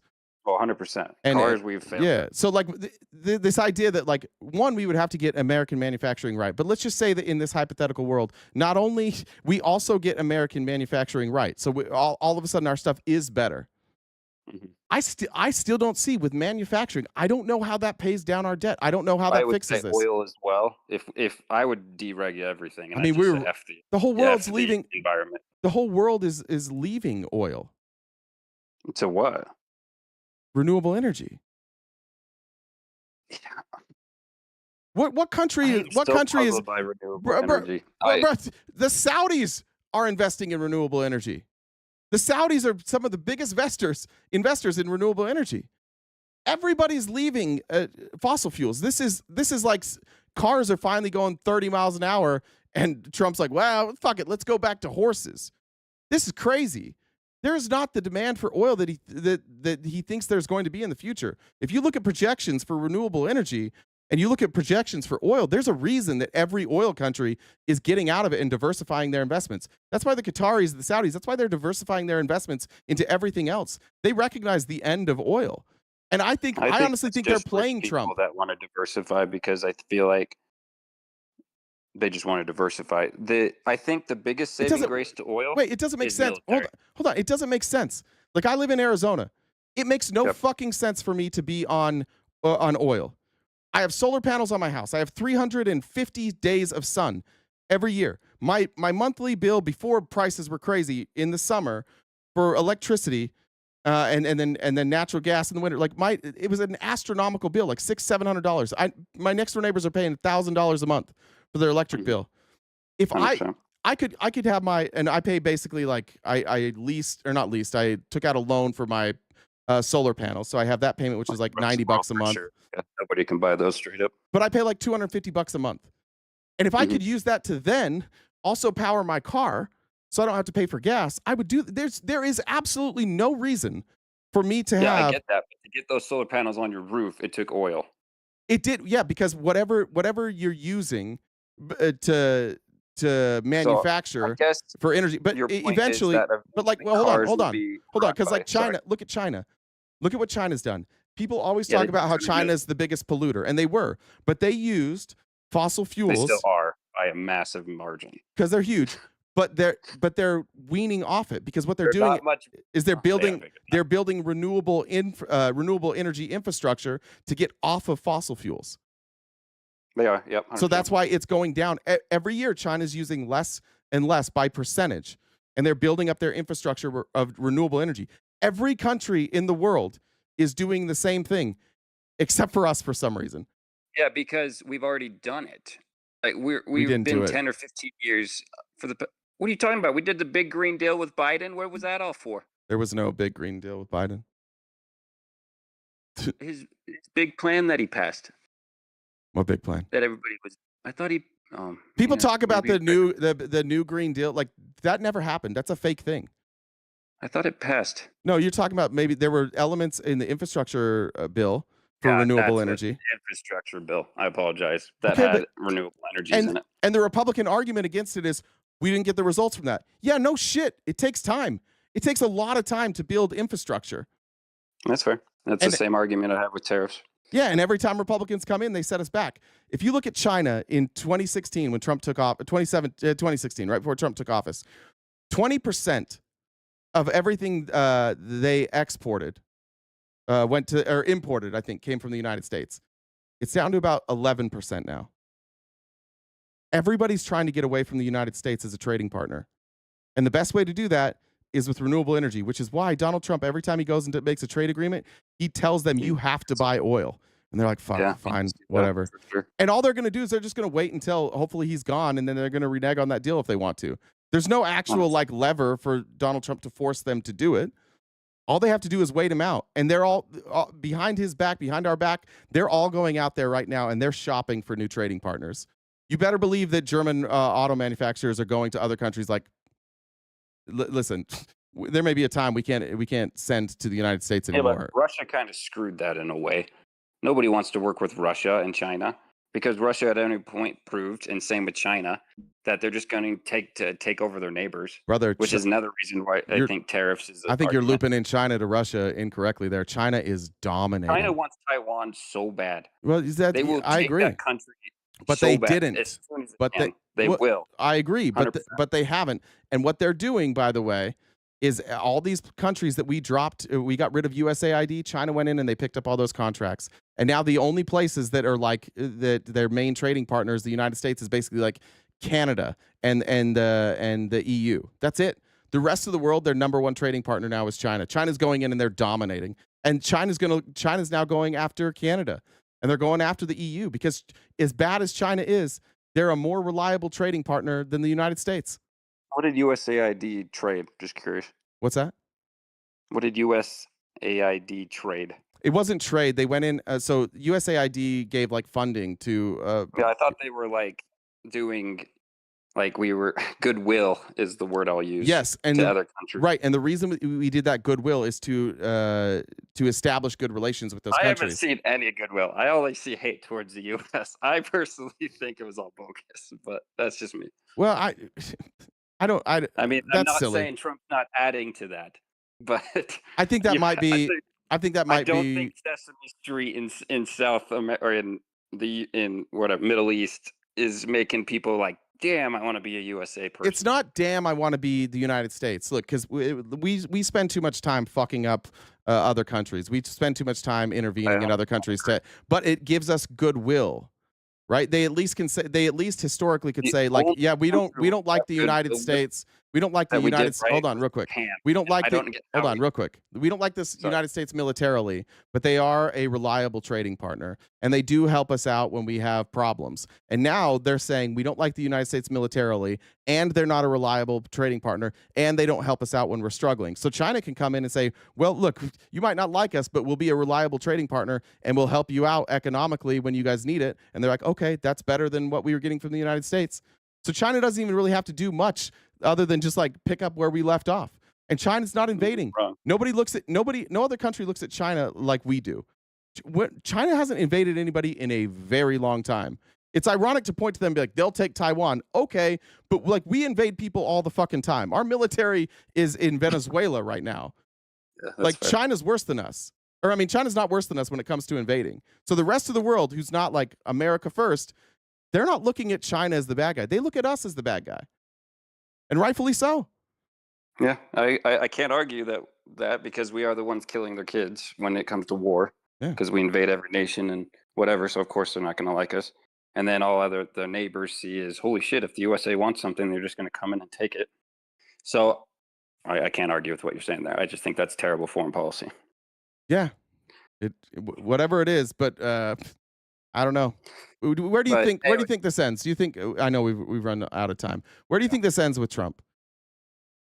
What do you economically? Not hope. What do you think?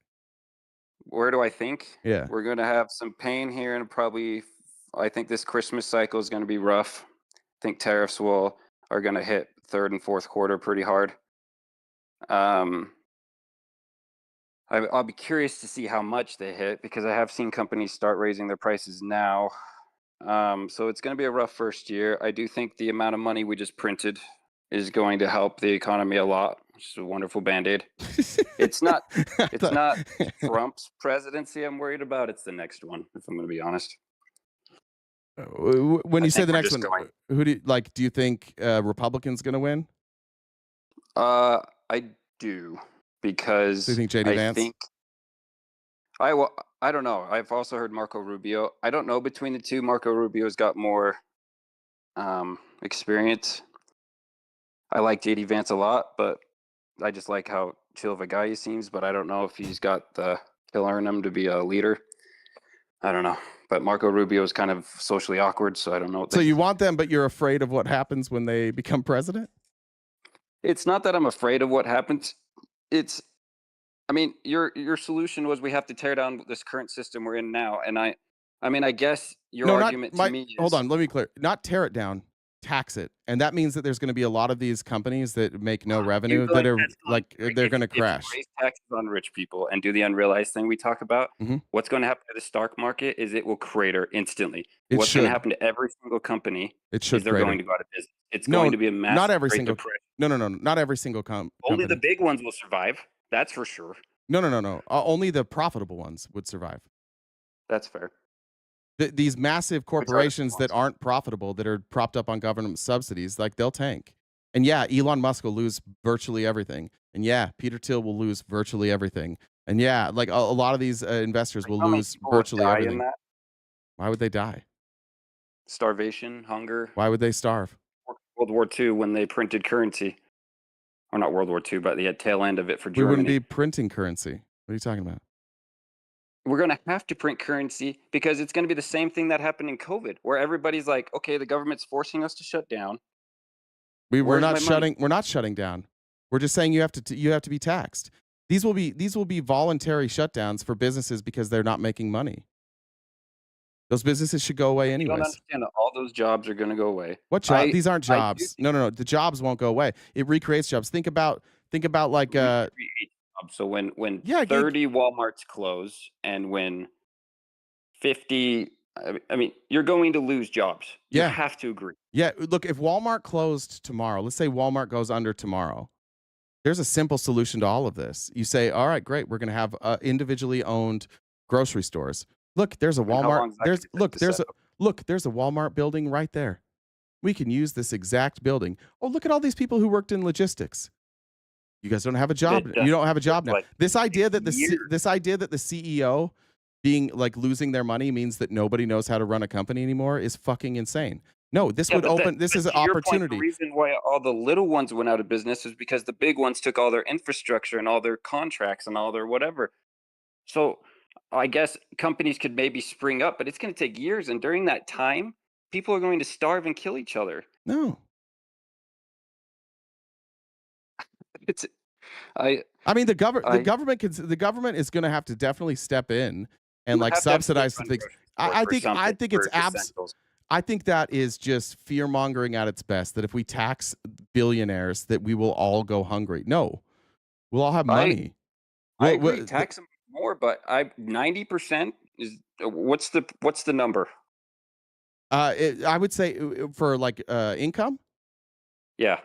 I think 90% over $15 or $20 million is fine by me. Oh, I think you But made even low. but even that even then Bernie Sanders. But even then, if you raised it to 40% and cut loopholes, you'd see a lot of this. You would. We live in such a bubble right now. I don't know how to fix it. I'm just going to be honest. The answer, look, And listen, the answer is to let pop me it. tell you this: if I'm scared to pop the stock market crashes, the majority of Americans, it's not going to change their value at all. It won't change their life. It won't change their individual life, like their personal net worth. It will change everything around them in terms of how they get product. Like what?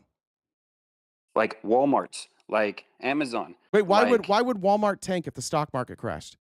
Because that's their equity. That's their money. It's okay, gone. But why would Walmart go away? Because the banks are because they've all leveraged themselves against their stock price. So the banks are going to panic and come to Walmart saying, give us our money now because your stock price is dog shit. And they don't have money to pay them. Right. So now you have the 08 financial crisis. Now the Wait, hold on. banks are going out of business. So now we've got a replay. Now we get to redo 2008. So now the banks come to Walmart and they say, "Hey, you got to pay this or else." Right? And Walmart says, "We don't have the money." So the banks go to the federal government and the banks might say, "Hey, they won't pay." And the federal government might be able to step in and say, "Okay, great. We'll help. We'll guarantee these loans, but Walmart has to offer profit sharing. Walmart has to offer shares. The Waltons can't own all of the company. The Waltons can't be worth $80 billion. The Waltons are going to have to pay people more. They're going to have to pay a living wage. They're going to have to offer benefits at their own expense. And if Walmart wants to stay in business, they're going to have to do it in a way that the Waltons have to pay. And if the Waltons say no, then the federal government says, okay, and maybe the federal government buys Walmart. Maybe they give a loan to the people of Walmart who create a co-op. And maybe you have individually owned Walmarts where the employees own Walmart and you can keep the infrastructure alive and you can still buy in those quantities. I'm telling you, like this fear that like the CEOs losing all their money will crash our economy is fucking stupid. All the CEOs do is drive up the price. That's all they do. Fake mumbo jumbo. It's all fake. It's all in the stock price. Yes, and most of that stock price has to do with people investing, not the actual dollars and cents of Walmart, not the actual profitability of Walmart. And so, yeah, a lot of rich people are going to lose all their value in Walmart. I don't fucking care. They've coasted on this forever. I don't know why it will not crash the economy in the way that you say, well, yes, it'll hurt. We're in for a hurt anyways. 60% of Americans already can't pay for anything outside of their regular bills. I 100% agree with that. Okay. We're in for a hurt no matter what. And so let's hurt the rich people, not the poor. There's no such thing. It's gonna hurt both, and they're going to survive plenty fine, in my opinion. Either way, we're gonna have to bail people out. This time we bail out the poor. This time we tell the people. That would be the first time in the history of the world. I don't know how you do it. I agree with what you're saying in concept. How do you do it? Wait, we're gonna have the people go and take over the United States of America? Like, what's the? Because at the end of the day, we're not making the decisions. Who's making? Are humans not making decisions? Yeah, but all those people are bought and paid for by their buddies who are going to take care of each other. They're not going to take care of us. It's not the average Joe that's in charge. I know. That's why those are the people that are going to lose all their money.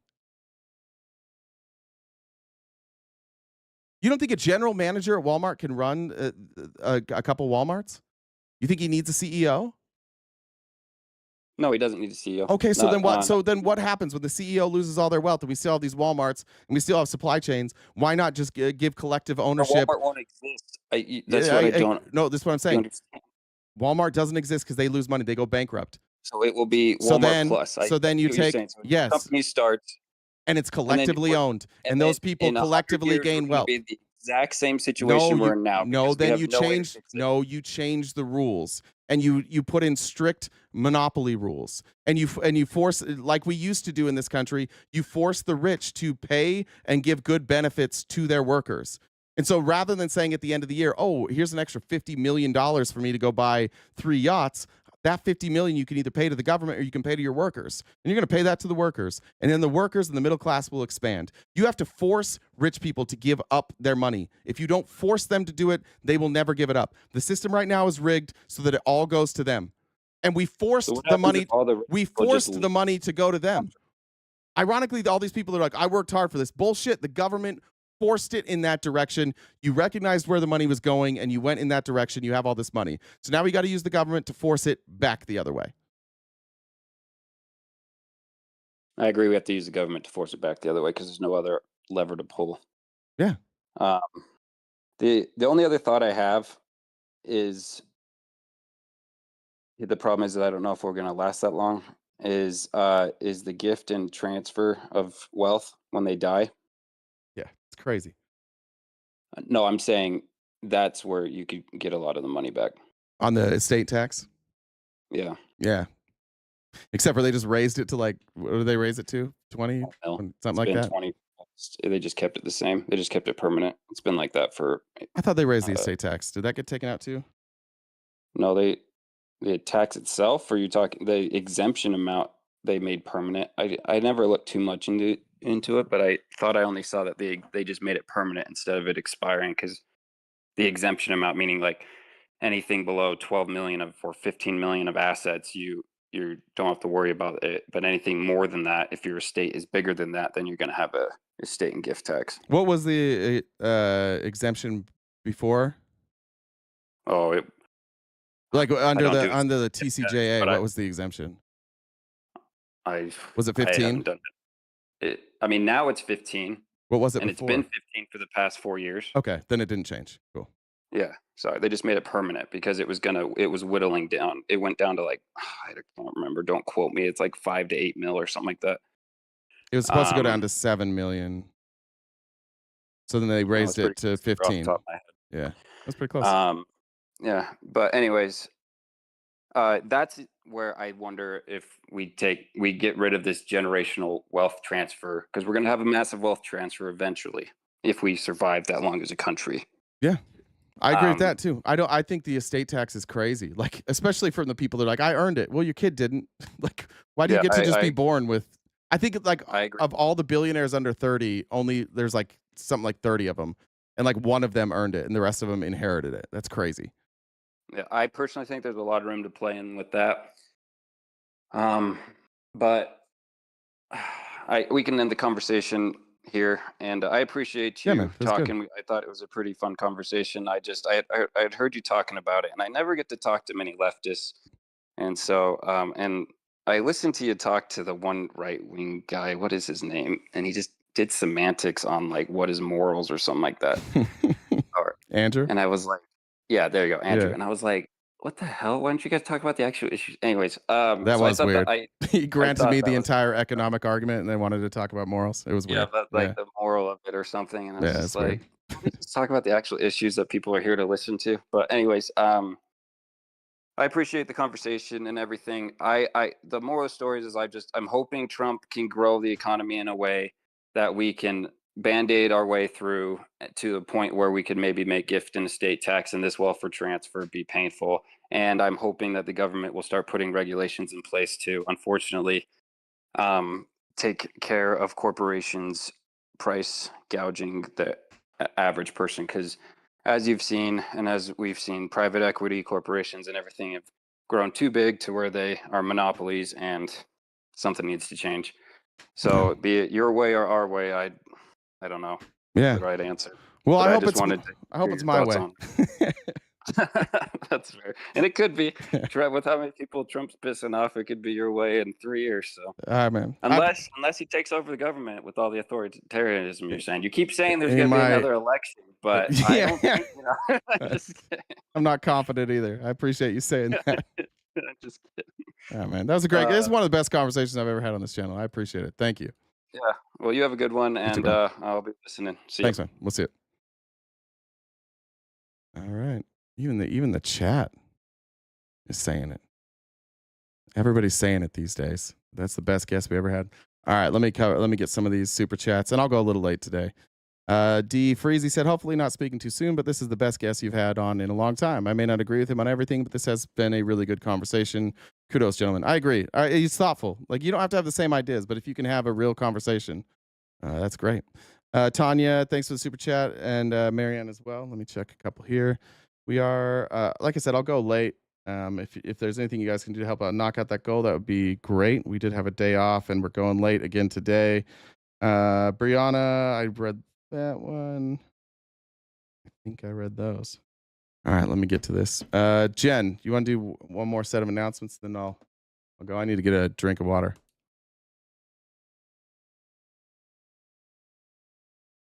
Maybe. Jen texted me in the middle and said views are dropping. That's because all the MAGA people left because we were talking about math. You guys can come back now.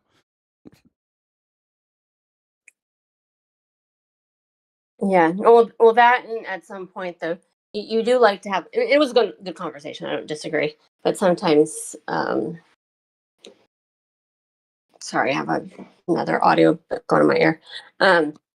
Sometimes the conversation can go for a long, long time. So it's my eyes start to glaze over a little bit from time to time. Just can get a little bored. but it was a good conversation in general. I don't disagree. So, but yeah, so we've got, the give goals updated in the top left-hand corner. This is our job. We do this each day, Monday through Friday from 9:30 to 1 Pacific time. If you haven't subscribed to us already, please do so. You can subscribe wherever you're watching as part of a paid membership. You can subscribe for free on YouTube, but we also have 4 membership options over on YouTube. I don't really want to have any more opposition today because we're gonna have more opposition later. Yeah, no more today. But Jay will be live on TikTok later on today, hosting Date Night with Admir on our channel, on the RTP Talks main channel. Admir will be moderating the debates, but we'll be doing it on our channel. So check out the link tree in the bio we're on most social media platforms. We've got merch, Jay's on Cameo, and all of these episodes are uploaded to Spotify as well. So I'm not sure how much overtime we're looking to do for this live, but we got that remaining balance in the top left-hand corner. So what do people say when they stub their toe on the couch? I don't know. Couch.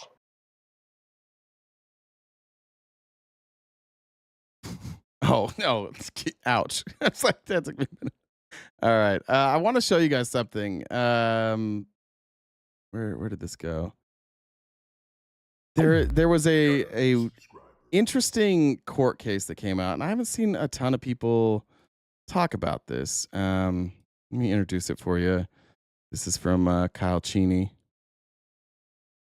Thanks for the sub. Actually, that's not a video. I'll just explain it. So the Enrique Tarrio, Biggs, I forget his name. I think it's Joe Biggs.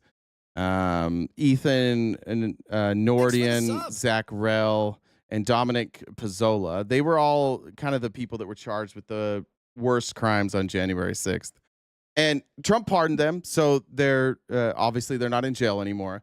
But I thought this was really interesting because the Trump administration is arguing this. The Trump DOJ is actually the one. They are the defendants here. It's versus the United States of America and Nicole Miller individually. So Enrique Tarrio is suing the United States, and essentially what they say. Did the highlights not stay? Of course not. Shit, they didn't stay. But basically, here's the synopsis of what they're suing for. The plaintiffs challenge their convictions for conduct related to events at the U.S. Capitol on January 6th. They bring 3 constitutional claims under Bivens versus 6 unknown agents of the Federal Bureau of Narcotics and 1 common law tort claim for malicious prosecution. The Trump DOJ is saying the court should dismiss the complaint for the following reasons. 1, all but plaintiff Tarrio's claims are barred by Heck v. Humphrey. And I looked up Heck v. Humphrey. I'm trying to remember what it was. What was the Heck v. Humphrey? You ever think you're gonna remember something and then you don't?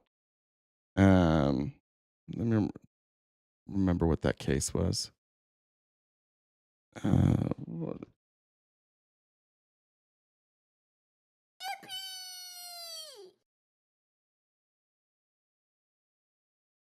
Thought I saved that. Give me 1 second.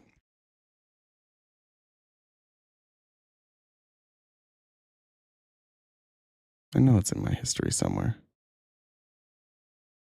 Okay. It established that a defendant cannot seek damages for an allegedly unconstitutional conviction or imprisonment unless the conviction or sentence has been overturned or invalidated, such as by appeal, expungement, or habeas corpus proceedings.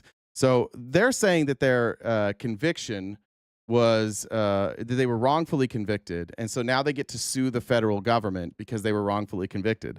Ironically, it's Trump's administration who has pardoned them, who is saying, you don't have a wrongful conviction here. There is no case for you. You can't argue that you were wrongfully convicted because all of your convictions are sound. This is weird. The Trump DOJ is saying, we gave you a pardon, but you absolutely committed a crime. And with the crime that they committed, again, was seditious conspiracy. So January 6th, somehow, Trump will go out there and say it's a hoax, it's a hoax, it's a hoax. And you guys will respond that it's a hoax and that none of these people should have been jailed. And yet when they go to court, his own DOJ is saying, no, these convictions stand. You have not proven that I think one of the things they say is like an illegal wiretap, and that they were targeted because of their political affiliation. You can read through this, but essentially the Trump administration is telling them, no, like you were convicted. It wasn't overturned. You have no case to sue us for discrimination or for an unlawful conviction. These convictions were lawful. They stand. She said the 3 constitutional claims under Bivens versus 6 unknown agents of the Federal Bureau of Narcotics doesn't hold any water. So the Trump side, the DOJ side here is saying, no, we're not going to pay you. They may settle. We'll see. We'll see what the courts say. But it is interesting to me that Donald Trump will go out there every single day and say that it was a hoax, and yet when it goes to court, his lawyers are like, no, you guys did seditious conspiracy. Just thought that was interesting. I want to go, let's go down here. We talked about John Bolton. We don't need to talk about that. I wanted to show this. I sent this to a friend of mine yesterday who is relatively MAGA. Can we just agree that this is a weird thing that's happening here? Stephen Miller and the Trump administration are now doing full-on, like North Korean fellatio of Donald Trump. They speak in such uncertain terms about things that are patently untrue. We're at the stage where they're like, when it's raining, like it's not raining.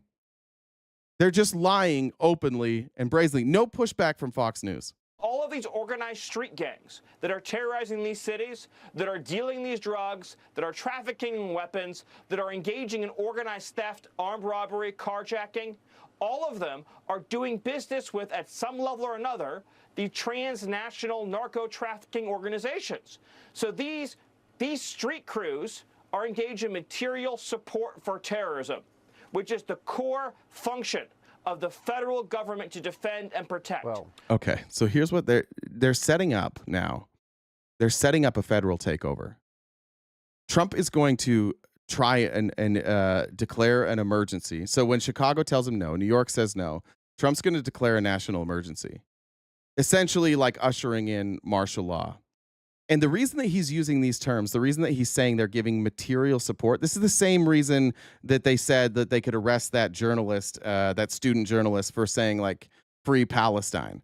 Because by supporting Palestine, she was providing material support for H group.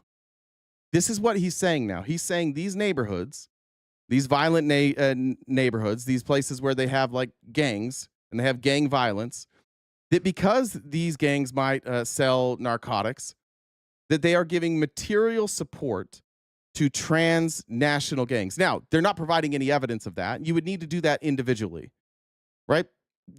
You 100% could be a gang who sells drogas, narcotics, and you could get those from a source that wasn't a transnational gang. You definitely could. So now they're going to use this blanket statement to take over the cities. They're going to say that these gangs are giving material support to transnational gangs who are attacking our country And because of that, they're going to use this as their excuse to issue emergency declaration and eventually martial law.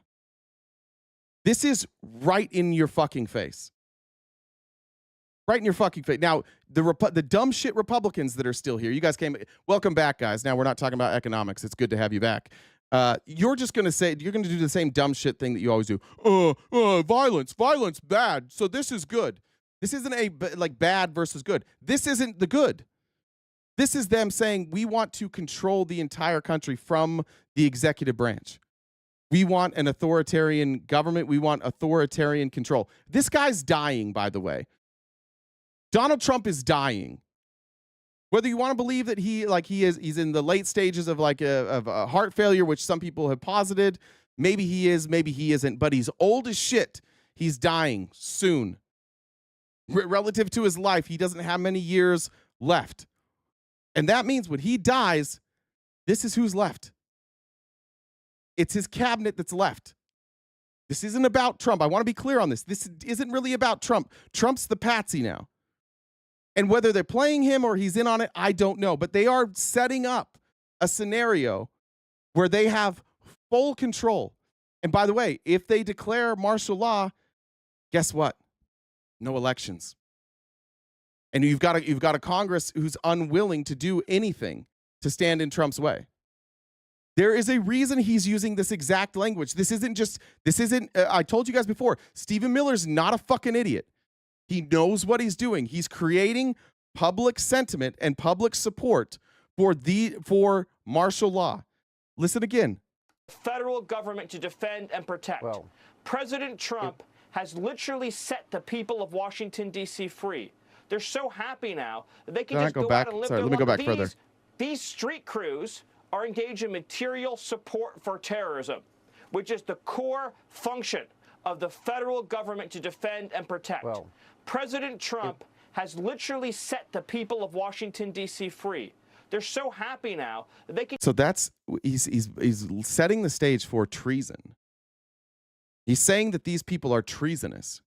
When you look at the legal definition of treason, it's by levying war against the United States or adhering or giving aid and comfort to the enemies. Material aid. And that's been interpreted by the courts as material aid, right? Just support, like saying it isn't enough.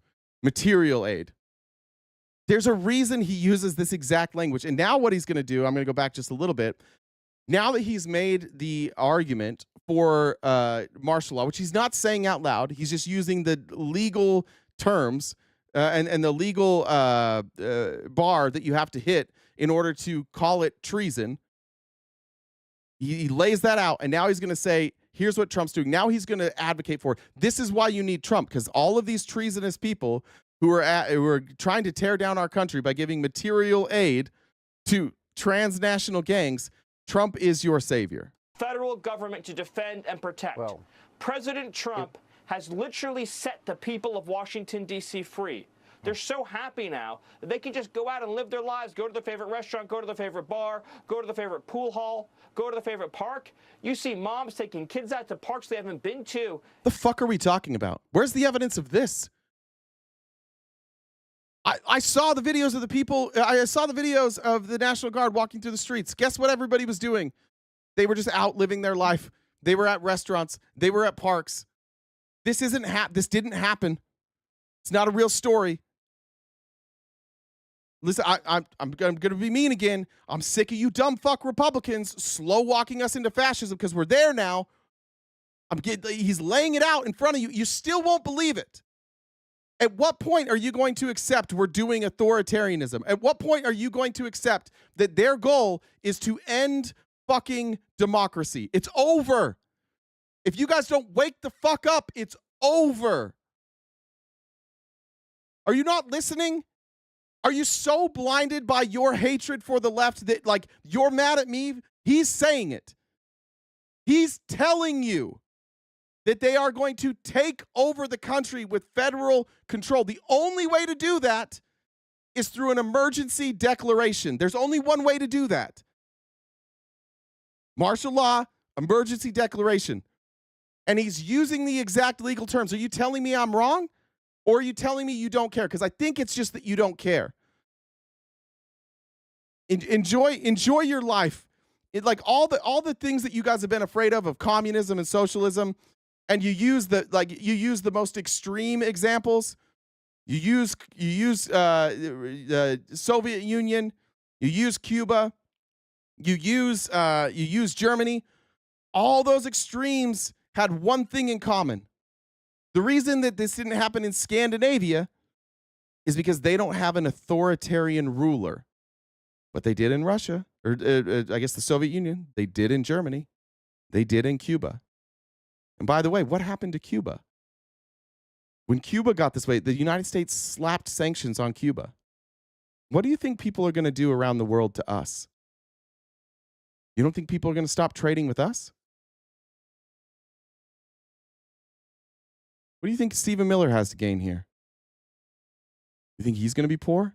There's no worry for him. He's in the administration. There's no worry for the oligarchs because they will be oligarchs. I cannot believe it's 2025 and I have to convince a bunch of fucking Republicans, just generic fucking middle-class Republicans, that we shouldn't do fascism, that we shouldn't do the type of socialism that the USSR and Russia and Germany did. I can't believe I have to convince you guys of this. You've been telling me this is what you're afraid of forever. And now that it's right in front of your eyes, you're denying it. This goes back to like why it's a cult. I tell this story all the time for my religion, but like we were always taught in our religion that the people that we need to be most wary of are the people that speak like us, that use our religion against us. That's why, like, if you are Mormon and you stop being Mormon and you talk about it, they call you anti-Mormon. They don't say you left the church. They don't say they have a different views. They say you are an anti-Mormon. You can't leave it alone. You're just mad. You're bitter. This is you guys. You guys call yourselves conservatives, and I believe you. MAGA is the wolf in sheep's clothing. What they're currently selling you is authoritarianism and socialism. But socialism ruled by one person, an authoritarian. And because you have believed for so long that this is what we would do, and that nobody on your side would ever do this, you are unable to see the forest through the trees. It's right in front of you. He's about to take control of the government. He's about to issue an emergency declaration. And while he does that, he's taking control of corporations. He's taking controlling interest in these corporations. He's openly accepting bribes from other countries. He's openly threatening any news organization that reports on this with lawsuits. He's now saying that I will send in, if LA doesn't listen, I'm going to send in my military. His military? It's our military. It is fascinating how quickly you guys turned from, I'm nervous about Kamala Harris being a socialist dictator, to, hey, check out our socialist dictator. Isn't he awesome? In years, because they know the police are there, they know that President Trump is there with his law enforcement to protect them. It's a thing of beauty, Sean, but I would say to the mayor of all these Democrat cities, like Chicago, what you are doing to your own citizens is evil. Subjecting your own citizens to this constant bloodbath, and then Vance Musk, if you thought lockdowns and COVID were bad, just fucking wait, dude. You think, first of all, lockdowns and COVID were not that bad unless you were in like LA or New York. I lived in Arizona. It was fine. I played golf every day. It was no big deal. There were no massive lockdowns during COVID. We just had to be outside. We just couldn't go in the building. That was it. You think that's bad? Wait until like you just work for nothing. Wait till you have no upward mobility. Just wait for it. You think this dumb dick is in it for you? He's a fucking Nazi, man. Schmatzi shit. He's legitimately a schmatzi. He's using all of their language. He's using all of their ideas, and they're using Schmittler's playbook currently. Stage a coup. The coup fails. What happens after you stage the coup and the coup fails? You tell everybody that those people are authoritarian, and you have them adopt your victimhood. What do all you guys say? You've all adopted Donald Trump's victimhood. Oh, he was a victim. there was lawfare against him. It's the same thing Schmittler did. Oh, that wasn't fair when he attacked the government and they threw him in jail. The government is bad. He was just doing the will of the people. The will of the people wanted to overthrow the government. And they sell you on that. And then what did he do? When he got into office, did he take care of everybody? No, the fuck he didn't do that, did he? No, he immediately issued in martial law. He immediately canceled elections. He immediately took control of corporations. He immediately co-opted the churches to be on his side. And he immediately started threatening newspapers and radio programs. And he shut them down. He started throwing out dissenting voices. This is the same thing Saddam Hussein did. This is exactly the fucking same as every dictator ever. They tell you they're there for you, and then they come in, and then they turn into a dictator, and they never let it go. Dictator on day one, bitch, it's August. It's August. And every time he subverts the Constitution, he just watches you, and you guys go, yeah, we don't care. Better than Joe Biden. It's better than Kamala Harris. And you just do it. I honestly, I'm concerned, will there be midterms? If anybody wants to clip this and play it, if we have midterms next year, the reason we have midterms is because people will stand up. It will be Republicans that stand up. If Republicans don't stand up, it's over. If we have midterms next year, it's because Republicans stand up. So unfortunately, we've got to spend a lot of time talking to Republicans between now and then. It's your elected leaders need to find their fucking backbones. Because if your shit was so popular, you wouldn't have to do it by force. We wouldn't be talking about suspending the Constitution. If you had the support that you claim you do, you wouldn't have to do it this way. But you don't have the support. And you don't have the support because it doesn't make any fucking sense. Crime is not out of control in this country. It's just not. It's at historic lows. But you all have been tricked into believing it is. Raise your hand if you've been violently assaulted in the last year. I bet it's not most of you. I bet it's not. I cannot believe that America potentially could be sunk by the dumbest fucking administration in history. Literally, an old psychopath is going to take us down. And all these people that worship him and talk about how great he is, I want you Republicans to know something. They don't give a fuck about that guy. They don't like Donald Trump either. That's why Trump is surrounded by so many people who said he was dog shit. Everybody around him initially said he was dog shit, and then they saw his power and they got jealous. And now they're co-opting his power. They see an old man about to die, and they're like, let's jump on this gravy train. Finally, we're going to get our power. And so all these people funded by dark money, the same dark money people that want to end democracy, suddenly they have a big voice. Look at J.D. Vance. That last call, one of the things that concerned me the most is that guy's like, I kind of like J.D. Vance. He seems like he's common sense. Oh, bitch, that's an act. He's common sense in the same way Vladimir Putin is common sense. He speaks well. He presents well. But when the doors are closed, he's just an authoritarian. And he's doing this for his friends. Rejoicing in it is evil. And you should praise God every single day that President Trump is in the White House. If he's going to encourage people to take to the streets over this, I will say anything that happens, he will be responsible for. I did not like his comments. Stephen. We need Hannity. We desperately need Hannity. We desperately need Tucker Carlson. We desperately need Charlie Kirk. We desperately need all of these right-wing psychos. If you weren't lying, right-wing psychos, if this was really about democracy for you, and this really was about restoring the principles of our country, it's time for you to separate. It's time for you. I know the people that come here every day, the ones that found me through like Raging Tomato, I know that you guys want fascism. You know that too. What you're upset about me doing right now is exposing your plan because you guys have been lying about it forever. But if you're over on Raging Tomato, you know goddamn well that fascism is what you want. You want authoritarianism. You want the church to rule. You guys don't like Donald Trump either. You just like that he's giving you authoritarianism. And you think that like it will be Christian authoritarianism. You know that. Don't lie. Don't lie about that. Don't tell me that the people that I've debated over on Raging Tomato on other streams haven't talked about this. Don't pretend I didn't do my fucking research. Don't pretend I don't know that that's what they want. Don't pretend that I don't know that they want the Orthodox Church to rule the country and the world, and that the whole world should be run by them because of the force doctrine. You don't have any rights unless you take them by force. Don't sit here and pretend that's not what you guys believe too. So be mad if you want, but I just want anybody that's not a fucking fascist and not an authoritarian, just know that like half the Republicans in here, the ones that are the most mad at me, they're most mad at me because this is actually what they want.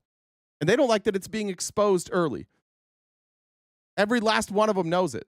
I can show you the clips. I do my research when I do debates. I research who I debate.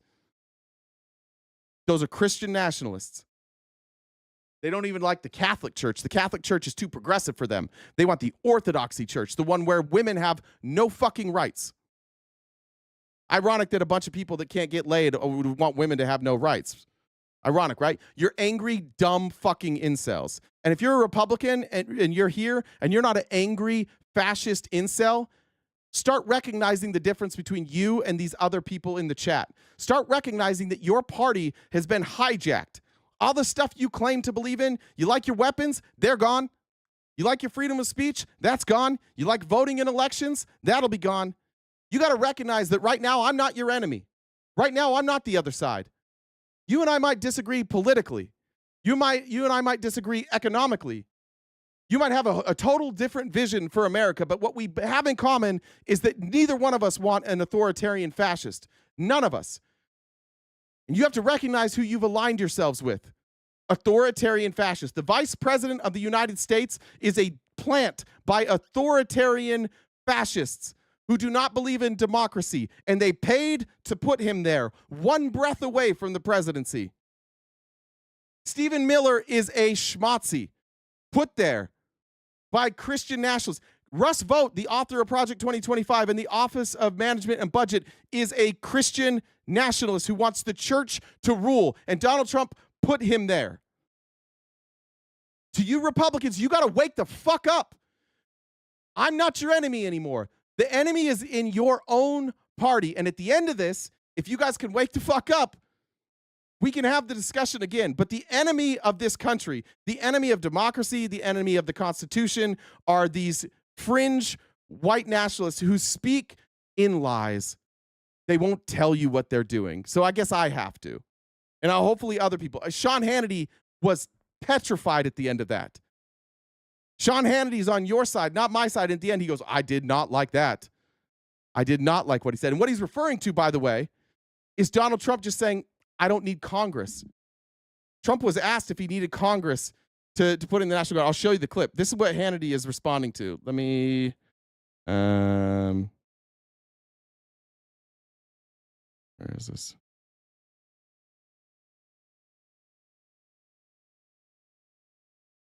I have it here.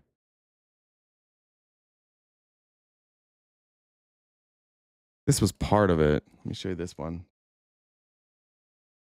He says some alarming shit. And on the Department of War, how do you plan to do that? It requires an act of Congress to rename the Defense Department to the Department of War. We're just going to do it. I'm sure Congress will go along if we need that. I don't think we even need that, but if we need that. Congress will go along if we need it. I don't even know if we need it. One, this guy doesn't know how our Constitution works. Two, all of his advisors are fucking fascists, so they don't care about they're literally like, no, you can do whatever you want, dude. You're the executive. That's what Project 2025 is. It's basically saying like the executive branch actually holds all the power. You don't need Congress. This is just for renaming, but I want you to hear some other things. I'm sure Congress will go along. You know, that was the name when we won World War I, we won World War II, we won everything.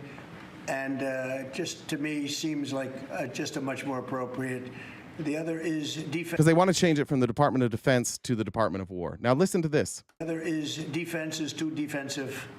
And we want to be defensive, but we want to be offensive too if we have to be. So it just... Sorry. Want to hear that again? Sounded defensive. And we want to be defensive, but we want to be offensive too if we have to. What does that mean? What's an offensive military? Are we an offensive military now? Why would we need to be offensive? What does that mean? Are we going to go declare war? Are we going to invade other countries? Somebody want to give me a different explanation for that? The fuck does that mean? We called it the Secretary of Defense and the Defense Department because in America we used to have this ideology that we used our government to defend. And it's true that we haven't been that country for a while. We've been offensive, and we like to claim defense. Like when we go to Iraq and Afghanistan, we claim it's out of defense. Now he's just saying we want to fight offensive wars. What's the offensive war that we're talking about here? Somebody, where's the Republicans? You have voted for that? That's a good point there. Who voted for that?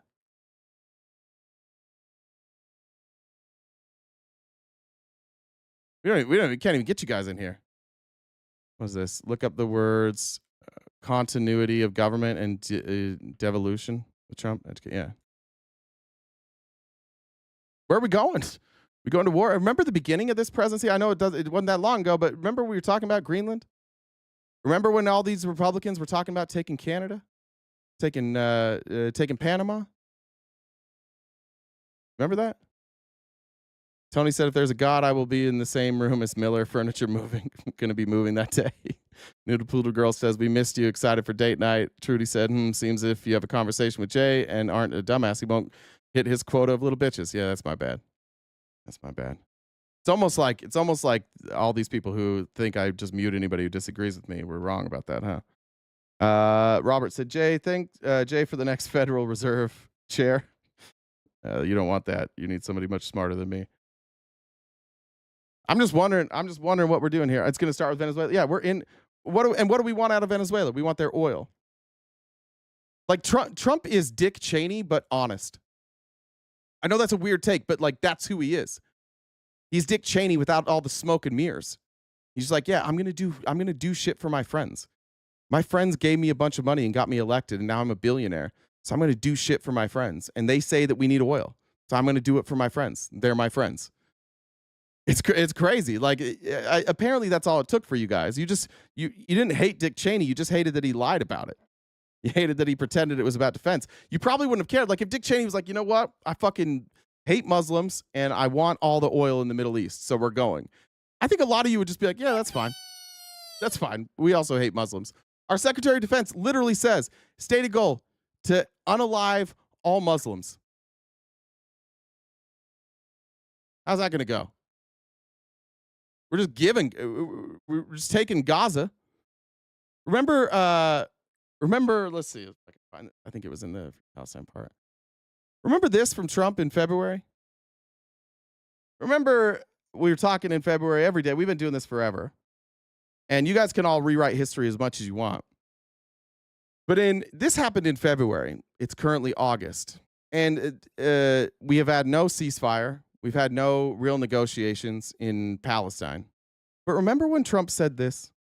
You've said before that the U.S. would buy Gaza, and today you just said we're not going to buy Gaza. We're not going to have to buy. We're going to have Gaza. We don't have to buy. There's nothing to buy.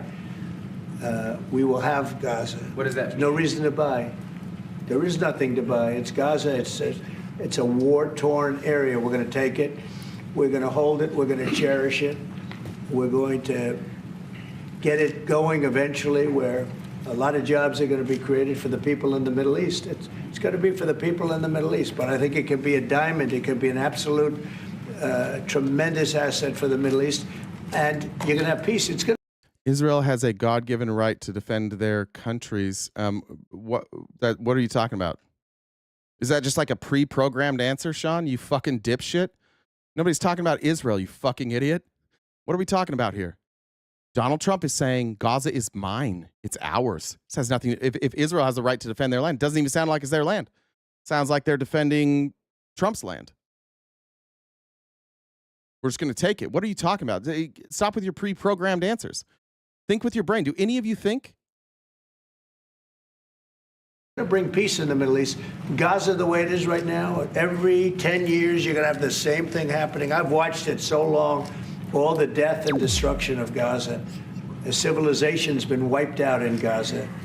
No, it's going to be yeah, at the time it had been pretty decimated, and now we're in August. It's still being decimated.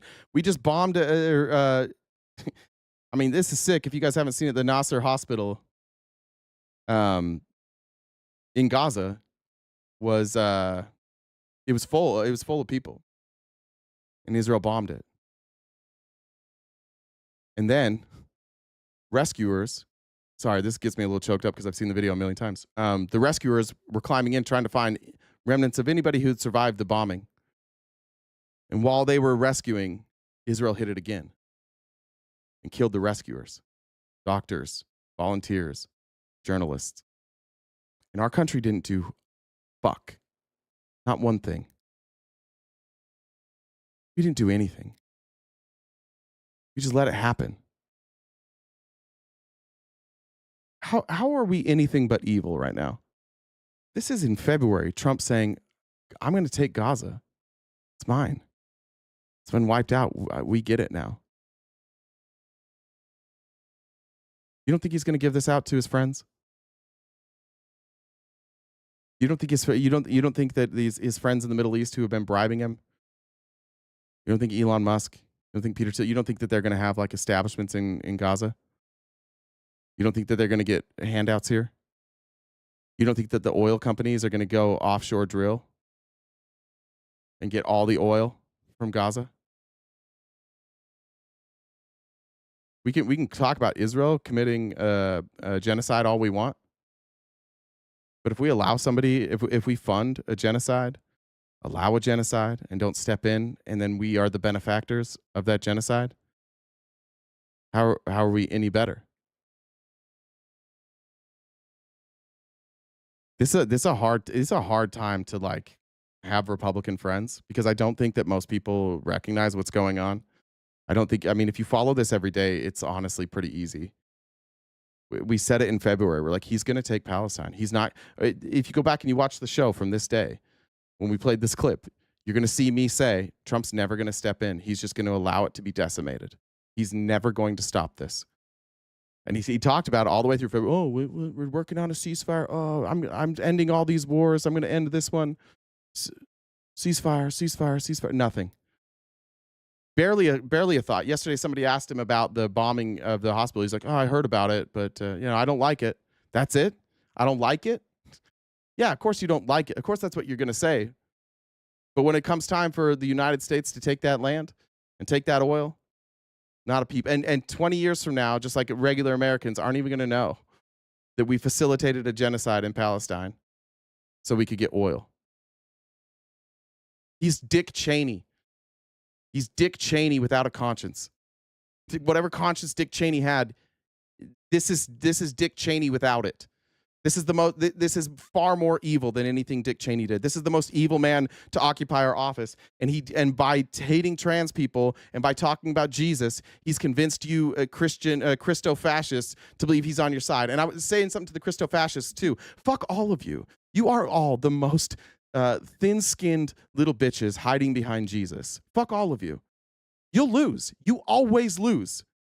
Christo-fascism always fucking loses. You will go down in flames. Just like Trump will. He will always lose. He's too stupid. He has too many dumb people around him. Eventually, you will lose. But you'll destroy the country on the way. And history won't remember you dipshits in the chat because you're nothing. But you'll remember. If you're still around, you'll remember. And I hope some of you someday can be honest about that and say, you know what? I was definitely not on the right side of history here. Tremendous thing. It's fronting on the sea. It's going to be a great economic development job. It's going to put people to work, a lot of people to work. And those people are all going to be from the Middle East.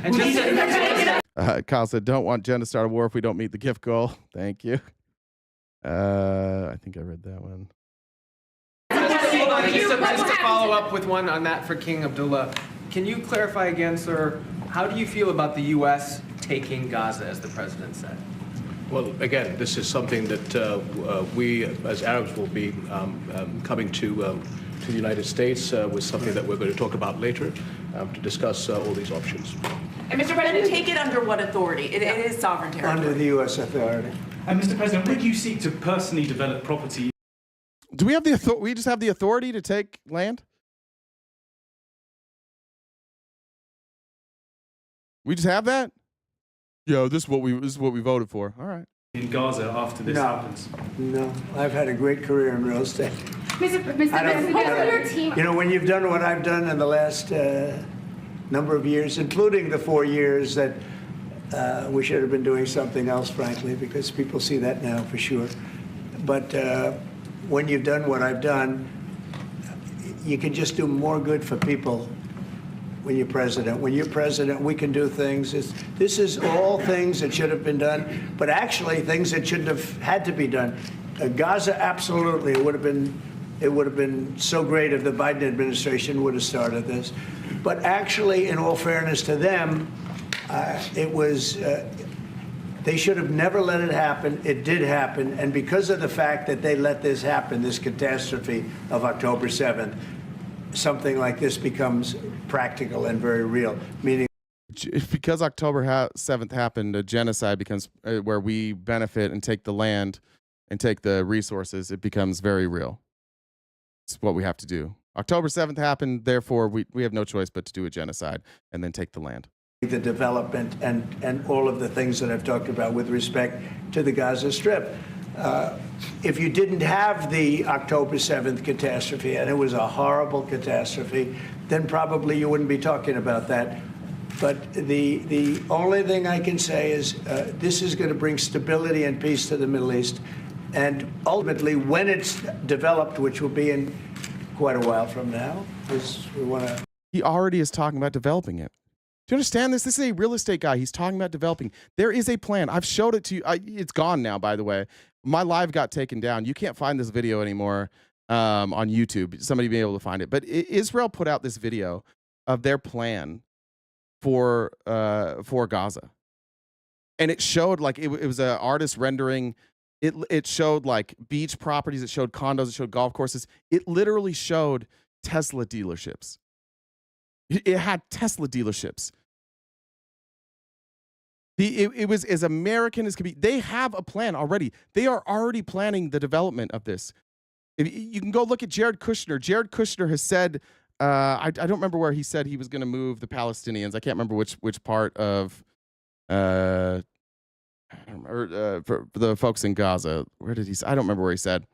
They already have a plan for this, though. He's talking about develop. This is in February. This isn't today. It's not yesterday. This is in February. He's talking about when Gaza's done, we have a plan. We're going to develop Gaza. Fast forward to August. Now listen to what he's saying. He's now saying like it's over, and like I probably know when it's over. Here was him. Is this the right one? Yeah.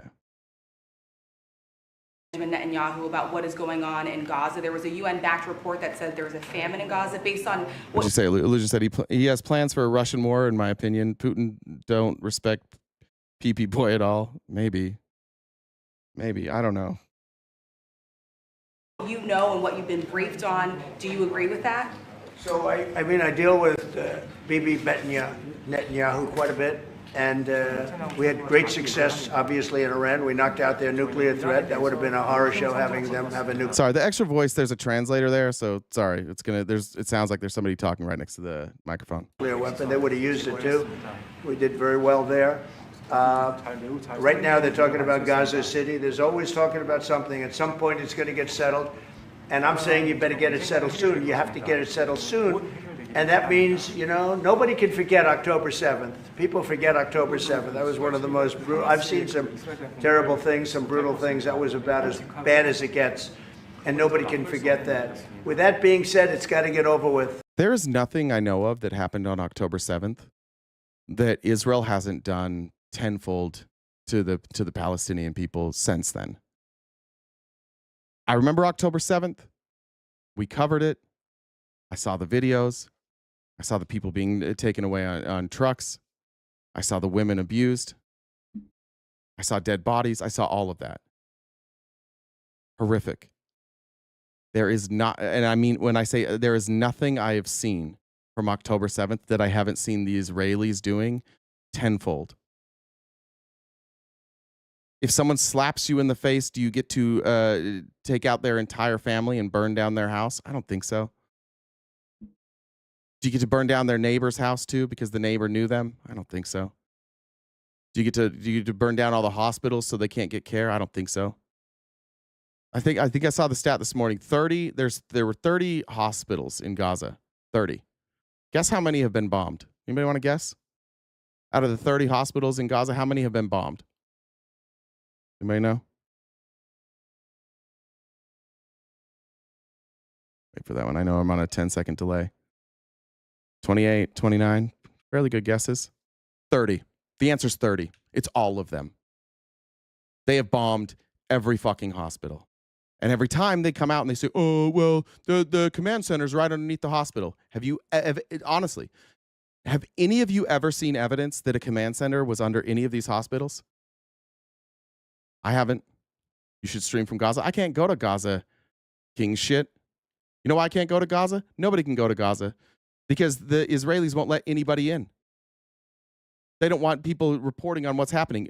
I don't need it, though. I have the internet. I just watched yesterday, I watched a hospital get bombed, and I watched people climb scaffolding and climb a broken building to try and rescue people screaming inside, and Israel did it again. They bombed it again. They call it a double tap. It's an absolute fucking war crime. I watched it yesterday. There is no excuse for that. There's none. There is zero excuse. One, for bombing a hospital, but then two, for bombing the rescuers. None. There's zero excuse for any of that. It does not matter what happened on October 7th. There's no excuse for that. Retribution for October 7th, fine. Hunting down all the members of H group, fine. I'm good with all of that. This is so far past that.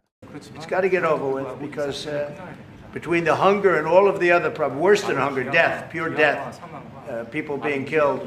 And, I'm the one that brought back the hostages, and I did it with that gentleman right there, Steve Witkoff, and with Marco. All of us, the whole team, we worked together. Even the trade people worked on it with us. And we brought back a lot of the hostages. Now we're left with, would you say 20, Steve, or would you say it's less than 20? I want to point out a comment from Danielle. Danielle said there's not a single victim of grape from the 7th, and people who said that women were raped admitted that they lied. I'm just not comfortable saying that. I think that'd be really hard to prove, but I just want to throw that out there, that there are people who follow this stuff who have tried to fact check what happened on October 7th, and Danielle is correct that many of the things that were claimed on October 7th didn't happen, at least those specific stories. To say that they didn't happen wholesale, I don't know that we'll ever get the answer to that, but you are right. Like, there are people who have admitted that they lied. There are people who have admitted staged videos and concrete evidence that these things happened. Outside, no, but I still saw videos. I still think, I mean, there was still innocent death on October 7th, but I just want to point that out. I do hear you, but I don't know that we'll ever have the true answers to those questions. I hope it's 20. He hopes it's 20 because some could be dead. That's what he means, I assume. So we have 20, but there's room. All right, let me skip through that. Let me get a couple comments. Michelle, thank you. Ryan said for the Daily Gold, Jay, keep spitting out facts like you're the #1 album. Brother Bob said Trump's a Russian dictator and an American dictator. He wears 2 hats. It's beautiful. Jen said Stephen Miller's like an appetite suppressant. Gross. It looks like he's an appetite suppressant for himself. Brianna said Jay does a good job of disarming ops and moving past their fear. It's the only way to change minds. Love you. Thanks, man. That's really nice. Thank you for saying that. Jamar said, I'd like to order a #3 with no onions and no mayo from Jay's sandwich shop, please. No onions on a sandwich. That's diabolical. Alyssa, thank you very much. And Kathy, Taco Tuesday fun. Thanks for all you both do. Charles said, paying my dues. Thanks for all you do. I think I got all those. All right. I'm going to go about 15 more minutes. If we can knock out that goal, great. If not, I'll see you guys tonight. But I wanted to get just a couple more things in because we went so long. I want to show this. I wanted to show some clips from Mark Alford's town hall. Mark Alford is a representative from Missouri. Not a massive town hall, but he did get some tough questions. And this one, actually, it's the next one. Fair question about Putin. I think that Alford, first of all, Alford's going to do this thing that all Trump supporters, Trump supporting like MAGA Congress people do. When they're in front of Trump, in front of cameras, they all just like worship him. And then when they go back to their constituents, they pretend like, oh, I'm independent of him. I don't just do whatever he asks. And I'm going to show you a video here in a minute. Of course, Mark Alford does whatever Trump asks. Hold on, just a second. Let's get a mic. This is on Thanks, C-SPAN. Daniel. I want the world to hear this comment. I just wondered if you had shared with President Trump that Vladimir Putin was the aggressor, because he keeps saying that Ukraine did it, and we all saw what happened, but he continually lies and lies and lies. I've never heard President Trump. I wish she would have asked a better question, because he gets to slide away from this. What she should have done, she should have taken the direct quote where Trump said, you don't start a war with somebody 10 times your size. Something along those lines. That's what Trump said. He didn't necessarily say they were the aggressor. He said about Zelensky that Zelensky shouldn't have started this war with somebody 10 times his size. Trump, and maybe you have that on file. I've never heard him say that Zelensky was the aggressor in this. Did he say that? I don't believe he has. I don't have a close personal relationship with President Trump where I can go in the Oval Office and say, look, President, I hope you know that that Vladimir Putin is the aggressor in this. I think the world knows who is at fault in this, and that he can't have another apple in his cart, so to speak, that we have got to push back against Vladimir Putin. Now, you may not agree with how President Trump is going about this negotiation process, and I understand that. But I have never seen 6 European world leaders come to the White House in my lifetime, and I'll be 62. I don't know, has anyone else seen that? Yeah, because you've never had 6 European leaders have to fly across the ocean to beg Donald Trump to uphold his deal to help Ukraine protect itself against Russia. That's why. How the fuck is this an accomplishment? I've never seen this. Yeah, no shit. Yet 1, because phones exist. 2, because the internet exists. And 3, because we've never had a president openly sell out to Russia before. So you've never had the presidents in European countries and NATO have to come begging to our country to say, hey, could you guys just keep your end of the deal? Remember when Ukraine gave the nukes back? And you guys were like, hey, we'll be your security guarantee. Remember when you made that deal? Now we're concerned you guys are going back on that deal. Could you not go back on that deal, please? Selling this like they talk like everything to MAGA is optics. Oh, look at all these people begging Trump. Yeah, that's bad. You don't want a president that people have to beg to. You want a president who can make good decisions and doesn't require begging, who can just take the information and make a good decision. The fact that Donald Trump requires you to grovel before him is a glitch. It's not a feature. It's a bug. You don't want a president that is that psychopathic. I don't like that we demand that when leaders come here, we go, you better tell us thank you. I don't fucking care. Like if I gave somebody money, if somebody asked me for money because they needed it and they didn't say thank you, guess what? It's not going to ruin my fucking day. I did my part and they got money. I don't care. Why are we so obsessed with people like groveling before Trump? You know why? Because you guys do it. Because you sold out. And it's not fair that the rest of the world doesn't have to defend a fucking dipshit every day. It's tough for you guys. I get it. Every day you have to go out and be like, motherfucker, he said this, and you have to go defend it. And it's frustrating that the rest of the world can just see things in black and white, that we don't have to defend dumb shit every day. I get it. So you want everybody else to apologize for not joining the cult like you. That's Alford here. So they came here, they voiced their concern. There's a concerted effort between the European countries to provide some security guarantees for Ukraine outside of NATO, because we can't let Ukraine become part of NATO, because that would mean an instant strike or a threat of strike from Vladimir Putin.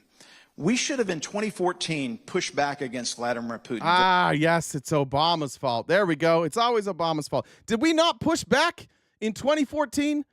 What did you want us to do, Mark Alford? Did you want us to go to war with Russia? in 2014? Because as far as I know, we sanctioned the fuck out of him.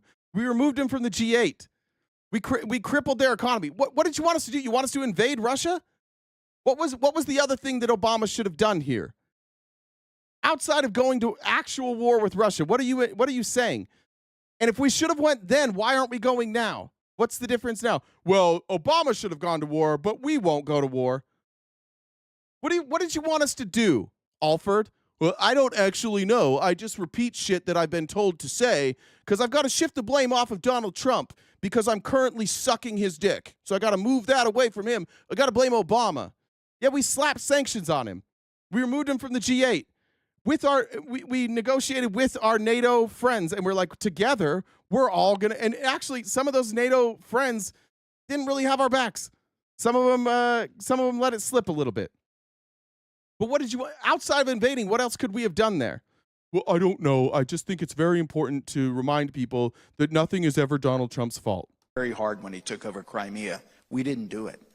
And that is another part of the mistake. Again, the rearview mirror, but let's look through the windshield. Who's next? Oh, look through the windshield. I don't even know what the fuck that means. This guy, there's no substance here. I just want you to see this because this guy just speaks for all of us. There's not a lot of substance here, but here. Great-great-grandfather helped open this university. I am pissed, and I'm pissed at you because I have emailed you because it's easier for me than to try to talk on the phone without profanity. Been there. I would appreciate you taking your father's U.S. Constitution book, read it, study it, make your own lines underneath it, and get Trump out of office. The man is a dictator. He knows nothing about what he talks about. I listened to him for about a half hour today, and I got sick at all the lies he brought up. Now, I'm about ready to lose my farm. Do you know why? I'm sure you don't know why. Lose your what, sir? Farm. Farm? Yeah. Why is that, sir? Because Missouri does not have wills. They have trust. They have legal zigzags.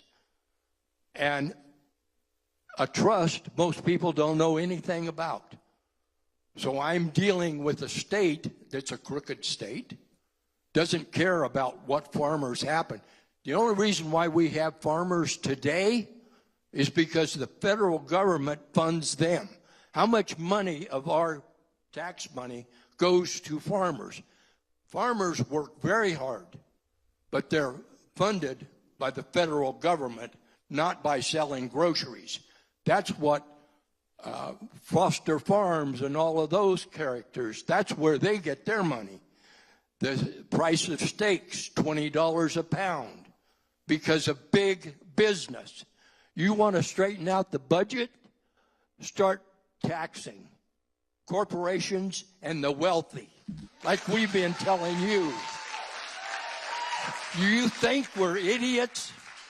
Do you think we don't pay taxes? Do you think that we don't have to make budgets? You talk about half-truths when I listen to you.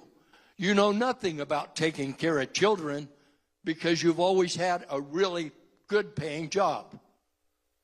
You know nothing about what a working-class citizen does. Come down here. Come down here and start trying to pay your medical insurance. Come down here and walk into Costco to try to feed your family, to feed your kid that's moved out, to feed your great-grandchildren. I had a very good job in California, and I'm able to feed my family, and it goes all the way to great-grandchildren. You're not helping me. Believe me, you're not helping me. You need to take your head out of Trump's ass and start doing your representation of us. Yeah. There's a lot of people here currently in this chat that need to take your head out of Trump's ass. It's a crazy. Honestly, God, it's a baffling thing every day. It doesn't bother me anymore, but it is crazy to watch this guy who's suffering.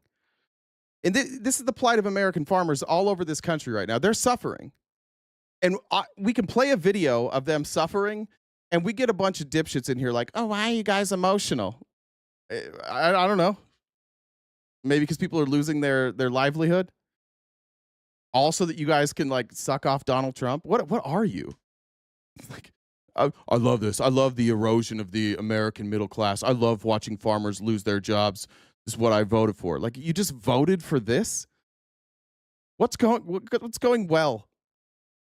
Where's that dipshit? Where's the person who kept calling me a crier? Like Lindsay something Lindsay. What's going well? Tell me what's going well in this country right now. We're getting rid of immigrants. How's that helping you? I don't know. Democrats promise everything and produce nothing. Remember, shovel-ready jobs. What's Trump produced for you? Okay, Lindsay, you're pretty good at whining. Just tell us. Guys, the whole chat can watch for Kay Lindsay here. This is your time to shine. You've been insulting me for the last 20 minutes. That went unnoticed. But now it's your time to shine. Explain to us what Donald Trump is making better. What jobs is he creating? Remember, he's losing his farm from taxes from the left in a red. Yeah, that's fucking...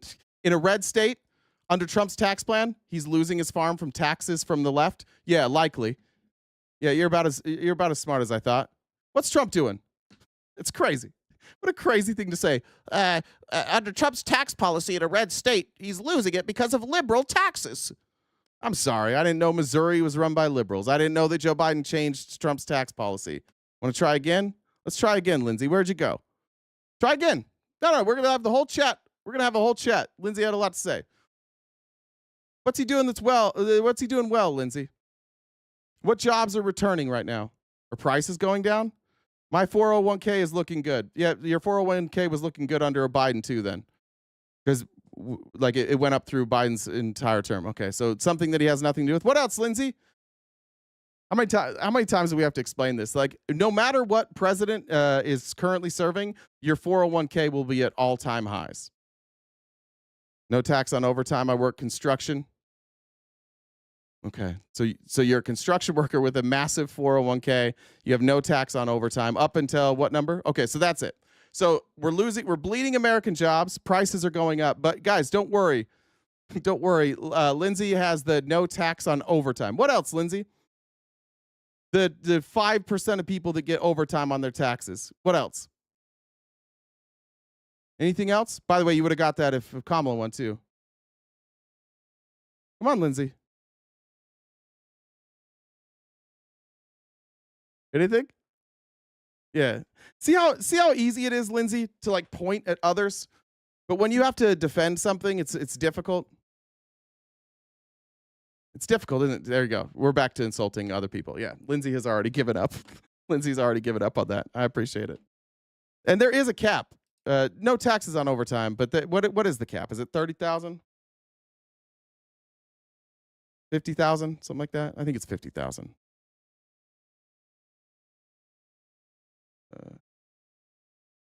Trying to remember that number now. Oh, 12,500. Oh, okay. Way less than I thought. 12,500. All right. There we go. We're just back to ad homs. It's very easy for you dipshits to just like literally. You're talking about the Democrats in the 1800s. That's how bad it's gotten for you. The Democrats in the 1800s supported slavery. Yeah, no shit. Yeah, no shit. Well, let's look. Let's look at the stock market under Joe Biden. Somebody just asked if I was high. Stock market. This is how dumb. This is how I know none of you guys have like 401k. Everybody that always talks about their 401k, I don't think any of you have investments. I think you're just dumb, poor people. Like, nothing wrong with being poor. There's something wrong with being dumb. Let's look at the stock market by year. So let's go to 2021. Joe Biden takes office in 2021. Stock market's at 29,638. He leaves office January of 2025. Stock market's at 42,000. Is 42,000 a bigger number or a smaller number than what was the starting number? 29,000. Oh, the stock market doubled. How fucking bad is your money manager that you somehow lost money when the stock market doubled? I don't think you have 401ks. I don't. Because you always lie about that. You always go to 401k. My 401k is doing great. I don't think you have one. I have investments. They were fine under Biden. They were fine under Trump. Look at this chart. Basically, since 42, it's gone up. You got a recession in 2008. It basically just always goes up. That's what the chart looks like. You have little dips. Not one single president oversaw a decline in the stock market. Not one. You literally could say this about every president since 1942. And then you're like, oh, Judge Trump, though. That's why I say that. You don't actually know. You just like Trump. That old man, the farmer from Missouri, take some advice. Get your head outside of his ass. Because you all say dumb shit like that. And I just don't think you have a 401k. I think you're all lying. I think none of you know what's going on. You just like Trump because he's cruel, and you're dumb, and you're lazy. And it's very easy to come in here and insult people. And it's very easy to repeat talking points that you've heard other people say. What's difficult is to think critically and examine this yourself.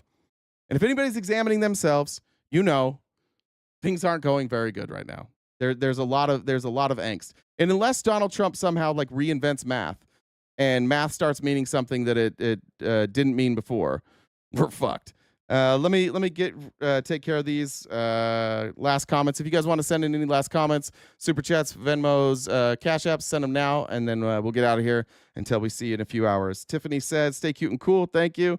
Betsy said, "Thanks for bringing date night with Admir back. Happy to do it." Admir's excited. Sandy said, "Keep telling the unvarnished truth." Thank you. Becky said, "Shooting my shot if you're in Illinois." Thank you. I'm not gonna read out your phone number, but that is definitely shooting your shot. Did I miss any other ones? Jen, did I miss any that you're aware of?